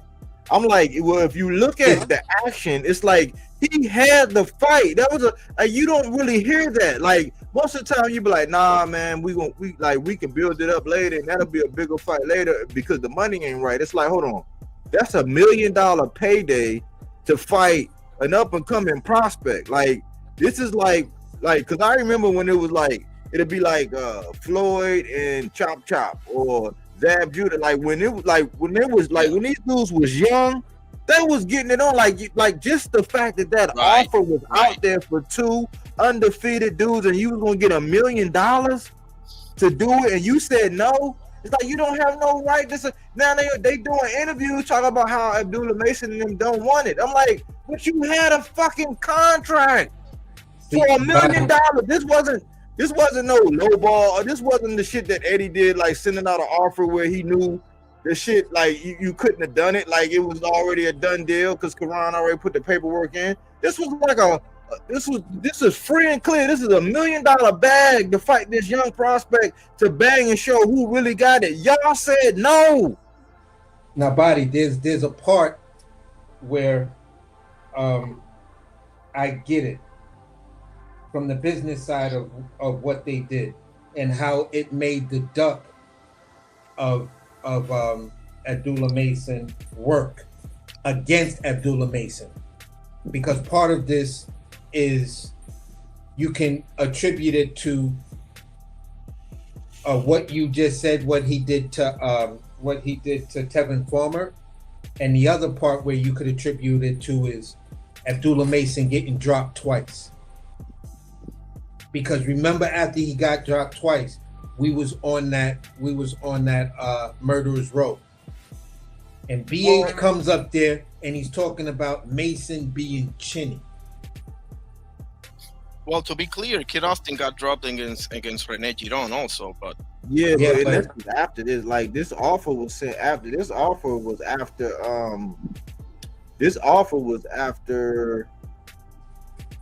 Was after that fight. This wasn't even like this offer was after the whole drop when he got up and stopped this dude. Like this. Yeah, and just to go to Irony's point as well, remember we're in the age where recency bias is much more important than the facts in many cases. Yeah. So recency bias says, I saw Abdullah Mason get dropped. I haven't seen Floyd Schofield get dropped. I've seen him drop somebody else recently. So when you really look at it, it was like, yeah, he got dropped, he got up and won. Yeah, Abdullah Mason got dropped, but he got up and won. Yeah, but that's we talking about two different dudes. That's Abdullah Mason and that's Floyd Schofield. We wasn't looking at Floyd like that the way we looking at it, the way we looking at Abdullah Mason, Mr. Appetite for Smoke. Like literally, I was in a debate with a dude trying to tell me Mason was chinny, and I was saying he was working on something. You can clearly see he was working on something. And the thing that they was working on, they chose this guy to say, if you can't pull it off, he gonna put you on your ass back. Because the minute he goes back to the corner, you hear his pop say, so you learned the lesson now? You know my biggest problem with that whole thing. If you look throughout the, I'm big on boxing history. That's like my specialty, quote unquote, right? If you look throughout the landscape of boxing history, the legends of the legends, the Alis, the Sugar Rays, the usual suspects, right? Duran, most of them, and I do mean most of them, were dropped, some of them multiple times early in their careers. All day. Like Ali got dropped by Henry Cooper, Chuck Webner, and Sonny Banks. 99% of boxing people don't know those. I want you to take Chuck Webner off that list. He punched him in the chest. That's true. Let's take him off. Let's take him off. But we're in the era of where, you know what I'm saying, right? Where the promotion of a fight. Yeah. I just wanted to say this. We're in the era where the promotion of a fight. Look at what they were saying about Lima. Never been dropped, never been hurt. So these type of things seem to matter nowadays. To your point. I mean, I hear you. It's just that I don't like it being used as a way out of a fight. Like, yes. That's the part that I have a problem with. I have that same problem too. But I understand that strategic duck and how you strategically ducked him and then turn the tide against him to where now people are saying what they're saying about Abdullah. Now instead of being behind the cart through that duck and those talking points of those goofy people that came out and tried to criticize Abdullah, now it's paying off. It was money in the bank. That shit collected interest. and now it's paying off. And Salute that's to the fucked up. chat, man, and everybody on the panel. AJ, what's up, man? AJ, salute, bro. Aaron Jones. Yeah, I just want to say one thing that I'm a hot ball, bro. What y'all saying is 100% true. All I gotta do is pay attention to Shakur Stevenson, bro. Shakur was just on an interview with Steven Espinoza, bro. And he played like he didn't know what the fuck Steven was talking about, all because the fans, they want to watch they fight or want to be a part of their fan base was right there, Sway in the morning and whoever the fuck, bro. This Steven Espinoza told this man, not a contract. We tried to Tank said he wanted you to fight. We tried to make a fight with you. Bob Arum said he's not interested in talks with y'all at the time. He tried to make it seem like, what happened? No, we gotta make sure everything right. Bro, you could go on Fight Hype right now and go look at Shakur, say that, yeah, they contacted us about a fight, but it didn't, blah, blah, blah. That's how you know that all the boxers these days, not all of them, but they try to play social media games because the fans are on social media and they try to, pander, and the fighters do it too, just like these boxing channels. They try to pander to these fans that don't buy fights, they just, all they do is like put down other fighters on the benefit of their favorite fighter. The man Shakur Stevenson sat right there on a radio show in front of all the fans and said he didn't know what Steven Espinoza ran a whole boxing network. You gonna tell this man he don't know what he's talking about and try to laugh it off? Oh yeah, I don't know. Yeah, so he said he wanna fight me, bro. You know Tank from amateurs and on up. You know Tank is from Baltimore. He's not scared of nobody in no boxing ring. I could pull up a hood vlog that the people do these days and show where though these dudes around Tank neighborhood said that Tank and him used to fight each other all the time. Like, I'm not talking about boxing, I'm talking about really fight. He's not scared of y'all, bro. It's all about the games y'all play. Y'all play too many games, bro. That's why the sport is not what it is right now, because it's too many games. Everybody want to be the man and don't fight nobody.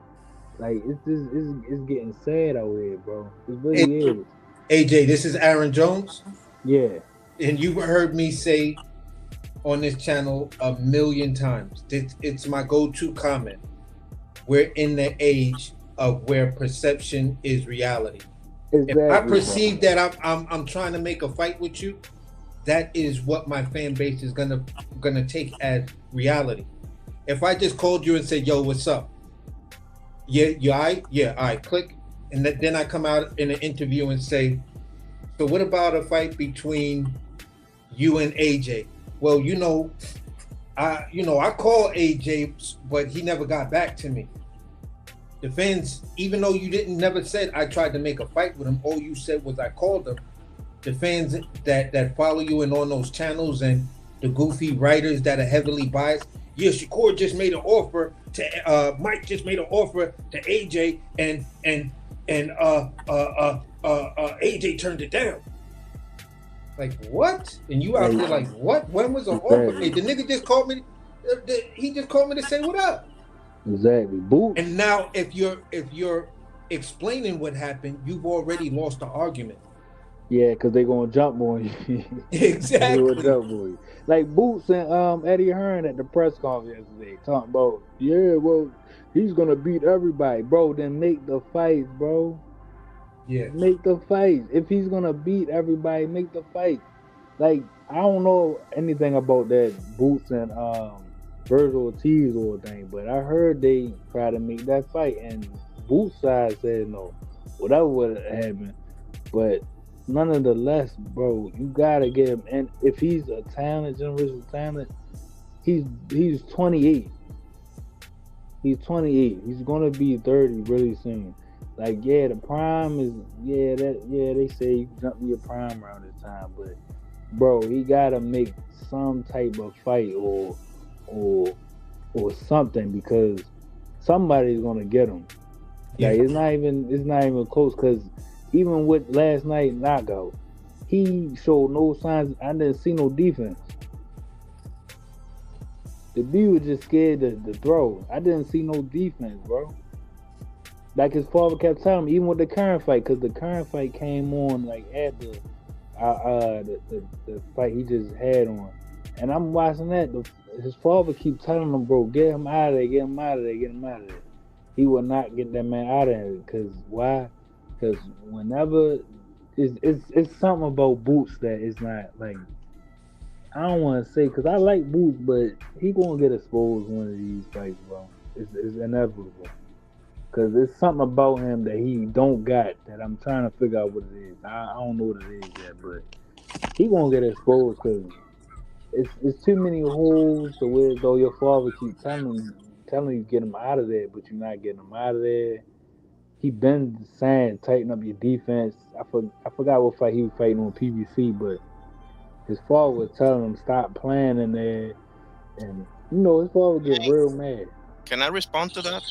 Yeah, I like to too because you acting like this guy's Jared Hurd or Sebastian Fundora that he get hit with 100% of punches, man. I mean, now he's not Shakur Stevenson, he's not Floyd Mayweather, but there's no such thing as a perfect fighter. That boxers get hit. Even your favorite fighter is going to get punched, man. Listen to this, you can't swim without getting wet. Let me respond, if I may, to the point that AJ was making here. About the Karen fight. I'm assuming you're referring to the second fight, right? Yeah, the second one. So a couple of things. First of all, Karen Chukatsin is a very good fighter. Okay, he's a very good fighter. He's a very dangerous fighter. I think he's the dark horse of the 147. That's just me. And he showed a lot of skills in that fight. And he's a tough one. I understand that Bosie kept telling the same thing. I like Bosie. I didn't necessarily like those instructions. You know, like it's not like you can just snap your fingers and get somebody out of there. You know, they got two hands as well. But I think that was a good fight for Boots Ennis because he got over the hump. You know, he faced the dude that can fight multiple different ways using footwork, using angles. Got hit a couple of times. That's gonna happen. I didn't see that as necessary because everybody was saying after the fight. I remember as it was yesterday. Everybody was saying he got exposed. He's this. He ain't like no. And the same thing for Abdullah with the reference one of you made. I think it was AC about the Vasquez fight, right, where he got dropped multiple times. That's actually a good thing. That's a good thing because you're gonna face adversity sooner or later. So now you know for sure that you have what it takes because that's one thing that I know. Maybe Coach Eddie can tell me I'm wrong, but that's one thing that you can't really teach. Whether you can get up from a punch, you know, whether you can't really train for that. You know, so the fact that he got up not once but twice, I believe, right, and still was able to pull it off. That actually makes me more of a believer than none. So I just think he ran into a great opponent. Karen Chukatsin is no chump here. You know, like not everything is going to be one-way traffic, you know? So that's what I would say. Yeah, I agree, but you got to think about it. When you say, you face adversity, you usually face adversity with a fighter that's not on your level, but damn near on your, like, if he fought Virgil Ortiz and faced adversity, I wouldn't have no problem with that. But these is guys that quote unquote he supposed to be getting out of there. Like this is let's take for example Earl Spence when he fought Kell Brook. What happened? Kell Brook was getting with Earl, and what happened to Kell Brook? He broke his eye, bro. He broke his eye, made him take a knee. All these fighters that they saying is, oh, this is the guy, yeah, this, bro. And I'm telling you, I like Boots, bro. I'm just saying, like with the lower level, with we all consider to be lower level competition, whether they up there or not with the fighter, they supposed to be getting them out of there. Even with Shakur, they say Shakur don't get hit a certain percentage, but look who's the guys he's fighting. If he fight you see how he fought what's his name, the guy he just fought. he had no power, but he was really like getting in that deep, so-called good defense. Like it's like you supposed to be getting these guys out of there, bro. There's no excuses, like at all. If you well, go I ahead. gotta give you a lot of pushback on that. I think a lot of time we get caught up in name recognition. Just cause you don't know a guy, oh, he's supposed to automatically get him out of there. It's a like, anybody know who Joe Bugner was? Joe Bugner gave Ali a fit. This is the greatest of all time. There's fighters out there that you never heard of their name. George Chuvalo was another guy who gave these guys fits. I mean, I think that's what it is, man. I think everybody has a channel, and everybody has an opinion, and everybody has talking points, and they're all the same. And at the end of the day, it's boxing. At the end of the day, it's two men getting in the ring, throwing punches at each other. Doesn't matter what level you're on. I mean, it does to some point in time, but if you got two solid guys that are in there, somebody's going to get hit. Somebody may get hurt. Somebody may get wobbled. Somebody may get dropped. Even your favorite fighter may get dropped by a quote-unquote nobody. I mean, who was Burt Cooper, Henry Cooper? Burt Cooper almost had Holyfield knocked out in the Omni. But Holyfield's a freaking Hall of Famer. Who was Burt Cooper? Is Burt Cooper a Hall of Famer? No. I mean, look how many fists Ray Mercer gave people. So we have these guys. See, boxing is just like it's levels. You got super duper tomato can, but yeah, you're supposed to get this guy out of there. Then you got prospect level, you got contender level, and then you got fighters that are called tough outs. You got journeymen. You got guys that are durable. You got all kind of different guys that come in this boxing game. And for us to sit up here and say that Jaron Ennis is supposed to get everybody out there, now you're saying that he's a knockout artist, what you're saying, and that you're not satisfied that he doesn't knock anybody out. Newsflash, I don't think it's ever a fighter in boxing history who had a 100% knockout rating. There's not one who has a 100% knockout rating. Not one. Even James Quick Tillis was the first guy to take Mike Tyson the distance. And they didn't say Mike Tyson got exposed by James Quick Tillis, the dancing cowboy, which is a poor man's version of Muhammad Ali. So just because you don't get a guy out there, don't mean you got exposed. Just because you get hit, that's just a thumbnail. Exposed. Everybody use that. It's an overused word. Yeah. Exposed. Virgil Ortiz, quote unquote, got exposed by Maurice Hooker. He went life and death with him until he knocked him out. Virgil Ortiz goes life and death with everybody that he fights. Virgil Ortiz will go life and death with a C-class fighter because of the way he fights. Virgil Ortiz don't have many wrinkles in his game. He does everything the same way. Can I say just one more thing real quick? Just one more thing real quick. Sometimes, just real quick, okay? Sometimes the guy may not even have a great career, but he may just have the perfect style to give you trouble. Darnell Boone dropped Andre Ward. He dropped Adonis Steven. He dropped Sergey Kovalev. This is Darnell Boone, a guy with an upside down record. Oh, he dropped Andre Ward, right? Didn't he? Yeah, he dropped Andre Ward. He dropped Adonis Steven, and he dropped Sergey Kovalev. Yeah, me and Body actually spoke with Darnell Boone, and he's like, yeah, I lost these fights now, but I can go back and laugh at him because when this dude hit me, he was like, whoa, whoa, whoa. So he could he laughs at his losses. So that tells me something great. But go ahead, Body. I just want to say. No, but this I think this is a point that we went over earlier. I think AJ, Aaron Jones, and Irony Boxing wasn't up here, but it just goes back to the point to where it's the having it both ways thing. It's like you got some people that they say, oh man, this guy, if he wasn't drawing the comparisons of being a hybrid of. That's what I'm saying. If he wasn't drawing comparisons of being a hybrid between Roy Jones and Sweet Pea, like when they say stuff like Shakur is the second coming of Floyd, and we clearly know, like we know what we're looking at. We saying like knock it off, like but it sounds like we're hating on Shakur because you know what I'm saying. It's like no, he's not Floyd. It's like and Boots is not Roy. He's not a combination of Roy and Sweet Pea, but nobody is saying Virgil is the second coming of Salvador Sanchez or like you know what I'm saying? Juan It's like Manuel like the Marquez. expectations for Virgil ain't there, so you're not gonna hear the pushback. But when you hear every day, like, oh man, like look, man, I'm telling you, this dude is like the Swiss Army knife for boxing, man. I'm telling you, all you need, man, he could take this, and it's like, okay, so when people come out and say he get hit, don't be offended because he get hit. Like he not and like But and what Roy, boxer and like, doesn't get hit though? What boxer like, doesn't get hit? what would Jesus do? I be saying, what would Roy do? Roy would be moving up, knocking people's dick in the dirt. Like they would. Roy got dropped way before he got dropped by Antonio Tarver. It's this freaking Puerto Rican guy who dropped Roy Jones Jr. in his freaking prime. Luz del Valle. That's cool, but what I'm saying is like that's why I say it's like it's certain people that people just they don't like when nobody give them no criticism. But like I see, but a lot of their fans like to criticize everybody else. And it's like if you bigger, taller, strong, because I say this about Devin all the time. If you bigger, taller, stronger, longer, more athletic, more higher IQ, like every advantage known to man. Like if you have, we don't know what you are. So until I see somebody fight Boots that's his size or bigger, that's just as athletic, got the IQ, we ain't gonna see it.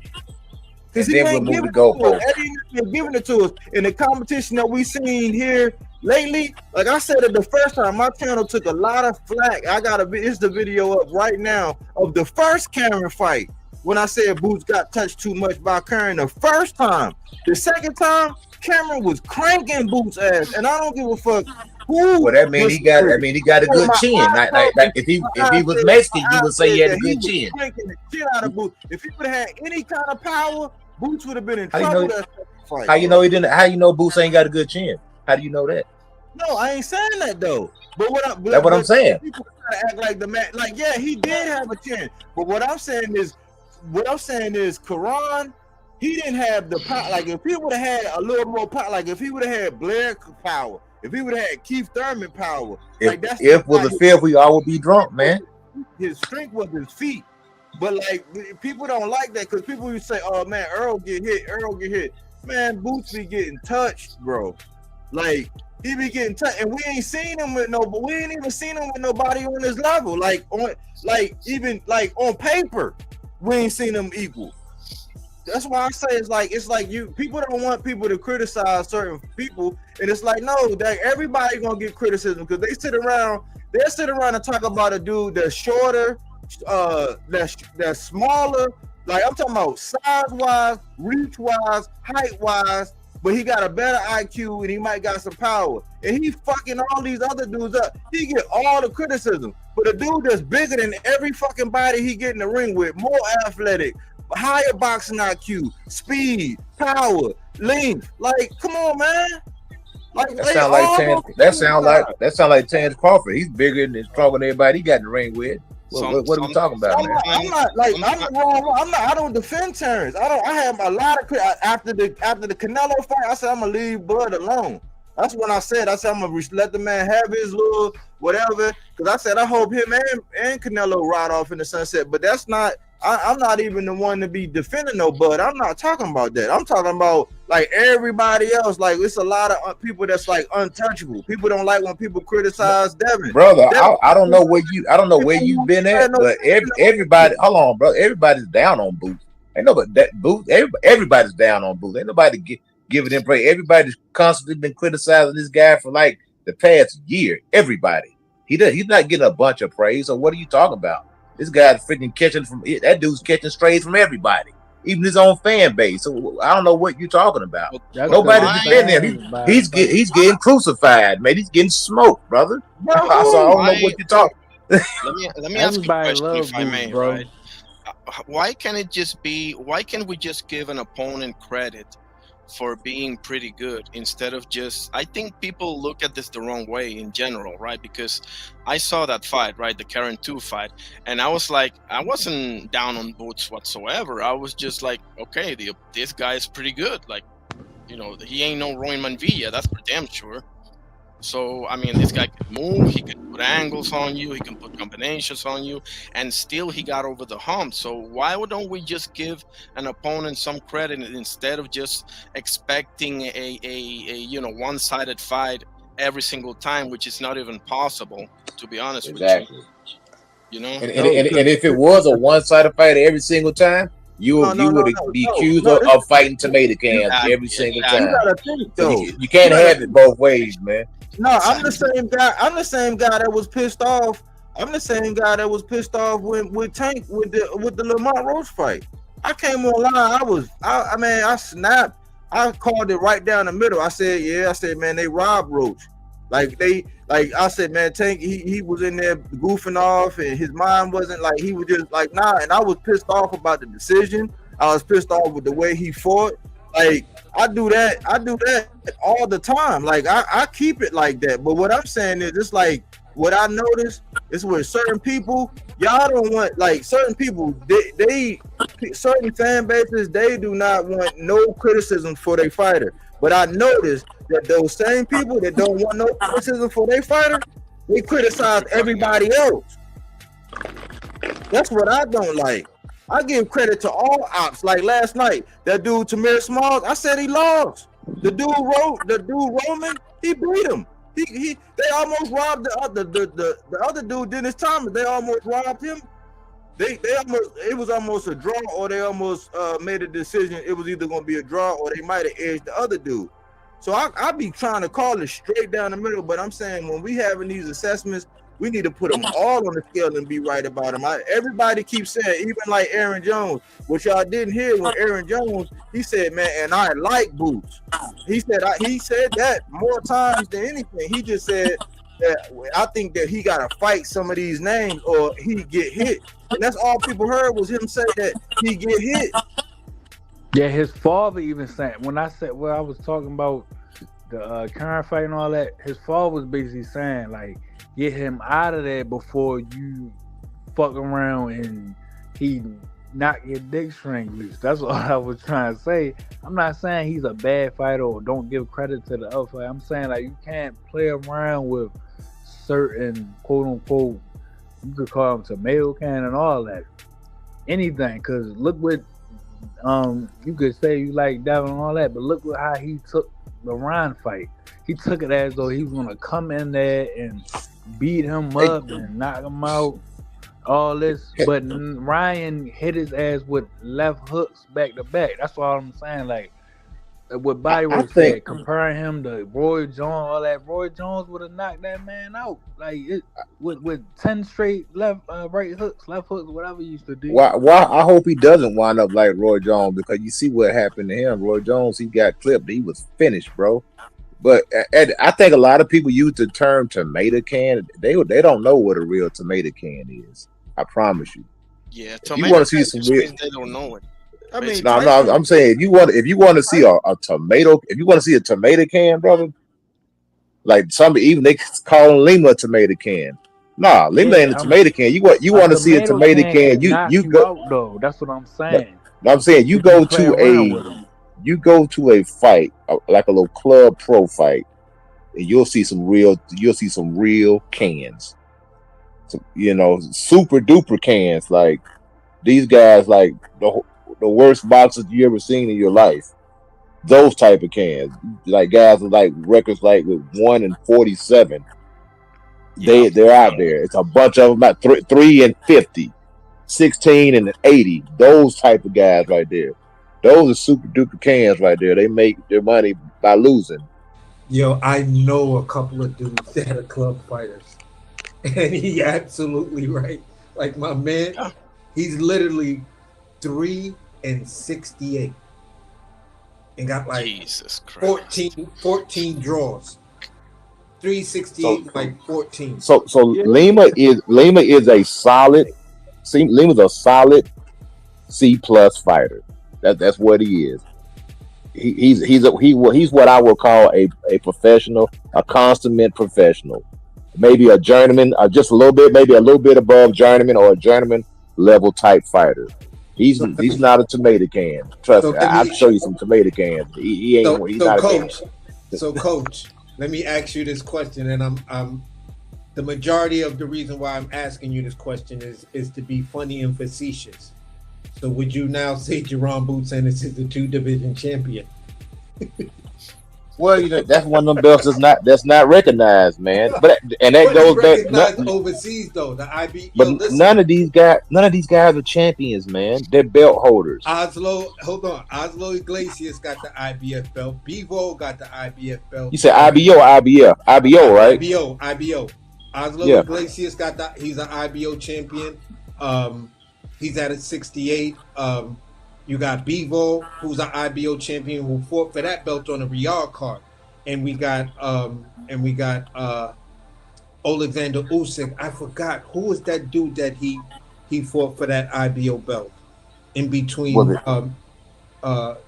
fighting for one of the alphabet belts and shit like that. Was it heavyweight or cruiserweight? No, it was heavyweight. He's that heavyweight. Was it Witherspoon? Yeah. I mean, it's a belt. At the end of the day, man, the whole business of boxing is to get in and just make as much money as you can and get out with all your marbles. That's the end of the day. So Boots is a default 2-division champion. Then is that what you said? Well, I'm just title. These guys are title holders, man. These are title holders. I mean, all of them are. I mean, when the last time we had a long reigning champion? These guys are just title holders because a lot of them are fighting out of the weight class, and they can't stay at these divisions long enough to be a long reigning champion. So they have to move up, or they're just title holders, man. That's all they're doing. That's all they are. Mr. Greg Russell was like, he was 6 years, 352 days. Yeah. I think I give Jamel Charlo. Jamel Charlo I consider him a champion. He collected them all. Like, yeah, he collected. He went out there and picked all these belts up. I got to give him credit. I mean, I feel like he was a reigning champion as well. Reigning champion. He went and collected all the belts, and Bud just swooped in and got them all. He took them, all in one swoop. And it is what it is. They talk about, and this is the talking point. When you got a fighter that you don't like, it's so much hypocrisy. Now you got somebody talking about, oh, you fighting my leftover. Well, guess what? Everybody's somebody's leftover. Because all these guys just round robbing each other and they fight. I mean, what do you mean? I mean, Terence Crawford fought leftovers too. So what are you talking about, man? You fight my leftovers. Was freaking Thomas DeLaurie? Was he a leftover? Was Kell Brook? Was he a leftover? He was definitely a leftover. That dude had 2 broken eye sockets by the time he got to you. So what are you talking about, man? It's the hypocrisy. That's what I'm saying, man. Hey, Coach, I pissed off with Channel so bad the dude kicked me off. He kicked me off the show because he was a Crawford. He was saying that Crawford would fight in all of Errol Spence's leftovers and stuff like that. And I said, hold on, bro, hold on. I hear what you're saying. I hear what you're saying, but I just can't wrap my head around how y'all talking about human beings as being leftovers. If that's the case, bro, dudes' girlfriends, wives, and shit like that is somebody's leftover, bro. Yeah, he was like, the fuck you said about my girl? I was like, no, I'm not talking about her. I mean, everybody's somebody left over. That's the case. Everybody would just have one fight. You would only have one fight, and that was it. I mean, the guy got 30 fights. Chances are that you probably got some common opponents. Yeah. It is what it is, man. You know what I'm saying? Until they fight them, like, bro, I was the just fighter's trying to gonna be make funny. them. Oh, my bad. No, go ahead. Hey. No, I was just gonna say, until they, before they fight him, that fighter that's gonna fight the leftover, they're gonna make it seem like the fighter that before him that fought him was a nobody. That's what I'm saying about all these social media games and all that. It's boxing. You're gonna fight somebody who fought somebody. That's the whole point of it. It's the perception is reality, bro. I gotta have the fan base perceiving that he ain't shit, but when he fights me, he's an elite fighter. Look at the last other talking points with Lima. Lima went from a basically tune-up to then in fight week being classified as an elite fighter. I was like, that shit is amazing. In the course of training and everything, he became an elite fighter. Hey, let me ask you a question. Is Jaron Chukagian, is he an elite fighter? I think he's a guy who needs opportunity, and that's the thing. You can become a champion just because you got an opportunity. Doesn't mean that you I mean, look at Rolly. Rolly's a champion. You think he's the best fighter? He got an opportunity, and that's all that's missing. Some of these guys just not getting an opportunity. I Well, think give he me. That's has what. elite So skills. I wanna know. No, this is my question for Irony Boxing, for Aaron Jones and Coach Eddie. Name me. Y'all just give me one. Tell me one fighter that's an elite fighter that don't have a belt. Sandor Martin. Okay, that's good. That's good. You good. You good, Irony. Don't say no Yeah, that's more. a good one. Coach That's a Eddie. good one right there. I think Demetrius Woo! Andrade. I think Demetrius Andrade is an elite fighter doesn't have a belt. It boils down to opportunity. What about you, Debatable, Aaron Yeah, but I Jones? see your point. Debatable, but I see your point. That don't got a belt. I would say I'm trying to think about the lower weight classes. Sheesh. It was Gary, but he got a belt right now. I can't name him. I ain't gonna hold you. I can't name him. But I just to have a barometer because I know, but I just wanted a barometer how everybody thinking. So I feel what y'all saying. I totally agree. I agree. I just wanted because we throw around these terminologies, and I think sometimes I try not to call fighters no cans or bums and stuff like that. Like I try not to do that. Yeah, You me know what I'm neither. saying? But when I say certain things, I be saying people that don't really belong in the ring with certain people. I don't know That's what what I was saying. I don't know what you want to call a boxer, but a boxer that don't belong in the ring with him. I don't know what we should be calling them. I You think you call Misfit. that no, that's part of this sport of boxing. It relies on see the quote unquote tomato cans. They are the foundation. They are the backbone of boxing. Yeah, Without they them, build your we career. wouldn't build these champions. Now you take an Olympian, somebody like Shakur Stevenson, Andre Ward, whatever. These guys been fighting the best of the best, and then all of a sudden you're gonna friggin' digress and fight a quote unquote tomato can for a pro debut, a guy who has absolutely no business in the ring with you, and it happens all the time. That's the sport that we're in, man, and Yeah, it is what it is. for me, if it was like if Body would have asked me that question, I probably would have mentioned two fighters. Two fighters with a loss already. One of them has a loss and a draw. I would say, in my opinion, Jamel Charlo and Errol Spence are, in my opinion, still elite fighters. So, um, But you're I saying never had a belt or doesn't have a belt right now? doesn't have a know, belt don't right have a now. I belt, think. right? Oh, okay, I would okay. have preferred somebody who never had one, but yeah, I just wanted to That's why see I said Sandor how y'all Martin. think. But you what you said, we was cooking on that the other day. That's why I Yeah, said you fit right in because I like Sandor Martin. yeah, I like him, man. I like yeah. Sandor. We Me He can both box. big fans of Sandor Martin. He can box. We were just talking about him the other day. So I And wish Yeah, I he was like there for that. Sandor I over wish he was Hearn. there for that live when we was talking about the when we was talking about 140 and 147. So this one, go back and check this one out if you can. Go back and look at this live right here. sure. This what the thumbnail look like. It looked like that. Okay. And you see your boy right there, right? You see him right there. Oh yeah.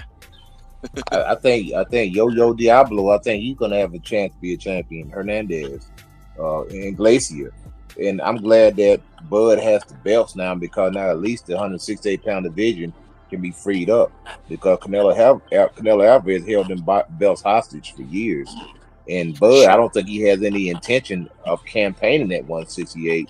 So at some point in time, those belts are going to get stripped or vacated or whatever the case may be, and it's So going to you free up got the division to let everybody fight for each other. Yeah, Because I don't see as a Bud fan.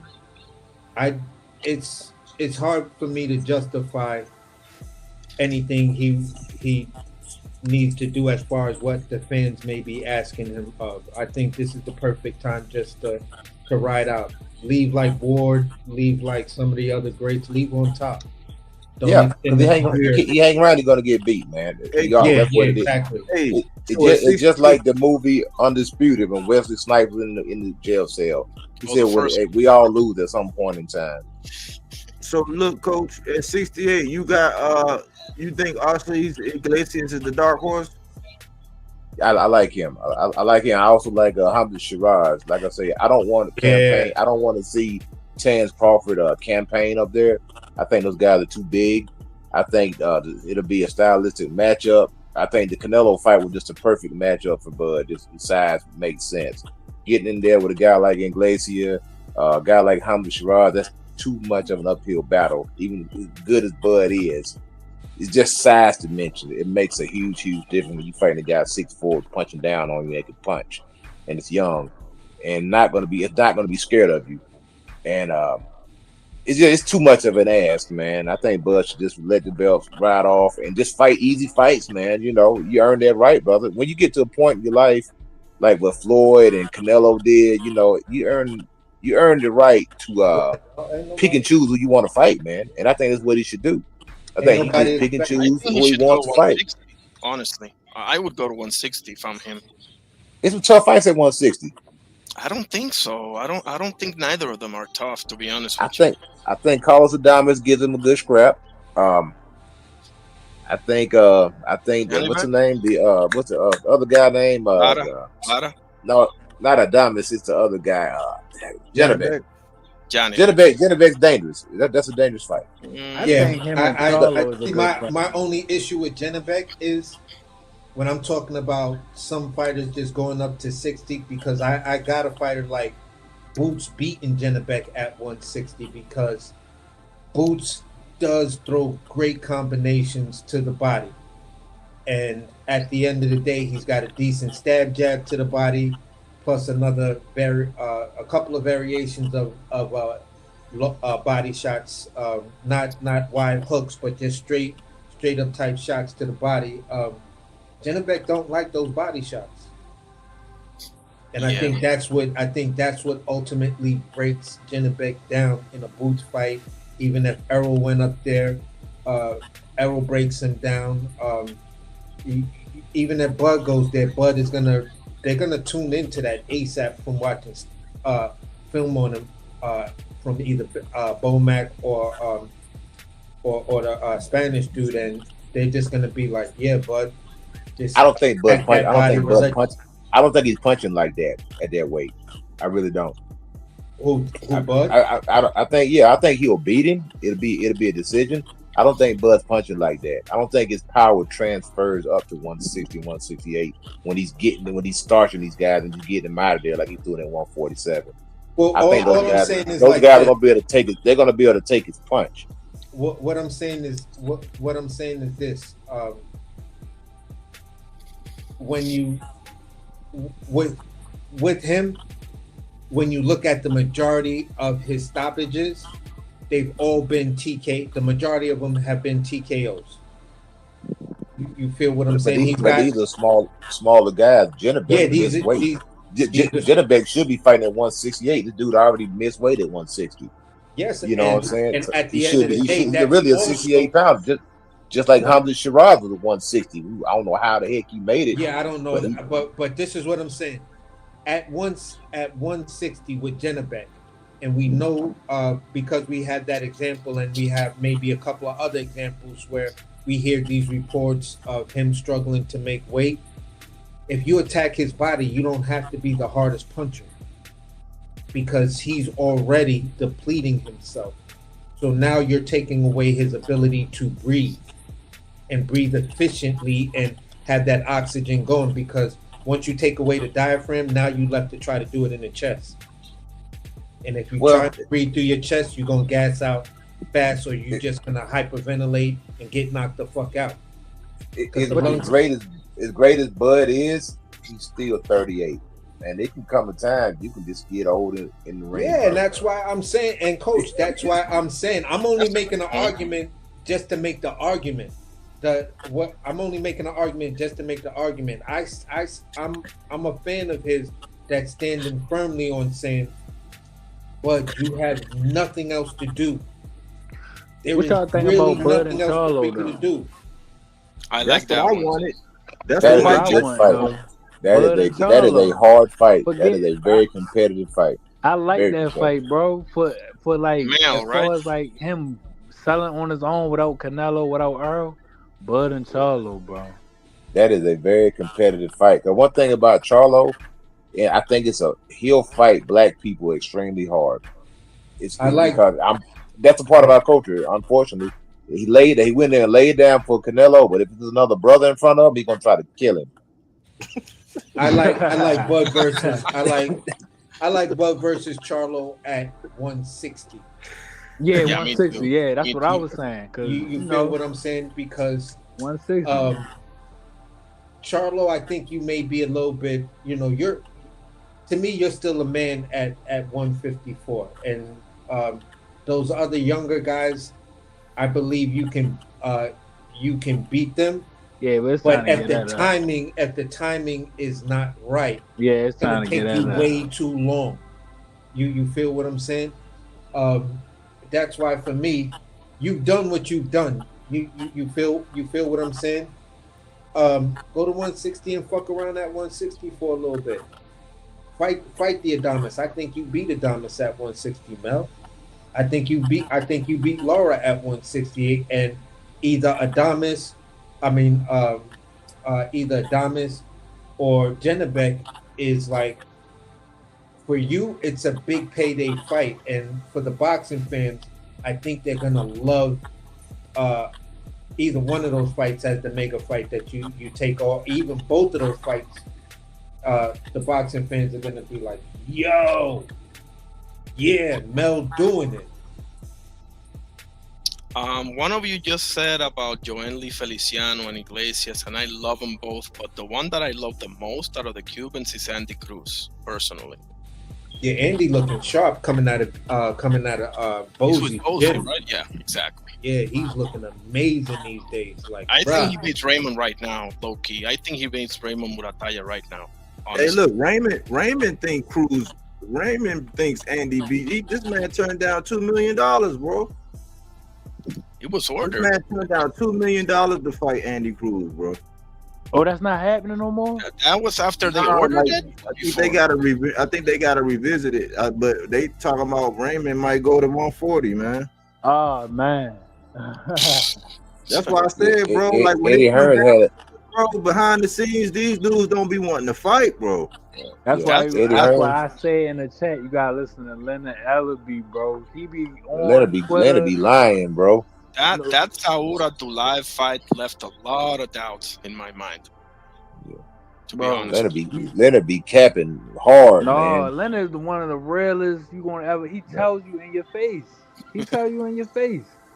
Yeah, you right. He do tell you these fights ain't gonna happen.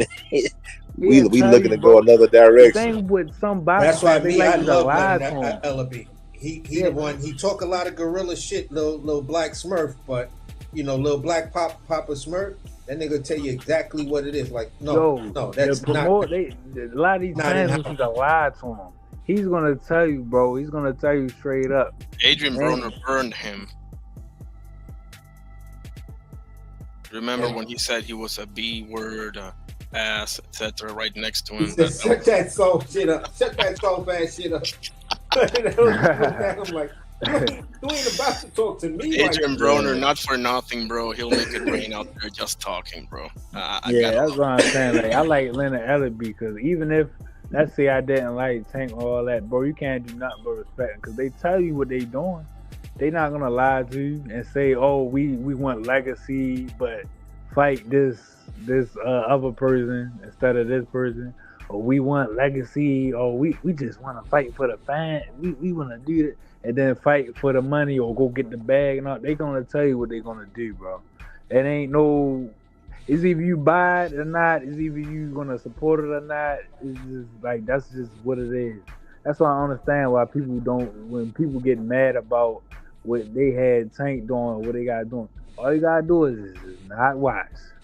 They don't got no gun to nobody's head. They're not lying to you. They're not doing none of that. That's why if it's a fight that I don't like, I'm not gonna buy it. If it's a fight I'm like, I'm gonna buy it. I'm not really. I wouldn't consider myself a die-hard fan. Like I buy every fight because I don't buy every fight. It's either I'm at work or something like that. But other than that, they tell you what they're gonna do. Like that's why I respect Leonard Ellaby. Like no matter what people think he lies and all that, bro. They said, like I said, Stephen Espinosa. They said Stephen Espinosa is lying because he was stuttering a little bit. That's only because Shakur had all his so-called fans in his face and all that stuff. He ain't want to say the wrong thing and all that.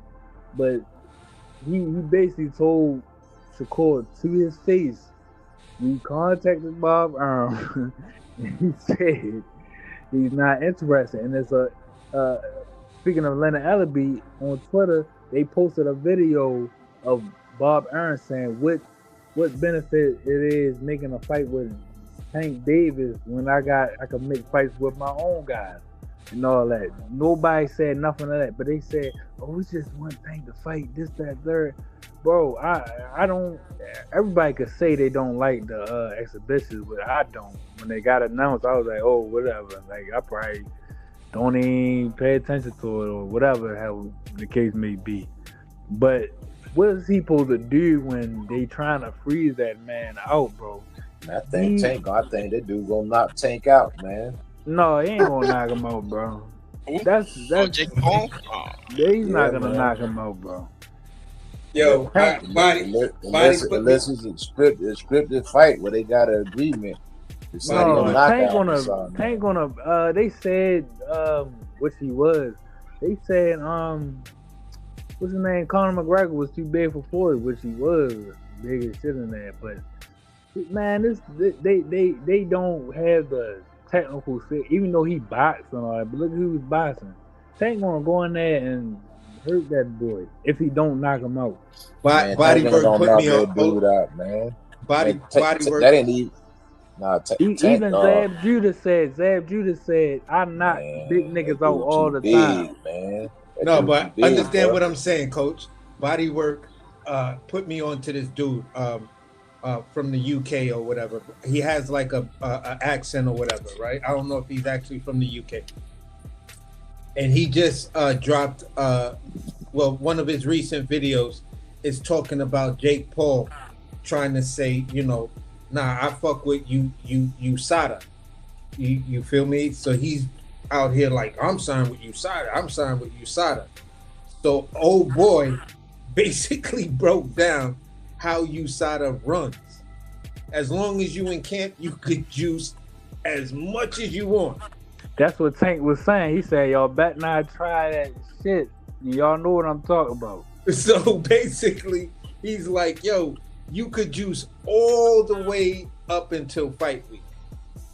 Once fight week come, you got it. You can't be juicing it anymore.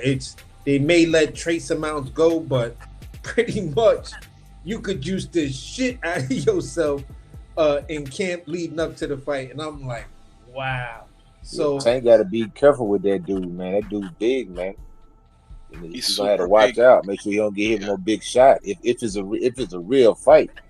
No, it's definitely an exhibition because where it was originally supposed to be in Atlanta rules state that because the weight difference was above 70 pounds, they couldn't have the fight whether it was an exhibition or sanctioned fight. It's not going to happen in Atlanta. That's why they had to go someplace else.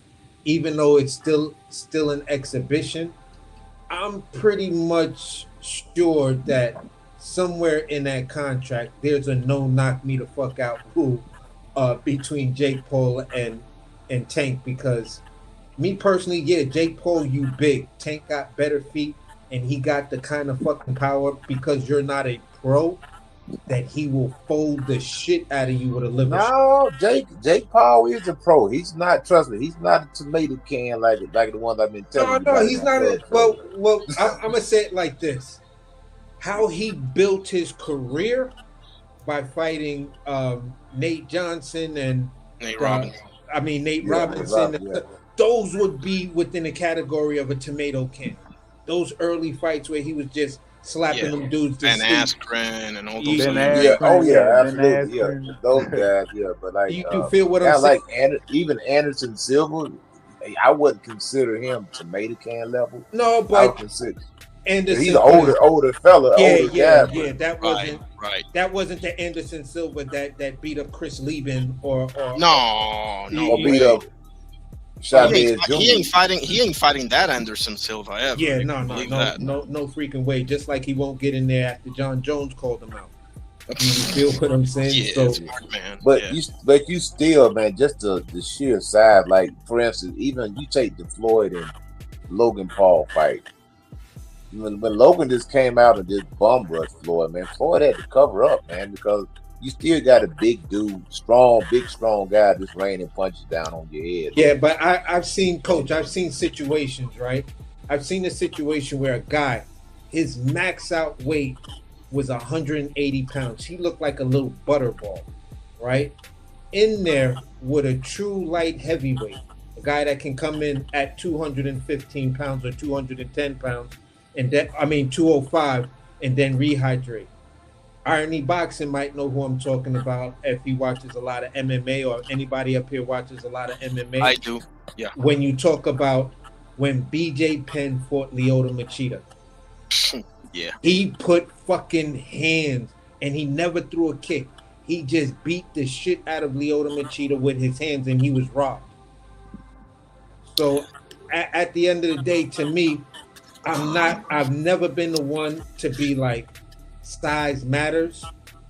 You feel what I'm saying? Because I've just seen in so many different instances, from professional fighters to, all type of other street fights and other type of, things that I've seen a smaller guy just mollywop somebody that had him by at least. Tank by nature is a cautious. Tank is cautious.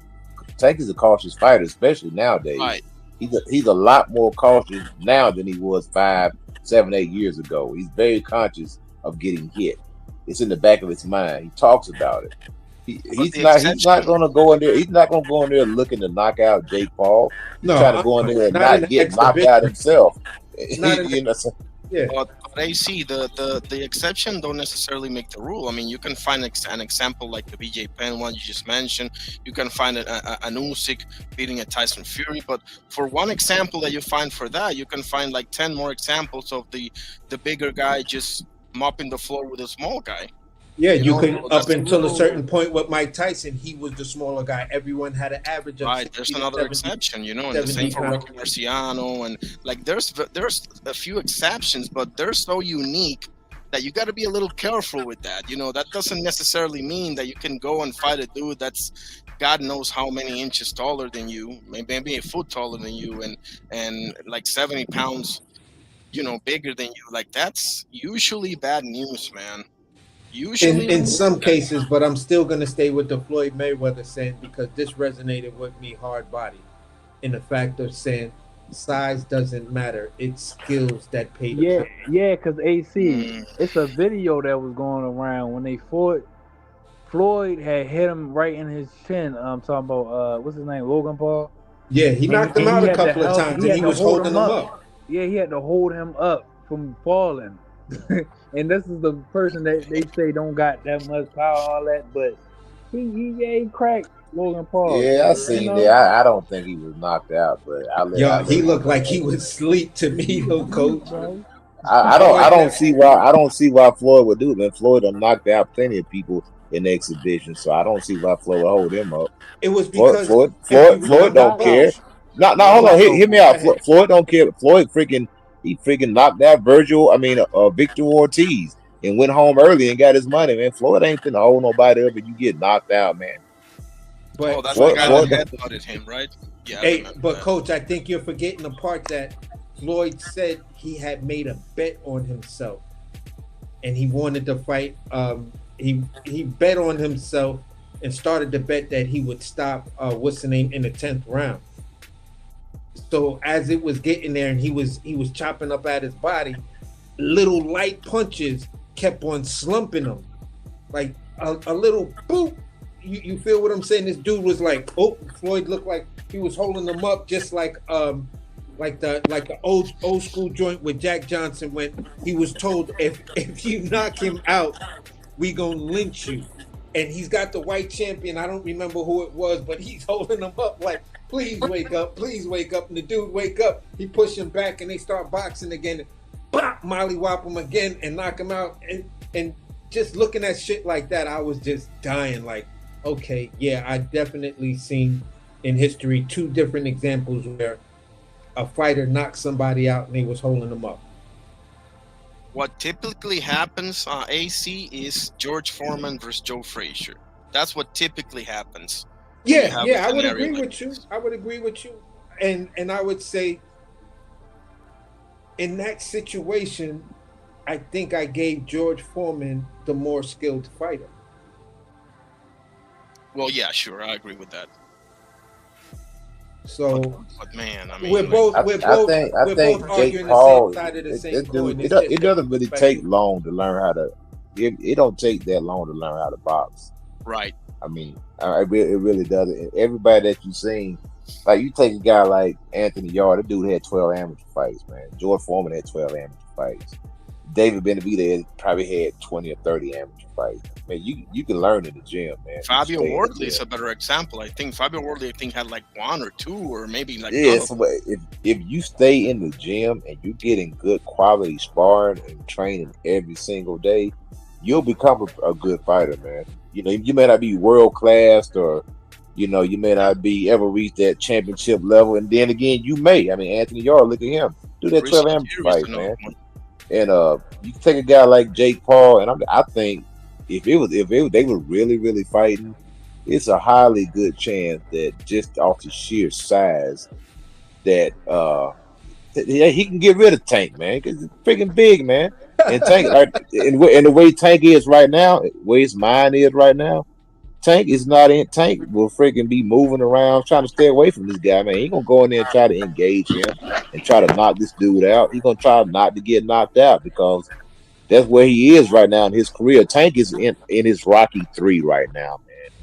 You know, he just hey man, I ain't trying to take too many big chances or whatever. I'm just kind of coasting along and I'm gonna do what I gotta do and make money. Even Tank himself said, man, I just got in to make money. I didn't get in to be no legacy fighter or try to be the best pound for pound, and he's showing that. Tank is very honest. If you listen to him talk, that dude he'll tell you what's on his mind. I already say that's just to get everybody mad because that's what they hating on. When the other fighters said, which they not gonna say it, but I mean, you look at Jake. You look at Jake Paul. Even Jake, he moves around pretty decent. I mean, he knows how to run, brother. I've seen Jake Paul get on his bike and run from other fighters and survive. You know what I'm saying? So, I mean, trust me, man. The only time he lost is against fighters, though. Unless real fighters. Yeah, Tommy Fury. Yeah, he lost against Tommy Fury, and he crashed out. He crashed out at a Rockman Jr. fight. Like no Rockman Jr. Oh, he didn't want the fight, but you think, I mean, Rockman Jr. would knock Tank out though. No. So what are we talking about? Rockman Jr. Yeah, Rockman Jr. spilled the beans when they approached him with the no knock me out clause. That's why I brought it up before. Yeah, it was like, this dude want me to sign a clause that I can't knock his ass out. You facing a real boxer. I was like, oh, Rockman, bro, you just fucked up the bag by doing that, but he didn't care, so. I respect. Yes, I don't know with this fight, man. You never know what you get. It's probably just gonna be some type of WCW, WWF type of stuff. If it hit FanDuel, we gonna find out what kind of fight it is when the FanDuel odds come out. That's all I ever say. If they got FanDuel odds, that's when you gonna know what the fight is about. That's all I'm gonna say. It's got to be it's got to be WWF because whose brand take a hit? Whose brand would take a hit worse? I think Jake Paul would take a worse hit if he gets knocked out by Tank. Because, like, bro, any type of ambition that you had is now finished. You just got knocked out by a lightweight. I don't think any of them will take a hit, to be honest with you. I do, man. Bro, if you're a cruiserweight and you get knocked out by a lightweight, you're done, man. You're finished. I don't think you are literally finished. I mean, if it's anything like Floyd versus McGregor, see McGregor got his ass knocked out, but after that he got Bill and that was by Floyd. But that was by Floyd Mayweather though. It's different, man. Floyd and Tank, that's night and day, brother. Yeah, But if but Tank knocks him out, I mean, Tank's knocked out 90% of his opponents anyway. So Man, but it's this like, dude yeah, over 200 something pounds, man. I mean, okay, this dude went from fighting AJ, was supposedly fighting AJ to now fighting Tank Davis. You think he go? Come on, man. I no, mean, if you do the get, fight don't make no sense. Like, I'm with yeah, you if he there, gets obviously. knocked out by Tank, man, you can't be running around talking about you gonna fight AJ next. You gonna get laughed to scorn, man. They're gonna laugh you out of the room. That man, you just got knocked out by a 5'4", He- 135-pound fighter, let's and now say you that gonna jump up happens, and right? fight AJ? Yeah, right. Let's say that Tank does sleep him, right? All Jake Paul has to do is pick up like 2 or 3 more wins, and all of a sudden he's right back on the picture again, man. Trust me, I know how this works, man. Yeah, it's You're trust right. me, like it's, I think something wrong with Jake Paul. I think the sad thing to me is Jake Paul thinks that beating Tank somehow will make him a legitimate fighter. Like, bro, you should, in my opinion, you should beat Tank. In my opinion, because you. That's why it don't make sense. You're a heavyweight. You should not lose to the greatest Tank is. You should not lose to him.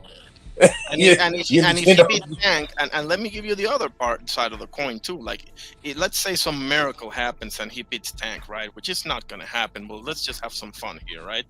I mean, okay, so Tank lost to a dude that's like 100 pounds heavier than him and like a foot taller than him.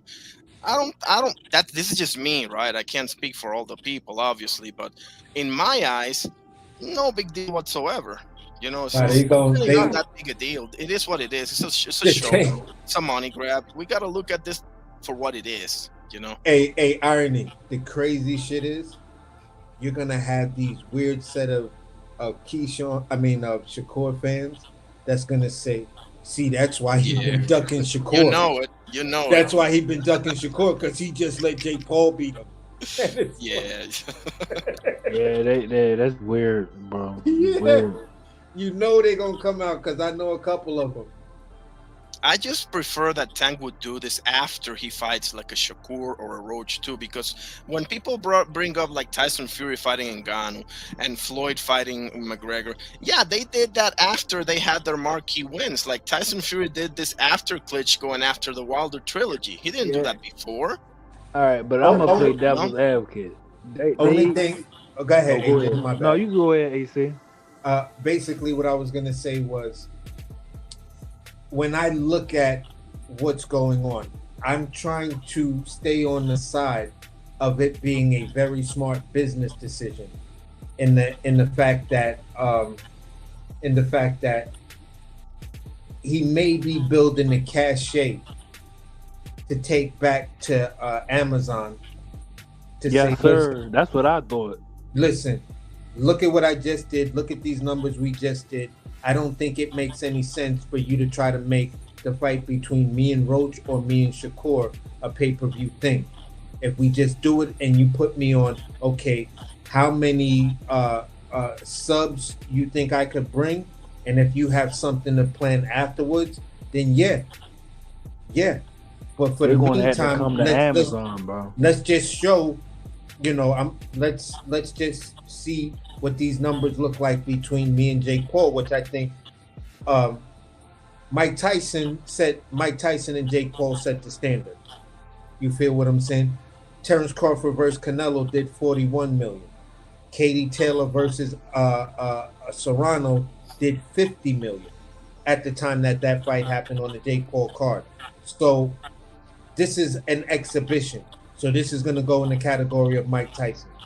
It's at the end of the day, if it does 30, 40 million, I think it's a success. And brings, let's say, a 5 million to 10 million new subscribers to Amazon. I think they might chalk it up as a success. Is it on Amazon or Netflix? On Amazon. I'm saying what Tank would bring back to Amazon. Yeah, he tried. That's what I think so too. He's trying to bring that back to Amazon. So people, whoever's trying to fight, they're gonna have to come to Amazon. Yeah, and they're gonna say, all right, it's not a pay-per-view fight. It's a big fight. It's a stellar card.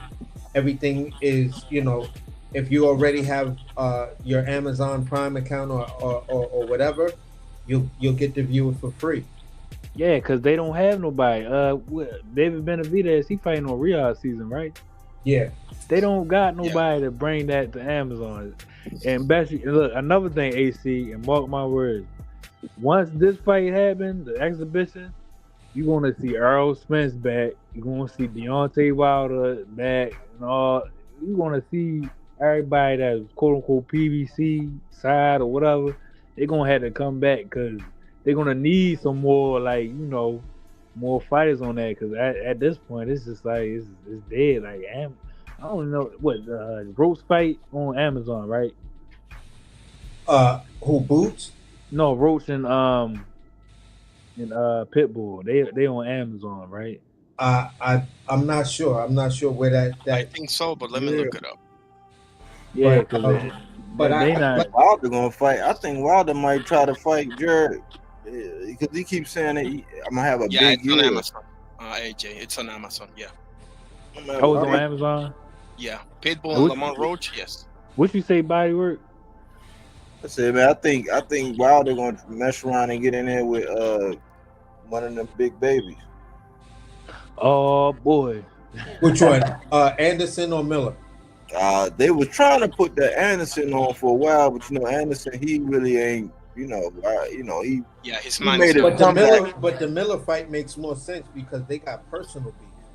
But yeah, I'm just reading into what he said as far as I'm about to have a big year. He said I'm having a big year, and everybody said, I'm like, man, you know, I hope Wilder, you know, man, that man need to go chill out, bro. That's heavyweight, man. I don't mind the Ngannou fight personally. I don't mind the Ngannou fight, and Loki, I don't mind Andy Ruiz either. To be honest with you. You let that man get in there with Ngannou, it's a wrap, bro. Like, that man need to go sit down, bro. You think so? Hell yeah, bro. I'm a huge Wilder fan in his days. That's heavyweight, bro. Like, you cannot be getting hit in the head at that age. Like, man, about 40. He 4 years younger than me, 4 or 5 years younger than me. And still trying to block. And Ngannou ain't no spring chicken now. Still trying to block with his hands in front of him. I don't know, man. I want, man, Deontay need to go enjoy his money and his family, bro. Like, man, that's heavyweight. No, I agree with that. But since he is fighting, I'm trying to get him the fights that are more like favorable for him because Miller, I mean, yeah, Miller's, I mean, big baby Miller, right? It's right there to be hit, but he's probably gonna pop 30. Let's be honest here. The obvious choice to me is Francis Ngannou. You know, stay the hell away from like a Bacoli or like a one of you just said. What did you say? Well, Anderson. Who knows about that guy? You know. I don't know either. Yeah, he don't want the pressure. He don't want this. He don't want that. Okay, that's it. But let's have Ngannou, bro, because I don't want to see him get Zile zanged again. You know, I don't want to see that. Oh my gosh, yeah. That's just sad, man. Or Caballero. No, Caballero will. Yeah, that's bad news, man. Yeah. Stay the hell away. Hey, all right, we gonna close it. We gonna close it out. Look. We about to close it out. But let me ask y'all about this, man. This Fabio Wardley and this Joseph Parker, man. How do y'all see that? Do Fabio got a shot, or is just Joseph just too cold? Oh, god damn, bro! I hate talking man. About this fight. Yeah, that's a lot. Joe Parker got a lot of experience, man. So that's what you got. You got youth versus some experience, man. Yeah, and that could be intriguing right there. Joseph Parker is at a place where he turned a corner in his career. You feel what I'm saying? And getting some of that tall Tyson Fury work, you could see where it paid off. I think it's with Andy now. But you know, Wardley's my guy. Wardley's a dog. He got power. He could take getting beat up, and he stays in the game and stays disciplined, and he puts you the fuck out. You feel what I'm saying? So Wardley has proved he's got a beard. He's got dog in him. He can stay disciplined, stay patient, even though he's going through adversity. and make that turn and then get you up out of there. So for me, when it comes down to it, this is my David Benavidez and Anthony Yard. It's 50-50, and I know I'm gonna be flip flopping depending on which talking point and where we are with talking about where Joseph Parker has shown all this improvement, but Wardley has been steadily consistent. Joe, you think Yard and Benavidez 50-50? Yeah, I agree. I agree with him. I think that's a tough matchup. I think it's 50-50 to a certain degree. But if Benavidez, when he tends to throw his combination, he squares up. And if he squares up and Yard is a good counterpuncher with really good speed and good power, I think he could smack Benavidez to sleep. There's a reason why he does that, though. I think Beterbiev does the same thing. Like, they square up because they are clogging the lane for you to escape. If you stand in your typical stance, it's easier to pivot out by the left or right side. If you stand square up, if you go to the left or the right, I can catch you easier. Granted, your base is screwed, right? Because you get hit with anything, you get in drop because your feet are squared. But the reason why he does that is to prevent you from, you usually see him prevent you from doing what Jermaine Ortiz did to Teofimo Lopez, basically. But you generally see him do that when guys try to shell up and go into a high guard and then back up and they get caught on the ropes. He'll come at you, boom, boom, and then he'll square up right there, bang, bang, bang, bang, bang. Okay. What I'm saying is, when you have a fighter with a solid understanding and been in there with top tier competition that also did that, he's gonna recognize that tendency. You feel what I'm saying? Because he did fight Beterbiev, or better be. You feel what I'm saying? So he did fight that guy, and both him and David Benavidez have that thing. Yeah. Yard is a good counterpuncher with speed, and he has power. So if Benavidez squares up like that, for me, don't pivot out, punch with him. Bang! Your punch can put David Benavidez down because Benavidez has been down before. I think Yard also is physical, and I think he's gonna push David Benavidez back. And he has underrated defense. Yard has an underrated defense. He goes to the body well. Yard knows how to put you on the rope, to use his forearms and his elbows and lean on you. And he'll bang you to the body, with left hooks and uppercuts and right hand and stuff. He'll keep you on the ropes there. And we hadn't seen David Benavidez deal with somebody that's really physical like that. He really only fought one light heavyweight, and that was Boschnik. The other guy was another guy coming up from 68. So this is his real test of fighting somebody who literally campaigned at 175 and that has swatting power in both hands. And that's going to be a good fight, man. They keep saying Yard gas. I think Yard is more like an 9 round fighter. But David's going to have to be careful with this guy, man. Yeah, that's my biggest issue. Go ahead.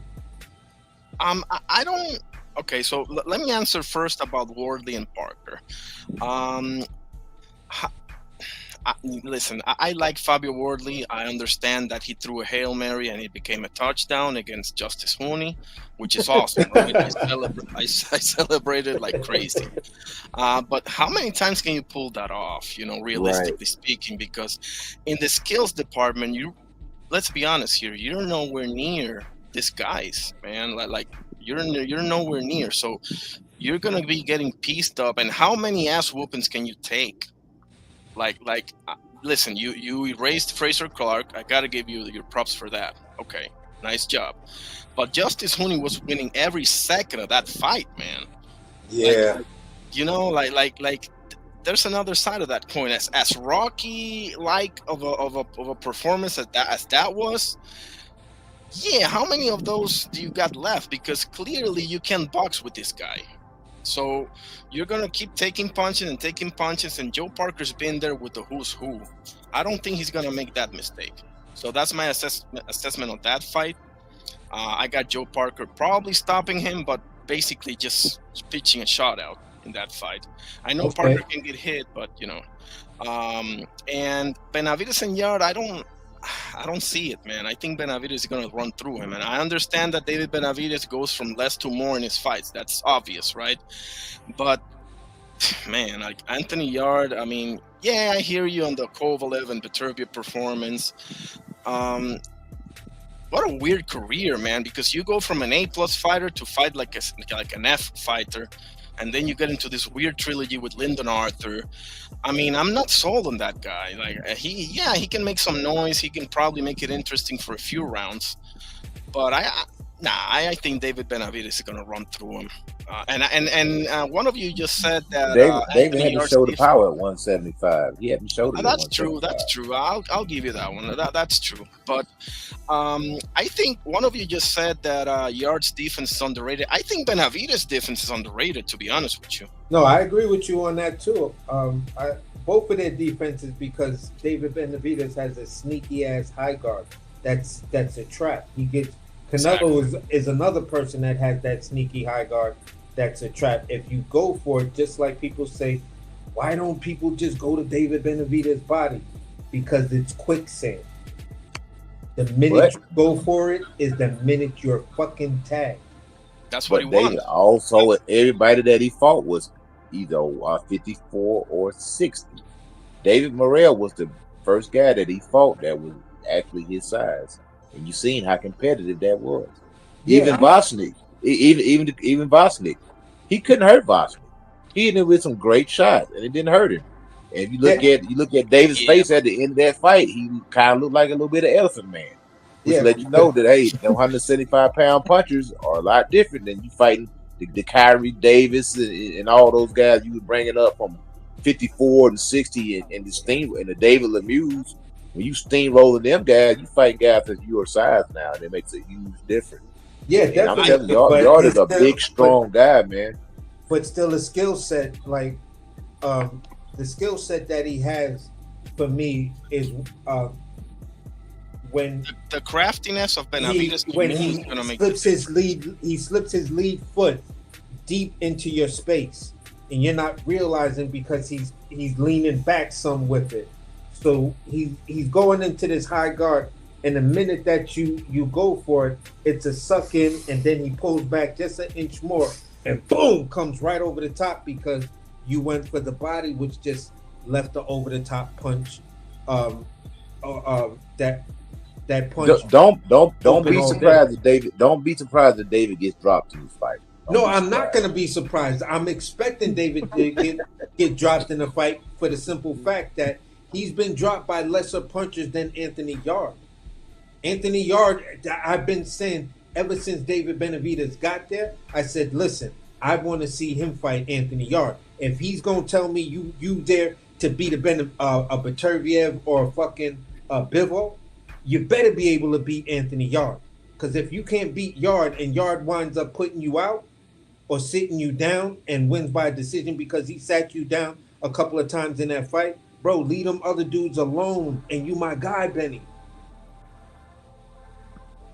David Benavides' craftiness to me is gonna make the difference, because one of you just said that the Morrell fight, and listen, I love the fight because I was the biggest Morrell fan. Now I'm getting he's starting to piss me off now, but I was the biggest Morrell fan, and not for nothing, bro. I understand that he wobbled him. I think it was round 4 or something with a check hook, but the reality of the situation is Benavides had a field day with the peeling of the guard, and just whammed him with the right hook. Like he had a field day with that. So I just think that Benavides has improved so much. His boxing IQ is going through the roof, and once he comes to his own, which he usually comes to his own around round 4, 5 ish, maybe 6, it's over. Yeah, in my humble opinion.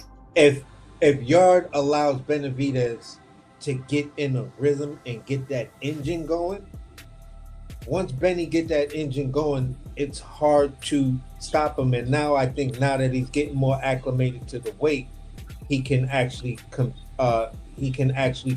But still, to me, If you can't beat this guy and you can't like take his punch, I don't know how you get in there if Beterbiev still wants to fight, and you talking about getting there with a Beterbiev.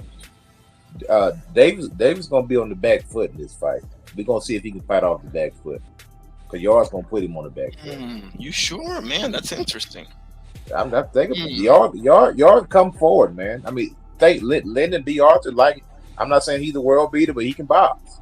He has a good jab. He knows how to move around that ring, and he knows just how ain't got no he power. knows how to operate. Yeah, he just got no stopping power for that weight class. Yeah, but I'm saying Yard is Yard's gonna put David on the back foot, and he's gonna put him up against the rope, and Yard's gonna try to keep him there. And we're gonna see if David can fight off the ropes. We're gonna see if David can fight off that back foot, because David does a lot of his best work coming downhill on him, coming forward, applying pressure, making you back up. So we're gonna see, and he's gonna have to look out for that overhand that Yard likes to throw. And I'm telling you, Yard has a great double left hook. And he knows how to throw that overhand off the back foot, because he'll let you walk right into it. Go, okay. He'll hit you with that Holyfield, that double left hook to the body, left hook to the head. He'll come and he'll bring that uppercut right up the middle, and then he'll bang the right side of the body, and he'll bump you off with the shoulder. He'll bump you off with the elbow. He'll put his head in your chest and bump you off like that, and push you up against the ropes. And that's what and I'm telling you, David, he hadn't dealt with anything like that. He hadn't dealt with being pushed around. And that's what's going to happen. He's going to get pushed around in this fight, and we're going to see. Man, I like it, man. I don't see it that way, but man, you just made me more. It makes a lot of. It's plausible, bro. It's highly believable, because it is actually. Yep. When I look at each fighter's keys to victory, that's how I see him beating. That's how I see him beating David Benavidez and getting a stoppage over him, because he's going to clip him while they're on the ropes, or clip him with an overhand right coming off the back foot. So, or the double. Benavidez, I see Benavidez, because Anthony Yard may be confident in fighting off his back foot. You feel what I'm saying? That's going to constantly, get like a crank, like on Benavidez' engine, that it has to go with a hand crank. So each round go by, and Yard is allowing himself to fight on the back foot to try to counter punch him as he's walking in. It's just going to keep cranking the engine, and he's going to start to read shit. And then once he sees that this is your strategy, or his pop sees that this is your strategy, now you have to make these adjustments, which, Yard can make adjustments, but it just seems as though once he has a game plan, that's just the game plan. So hey, y'all all we gonna do this again, man. We're gonna do this again, but real quick, I believe that when it comes down to the Fabio Wardley and Joseph Parker, I think either Fabio is leveling up and he's putting some of those things in his rucksack, or it's going to be the same thing. And Joseph Parker is almost at a point where I'm going to stop betting against him. For a while, it just wasn't my style. I didn't like it, but like, I got to respect what he brings to the table. And I think Fabio got a puncher's chance, but I give that to Joseph Parker. I'm already at the point where I'm not really going to be betting up against David Benavidez. Unless he fight Dimitri Bivol, I'm not betting against Benavidez. I do think he is a different fighter at 175, and I think it's going to come down to whether or not Yard has a gas tank, because he gasses out, and Benavidez tends to. He did gas out a little bit this first fight at 175. Against that guy, Baldick or whatever. But I just think that now he's probably working on his conditioning, and if anything that's going to carry over is that engine. So I'm not betting against Benavidez, but I think in the first couple rounds, just like Yard made it interesting for Beterbiev until he really got gas, and I think he was too antsy. He was a little too antsy in that fight. So yeah, I agree. That's how I see it, man. But good cook, y'all, man. I think for all y'all contributions, man. And I like the fact For that we sure, don't brother. agree. I like the fact that we don't agree, but we can talk about boxing like men. You know what I'm saying? And Right. great addition to the channel, Irony Boxing, man. Feel free to come back whenever you get the notifications, man, because you fit right Will in, do. man. I appreciate your contributions, Coach Eddie. You keep everything you keep it competitive around here. You know what I'm saying? That's what we like, man. And AC, the best co-pilot out here, man. So I appreciate y'all, man. Good cook, man. I'll be coming on like 2 or 3 more times this week. But I All hope y'all right, have brother. We'll look for you. All right, y'all stay up, man. Definitely. Great cook, fellas. peace.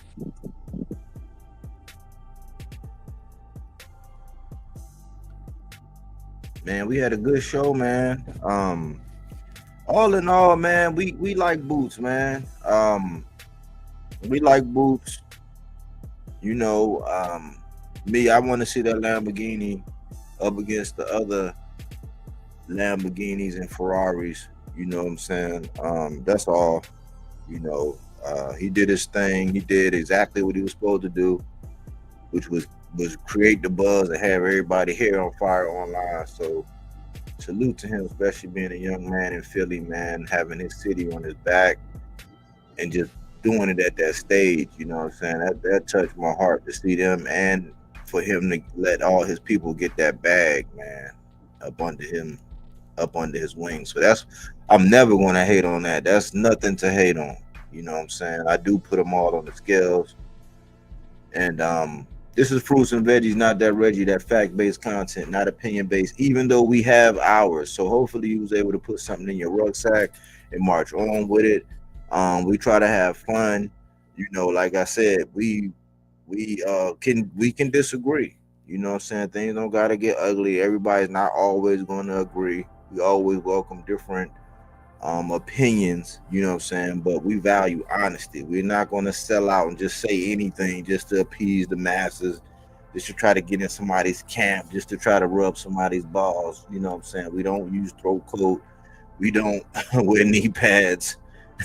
You know what I'm saying? We don't put in tonsil jewelry. You know what I'm saying? We just talk that good old boxing talk. Silence is consent is the name of the channel, which means that all it takes for evil to prevail is for grown men and women to remain silent. So we speak to those things.